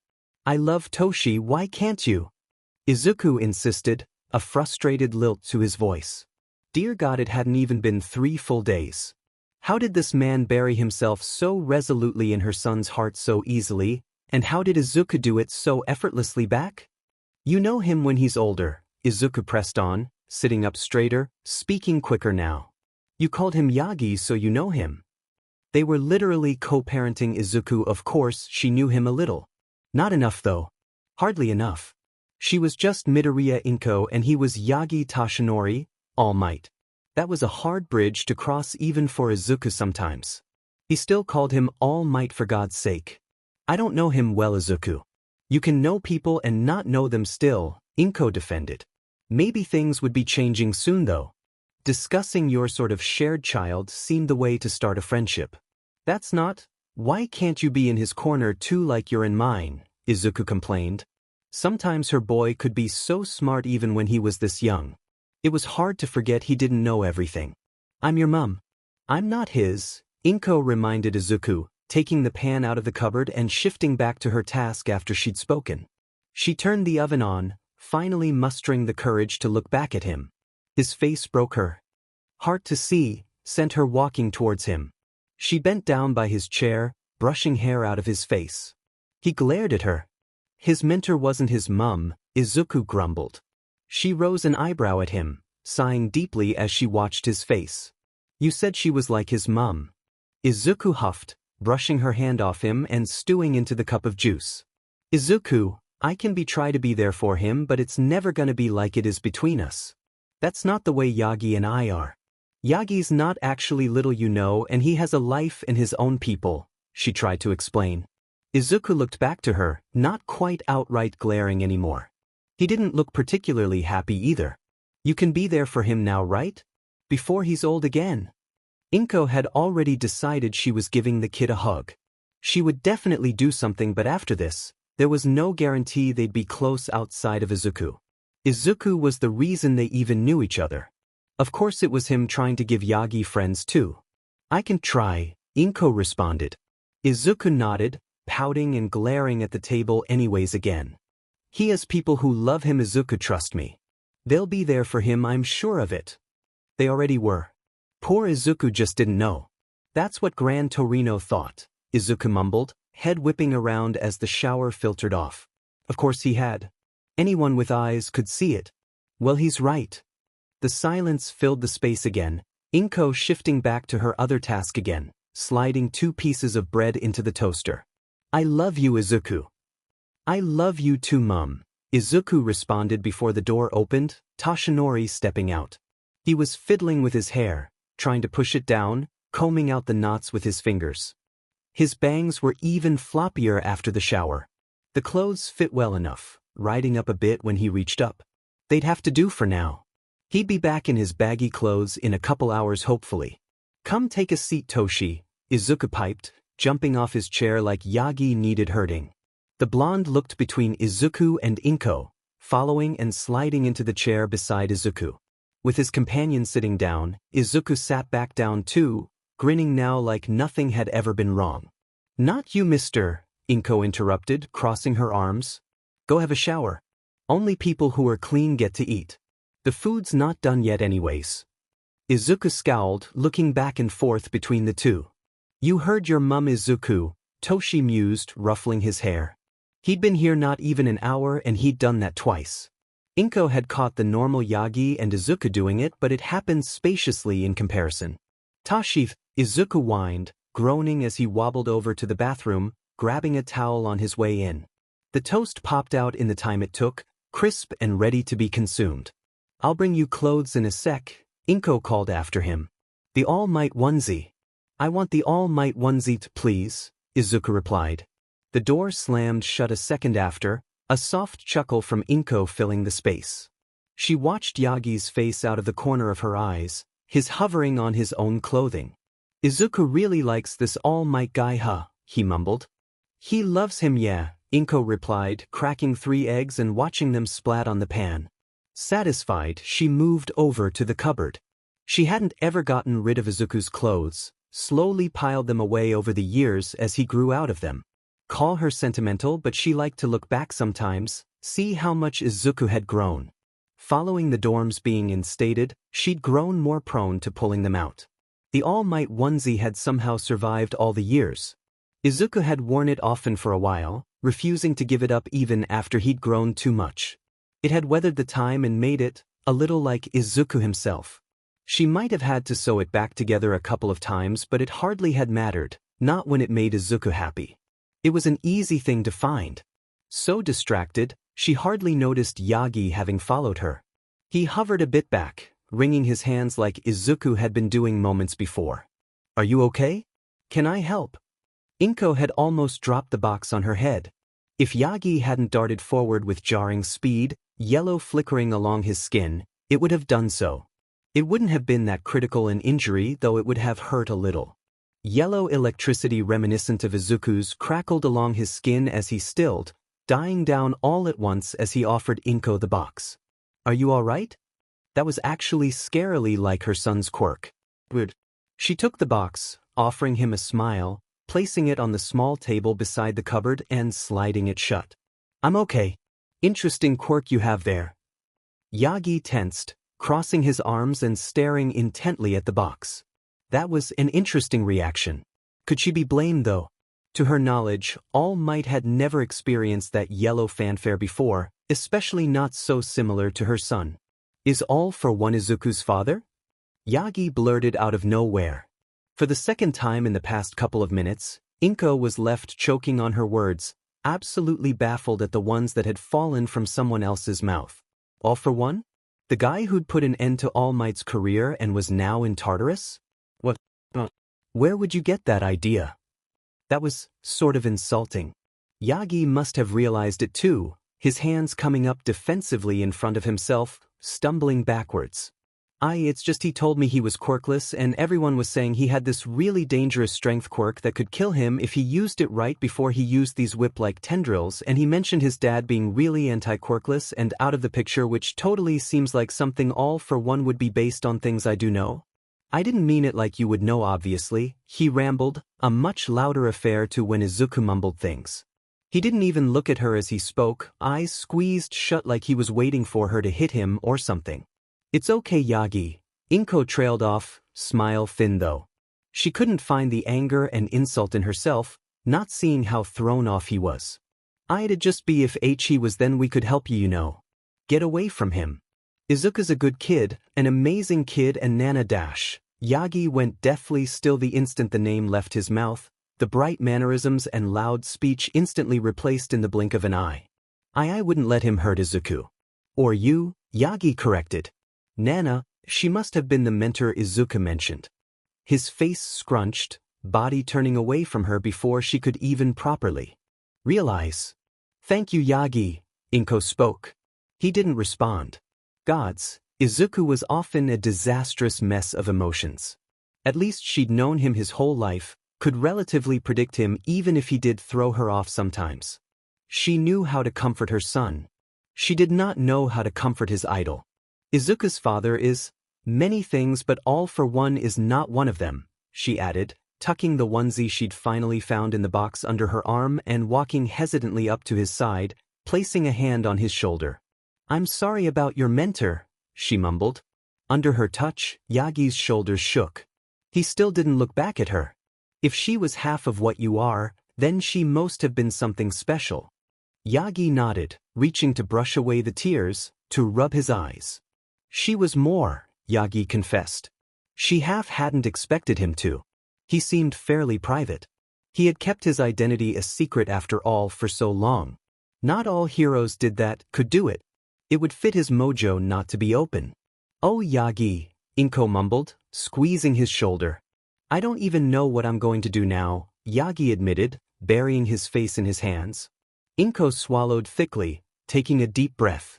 "You don't need to do anything," Inko pointed out. "Nobody would expect anything from you. Whether she died yesterday or a decade ago is pointless. She mattered to you is what does. Yagi, you could go into bathroom after Izuku finished and cry in there all day and that would be understandable," she assured him. "She was a Midoriya, crying came with the name. She would be a hypocrite to judge someone else for doing the same." A sob tumbled from his throat, a wounded noise that tore at Inko's heart. To think this man-boy, he was currently a boy, had experienced such a heartbreak before and was being forced to relive it again. It was cruel, unimaginably so. Midoriya Inko was not a violent person, but in that moment, she wanted to hit the person who'd done this to him and her son, for the worry it had caused her, the pain that it had caused the both of them. She'd definitely be having some choice words at least if she even came into contact with them. "You're a little like her." Inko snapped out of her head, a little shocked to find him looking at her. How long had he been doing that? Oh dear, her face had probably looked murderous. "That's very sweet of you to say," she replied, smiling and taking a step back. "Would you like a hug?" Her heart crashed against her chest, panic settling into her bones. She had just offered All Might a hug even if she'd decided she would. Thinking and doing were two different things. Yagi straightened in place, worrying his lip between his teeth and nodding tearily. She relaxed, wrapping her arms around him, his face pressing into her shoulder. He was taller than her, had always been.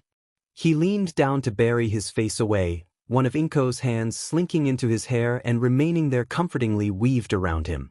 They stayed like that, Inko offering silent support. And if Toshinori pretended it was Nana there, her hair brushing against his cheek, her hand in his hair, it was no one's business but his. They were back in the kitchen by the time the shower turned off, Yagi's eyes practically red and raw-looking. After Inko had dropped the onesie at the door, she had rushed back to the kitchen, despaired to find a burnt tinge to the eggs. Yagi had assured her it would be fine and she'd hesitantly slid them onto plates with the toast. She placed one in front of Yagi, sighing deeply. He had to be starving. Crying was one exhausting thing, but if his quirk was like Izuku's in more ways than the one, then it would have left him ravenous already. Toshinori didn't move to even touch his eggs and toast even as they grew colder, waiting patiently for Izuku. It was sweet and endearing to see, his head tilted towards the door. "I'm not Izuku's dad, am I?" Inko froze, turning from her light cleaning back to him. These sudden surprising words would take her heart out if it kept happening. Just something Gran Torino said. "I don't think I'd be a deadbeat dad or whatever Izuku's dad is, but I just want to be sure," Yagi asked. Once again she was left speechless because technically, if you looked at it in a certain way, he sort of was Izuku's dad. She hadn't mustered up the nerve to think of him past being a co-parent with her to Izuku too much yet, which had already taken her a bit to wrap her head around, to use that term. But if they were being technical. "Not his biological father, no," Inko offered. Yagi watched her, staring long and hard before nodding. He had an apple juice too, was drinking it as he stared, sipping slowly. "That's good. Izuku. I can't imagine anyone ever doing that to him. If I made him think, I'd want someone to beat the crap out of me for it," Yagi dropped. Inko couldn't help the surprised laugh that fell from her lips. God, out of everyone in the world, she couldn't be gladder to have Yagi being the other person to look out for her son's well-being. "I'm glad Izuku has someone like you in his life," Inko admitted to him. Yagi pulled the glass from his mouth, his lips parted slightly and eyes wide in surprise. "So Izuku and we do know each other then?" Inko nodded, turning and sliding the second plated food onto the table, placing it where she knew Izuku would sit, right beside Yagi. "Yeah. I don't know for sure when you met, but you definitely do." "It's how I know you partially," Inko offered. Yagi propped his head up on his hand, leaning on them as he faced Inko. "What do you mean when we met?" Inko hummed thoughtfully, pursing her lips. "Well," she began, sitting down across from him with her own plate. "Izuku's never said anything, it's only speculation on my part, she clarified first, leaning a little closer, looking to the bathroom. Izuku's hand peeked out from inside, yanking the onesie in before shutting the door quietly. Izuku got this teacher 10 months before he did his entrance exam. He had this meal plan and everything. Very extensive stuff, Inko recalled, leaning forward conspiratorially. Izuku wouldn't like her talking like this. He was very secretive about it all, protective of it. Yeah. Yagi prompted, interest sparking in his own gaze. Izuku, he was quirkless right up until that exam. It was a miracle, just appeared out of nowhere and shattered his whole arm. The point is no one had believed in Izuku's dreams because of it before, not even me, Inko recalled, looking down at her lap shamefully. If anyone should have been the first to believe in him, it should have been her. When she hadn't been there, she was glad Yagi had been if her theory was correct. Anyway, I think it was you who was training H? Yagi? Are you all right? Yagi had gone deathly still at some stage during her talking, his grip tightening into a fist on the table, eyes intently staring at the food. He was queer. You said he shattered his arm? Yagi stammered out, eyes darting back and forth across her face. Was he blaming himself? He did seem to care an awful lot about her son even after a few days. It softened her heart to see once more. He punched a big robot to save this girl. They're friends now actually. Anyways, his body wasn't expecting it, wasn't prepared for that sort of power to come out of his arm, or so Izuku says, Inko recalled. She furrowed her brow, watching the boy furl and unfurl his right hand, staring at it, stricken. Oh Yagi, it wasn't your fault. If it was you training him, you couldn't have known that would happen. That's our Izuku, just throwing himself out there like that. Enough to give everyone a heart attack. Speaking of heart attacks, Yagi looked on the verge of a one. She imagined blood would have stained her table once more if he were his normal age. He opened his mouth, nothing coming out as they formed shapes of what had to be unspoken words. Inko reached a hand across the table. Yagi dash. All done. Izuku chirped, stepping out of the bathroom, the little all-might antennas bobbing as he rushed to take a seat at the table, hopping up and excitedly looking down at his plate. The smile turned to a frown, the boy poking the food. It's burnt, Izuku whined, finally looking at the scene he'd walked in on. Are you guys okay? His eyes particularly lingered on Yagi, the boy staring at him, still stricken as he looked Izuku up and down. Yeah, Yagi eventually forced out, smiling. It looked fake to everyone in the room. As he looked back down to his plate, Izuku looked to Inko, gaze questioning and confused. Inko had nothing to offer. Izuku not so subtly shifted his chair closer to Yagi, the chair scrapping loudly against the ground as he moved. Yagi looked over to him, some of the tension seeping from his form. Is it the burnt eggs? I don't much like them either, but Mum says all eggs are super good for you no matter what. Heroes eat eggs, Izuku chatted, either ignoring the issue Yagi seemed to be having or genuinely believing that was it. She was leaning towards the former. All Might's gotta eat a lot of eggs. He's big and super strong and we gotta be too, Izuku continued. At the mention of the hero, Yagi's eyes shifted, following the bouncing of the antennas as they moved. He swallowed thickly. I bet he does. They began heading back to UA around 7 a.m. Toshinori only knew because Mrs. Midoriya had made a show of it, wondered aloud if it was still too early. Izuku had shot down her worrying, yawning between his words. Izuku. His friend. A future UA student. His apparent successor. Toshinori was fine. He was totally 100% doing dandy. It wasn't causing him to fall into a downward spiral as he considered the implications of that or anything. No way. Izuku, dressed in his onesie, an All Might, who he was almost 100% sure he was, themed onesie, sat by his side, one little hand slipped in his. It was unnecessary, he wasn't pulling Toshinori anywhere or anything. It was comforting nonetheless, and it was Toshinori's lifeline and tether, so he refused to be the one to let go. Izuku, who would be breaking his arms and gods knew what other bones again soon. Who already had. Older him wouldn't have known it would happen. If his current theory was right, he probably had never had the issues Izuku would be having, the bone-breaking kind of ones. He'd never had to tamper his power to control damage to his own body. The quirk got stronger as it jumped between people, stockpiled as it went one by one. Izuku's body would have been ill-equipped and Toshinori would have never considered it could do any damage after he'd bulked Izuku up. How could he when he himself hadn't had those issues? His own inability to predict had already done the damage. He has a strength quirk, one he can't use at the moment in his current body. He'd end up worse off than you. It might even kill him, Recovery Girl had claimed. Suddenly, it made a whole lot more sense. He kicked himself mentally for not connecting the dots before. Izuku being all for one's son? God, Izuku was too precious to be that monster's kid. The other quirk was still strange, but there was no way it could have related him back to that terrorist. How could he have reached that conclusion first? Of course Izuku would be his successor. Who else could have been? Are you alright, Toshi? Izuku whispered, leaning over. He'd seen the way the boy had been watching him since Toshinori had realized, the boy's worry mounting as the hours ticked by. Part of him, the small part that wasn't freaking the F out, was warmed by the care. He hadn't pushed. Neither of the Midoriyas had pushed, even if Mrs. Midoriya had definitely noticed too. It was impossible to fully hide. He'd condemned the boy to forever hurt himself in pursuit of his dreams. Sort of, Toshinori replied. That fit because as much as it scared the absolute shit out of him, he couldn't shake the absolute glee, the excitement and feeling of pride that settled amongst the terror. Izuku would be the ninth wielder, the selfless boy who'd left his dream school to follow Toshinori. Izuku would, already had, taken the world by storm, he was sure of it.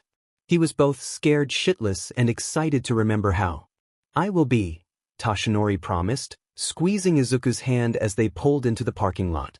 Izuku didn't press. Mrs. Midoriya watched from the rearview mirror.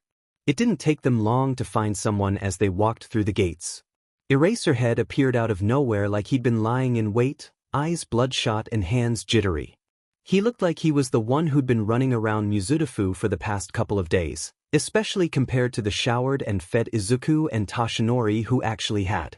You two have caused quite the trouble. Yagi looked away from him, taking in the area instead. The ice had all been cleared away at some stage, no sign of any skirmish left in its place. Gran Torino thought you'd be hunting down All for One about now. Yagi said nothing. Maybe in another reality he would have left Gran Torino behind and tried to use whatever he could to find out where the BSTRD was. Wouldn't be easy, but to avenge Nana, he would have. I didn't think you'd drag Midoriya into that intentionally, Eraserhead ended. And maybe that was the crux of it. Izuku had been with him and hunting All for One, putting Izuku in that level of danger, potentially getting him killed would never have been worth it. Is everyone okay? Izuku asked. Everyone looked to him. Izuku had come to terms with it for the most part, but clarification would definitely help. Nothing Recovery Girl couldn't fix. It was hardly the worst they've experienced, Eraserhead assured the boy. There was a soft edge to his voice as he said it, his eyes crinkling just a little. Yagi didn't think he'd much like that being pointed out though. So where do we go from here? Mrs. Midoriya asked for them, eyes set hard. She'd been complaining about the lack of communication near the end of their time in the Midoriya apartment. Apparently she hadn't gotten the memo about them being aged down either. Well, we've found the 3 culprits, Eraserhead explained, running a hand through his hair. 3? There was only 2, Izuku recalled. Toshinori thought back to the phone, the 3 faces on the home screen. The third one. The one he'd been most haunted by considering his unknown status. There was 3 people behind it though. Allegedly. I'm sure if things had dragged out, he would have come after you too. As it was, we caught him visiting his friends at the hospital before he could, Eraserhead informed them, his smile downright evil looking. Why? Toshinori asked. With the knowledge now that Izuku was the next wielder of One for All the signs seemed to point to All for One. He seemed such a dangerous foe though, it would be sloppy for him to have let them get caught so easily. And yet, he tightened his grip in Izuku's. The boy squeezed back. From what we understand, Midoriya was never part of their plans originally. He grimaced as he said it. Great, look at Toshinori dragging the boy into his issues like an idiot. Izuku's involvement could have all but been eliminated. He could have been kept safe. They had said they were looking into Izuku though. Maybe it was inevitable. Maybe Izuku would always have been dragged into it. They won't say too much, but enough has slipped, we have an idea, Eraserhead explained, scowling as each word left his mouth. His eyes flicked over to Izuku, hesitating for a moment. Izuku must have noticed, straightening and nodding for him to continue. The goal was to age you so much back you would have no memories, no remnants left of your life. And then, well, you'd be conditioned as they saw fit, Eraserhead admitted.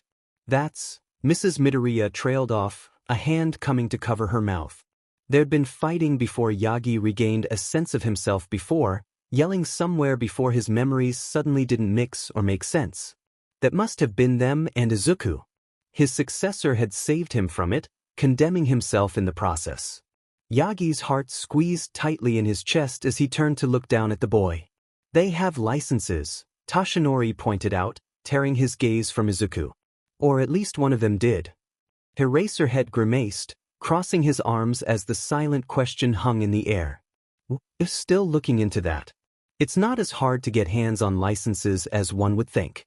Heroism isn't as clean-cut as it's marketed as.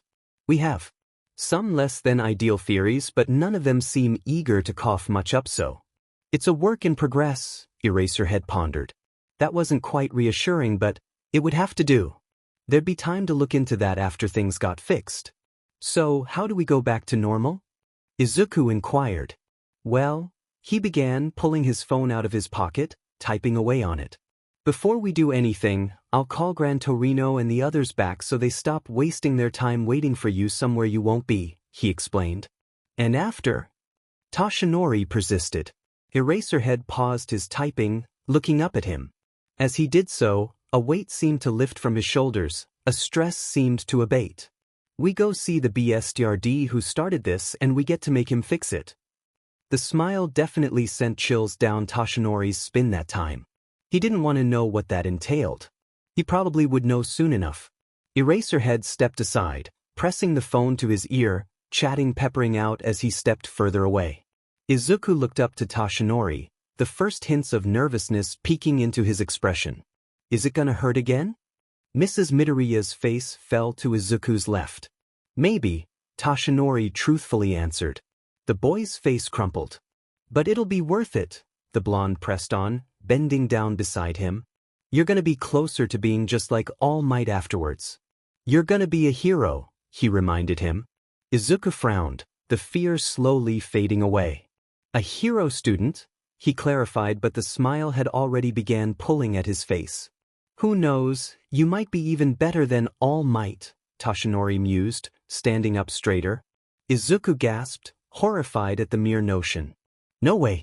That's not possible. Take that back, Izuku cried out, hands slipping from Toshinori's. The warmth of one for all inside him felt like it was slipping with him, returning to its current holder. It sparked fiercer, warm and hot as it flickered. A goodbye in itself. As Toshinori looked down at Izuku, emptier, chillier than he had been before, he decided maybe it would be okay as terrifying as it was. Izuku was a blazing inferno, rushing a little more forward as they followed Eraserhead into questions slipping from his lips as he walked beside the black-haired man. Inko and Toshinori lagged behind, both colder than him in a way, left in his suddenly bigger shadow. The two smiled anyways, both touched with pride as they watched him. And if Izuku turned that warmth back on them every now and then, his warmth a green spark in comparison to Toshinori's, that didn't hurt anyone. They'd be lucky to garner it. Technically, Toshinori was an adult. He'd always been entitled to make his own decisions, leave UA whenever he wanted. Following the whole Deaging debacle, somehow the choice had felt out of his hands. Showing even an inkling of an idea about leaving the premises to simply get groceries had earned him offers of accompaniment or, in Aizawa's case, a firm no. Like Toshinori was one of his particularly vexing students and not an adult capable of making his own decisions. Not until we sort this whole thing out for good, Aizawa would mutter, glowering darkly at him before turning back to his work. I don't trust the narrative we're being fed. Neither did Toshinori, but that didn't mean he felt it necessary to have him confined to the school. It was understandable for the first couple of days, but as the week trickled by, bled into 2, it slowly began getting on his nerves.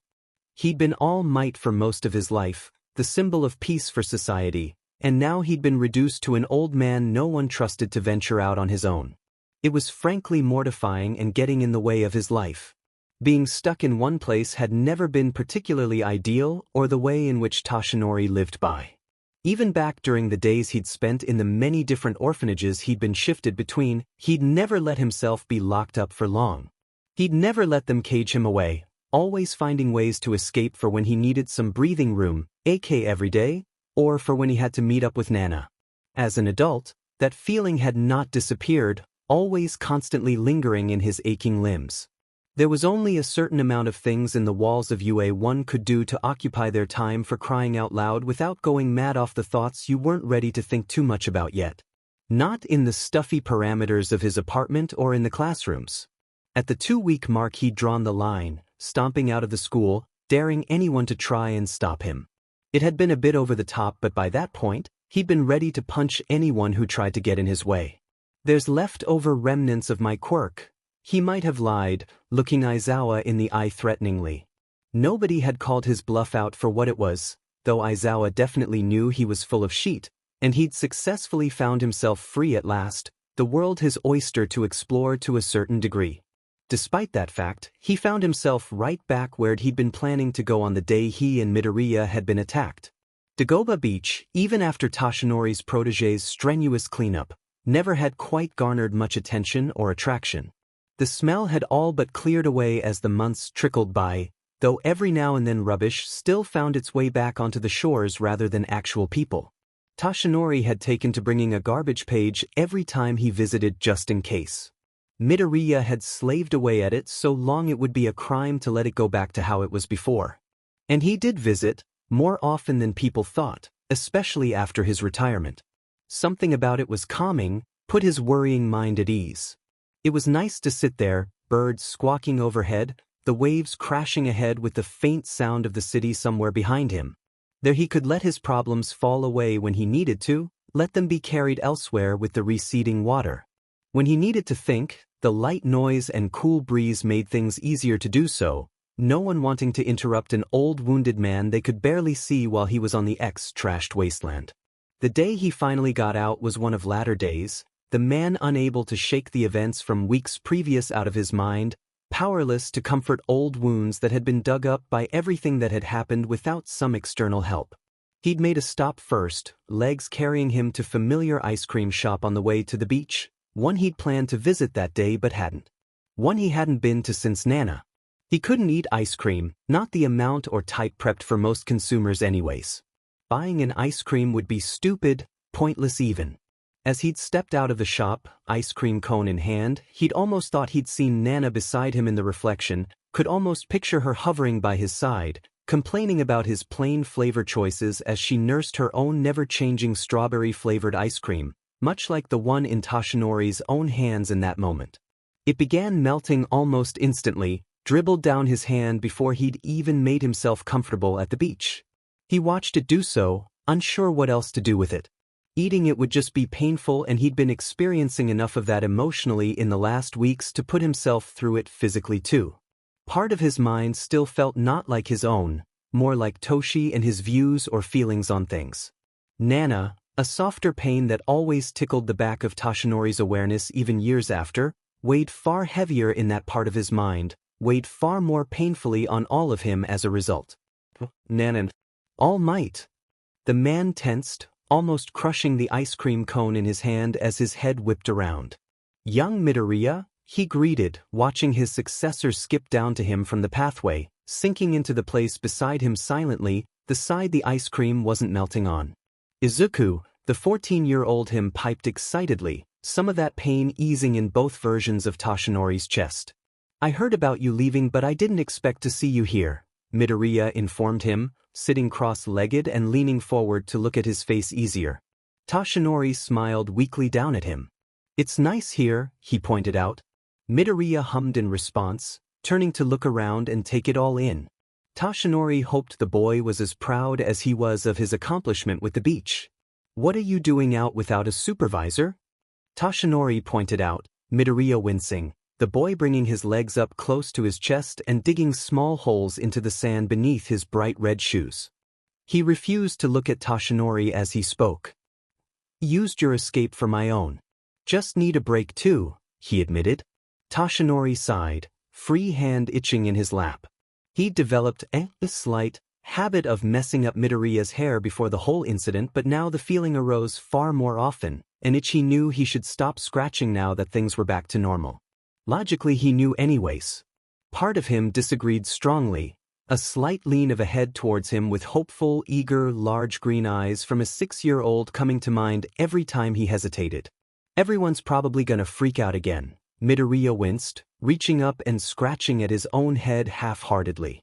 Toshinori's fingers twitched in his lap and he forced himself to look away. He was Toshinori, not Toshi. "We'll worry about that later, my boy," Toshinori hummed despite the small identity crisis playing out in his head.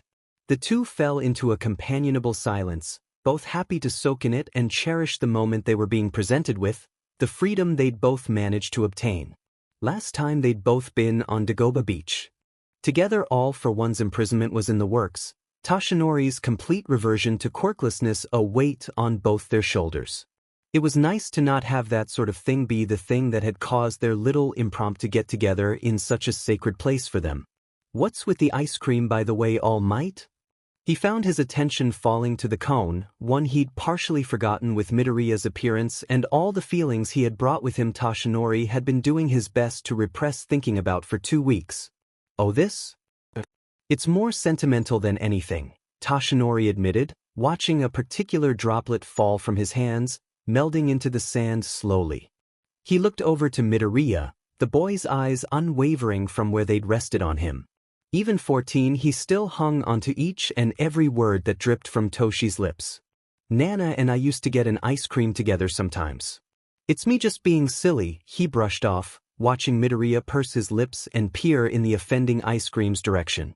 He'd never much liked seeing Midoriya worry over him even before, but it felt like a new desire to shield the boy from it all had settled deeply into his bones.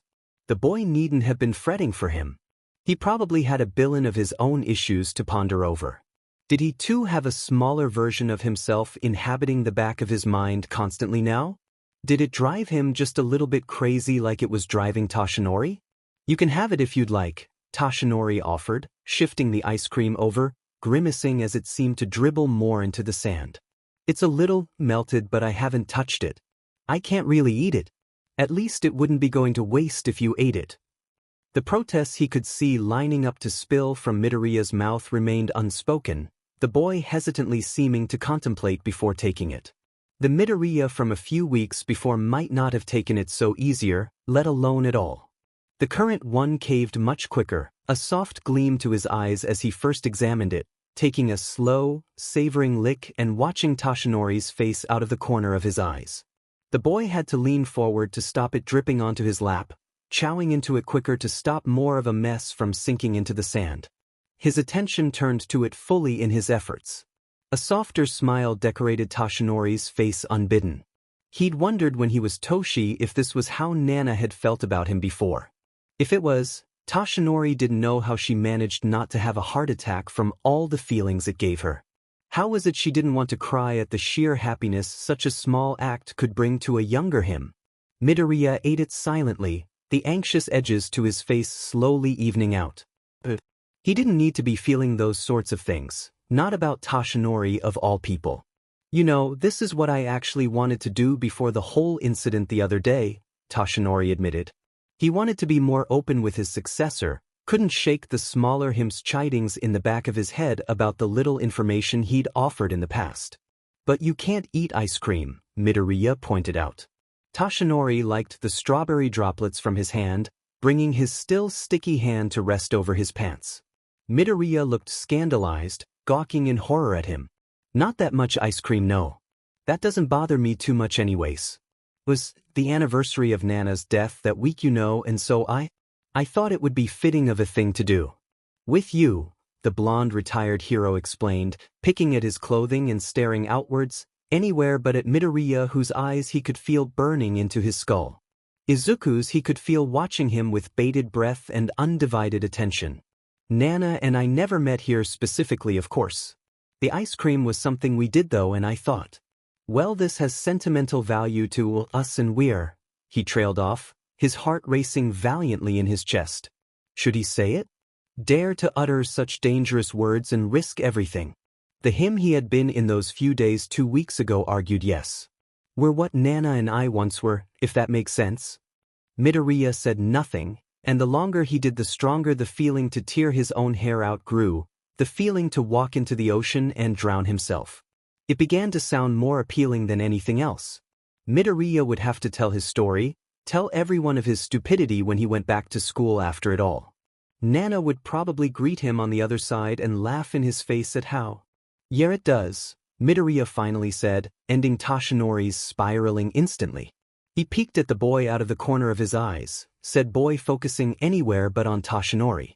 There was a shaky smile on his face though, a glazy tinge to his eyes too, things that twisted and squeezed at Toshinori's heart.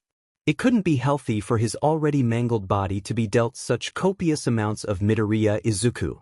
Maybe, he briefly considered, Midoriya hadn't guessed Toshinori's implied meaning, had missed all the little hints 14-year-old Toshinori himself had missed until he'd actually lost the woman. Maybe he'd forgotten when Toshinori himself admitted the true relationship he held with Nana so long ago. Maybe little Izuku had clocked she was important, but not that she was mother-like to him, and so his feelings were still unknown to the boy. He didn't think so though.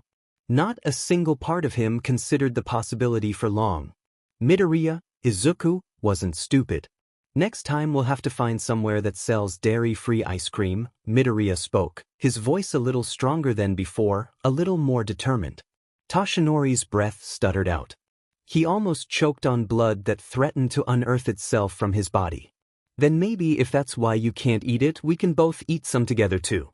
Toshinori had cried more in those few days as Toshi than he'd cried in years. Looking down at the boy, his boy, he wanted to cry once more, a teenager now or not. Maybe when some more time has passed though, young Midoriya. I think when we get back they might genuinely never let us leave again for a longer period of time. Toshinori laughed softly, looking away and trying to blink back the tears threatening to spill free. A soft laugh fell from his lips too. Hey, All Might, Midoriya prompted, the man humming to show he was listening, trying to compose himself. The boy fiddled with his hands in his lap, worrying his bottom lip with his teeth as he tried to find the courage to speak.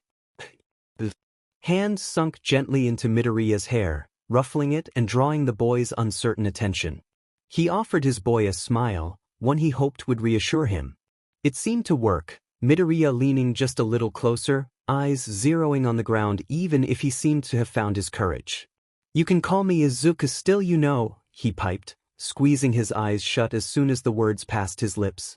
Toshinori's hand paused in Midoriya's hair, slowly easing back to his lap. The boy shrunk a little more into himself, regret picking at Toshinori's surprise instantly. You don't have to or anything, like there's no obligation to, but it would be okay if you did and I wouldn't mind it, but again it would be completely fine if you didn't want to. Actually maybe just forget I said anything because this is way dash. Izuku, Toshinori interjected, the boy tensing, stilling in his speech. Slowly he dared to peek up at his mentor. Flattered that you'd let me, Toshinori assured the boy, watching the confidence slowly creep back into his body. A smile crept across his face too. Toshi would have killed for that smile. Toshinori, unheroically, found he would too, even if he now knew Nana wouldn't be there to fix his messes if he did so. I think it'd be okay if you wanted to call me by my name too, he pushed, the smile faltering on Izuku's face so suddenly, shock taking its place. I can't believe I never told you it of my own accord in the first place. This should have happened sooner. Oh, I don't think dash. Izuku, my boy, Toshinori cut off. He wasn't listening to any of that. If anyone deserved to refer to him by his name, it was his successor, the most important person in his life, his reason for living. His family. You don't have to call me Toshi or anything. That might be a lot, even if I would be more than happy if you were to do so now or one day in the future, But I'd like if you called me Toshinori at the least, he assured the boy, his smile real in a way his smiles so often weren't truly. How could they not be when faced with the boy before him? Midoriya from a few days ago would have refuted. He had in the past alongside his classmates. Toshinori, Izuku of the present tested, the words gratifying for Toshinori but definitely foreign for young Izuku to say. Even little him had only ever called him Toshi. Despite his struggle, Izuku smiled weakly up at the ex-hero, rubbing his neck awkwardly.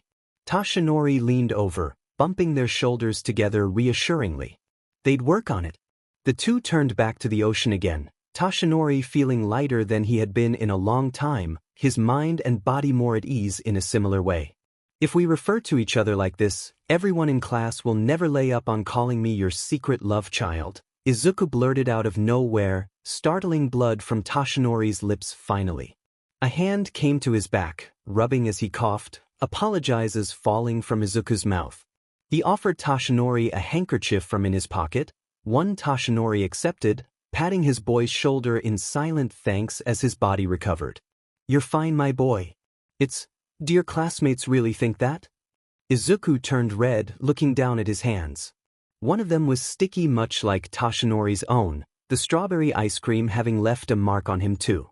I mean, Todoroki mentioned it way back at the sports festival, but I thought he lost interest.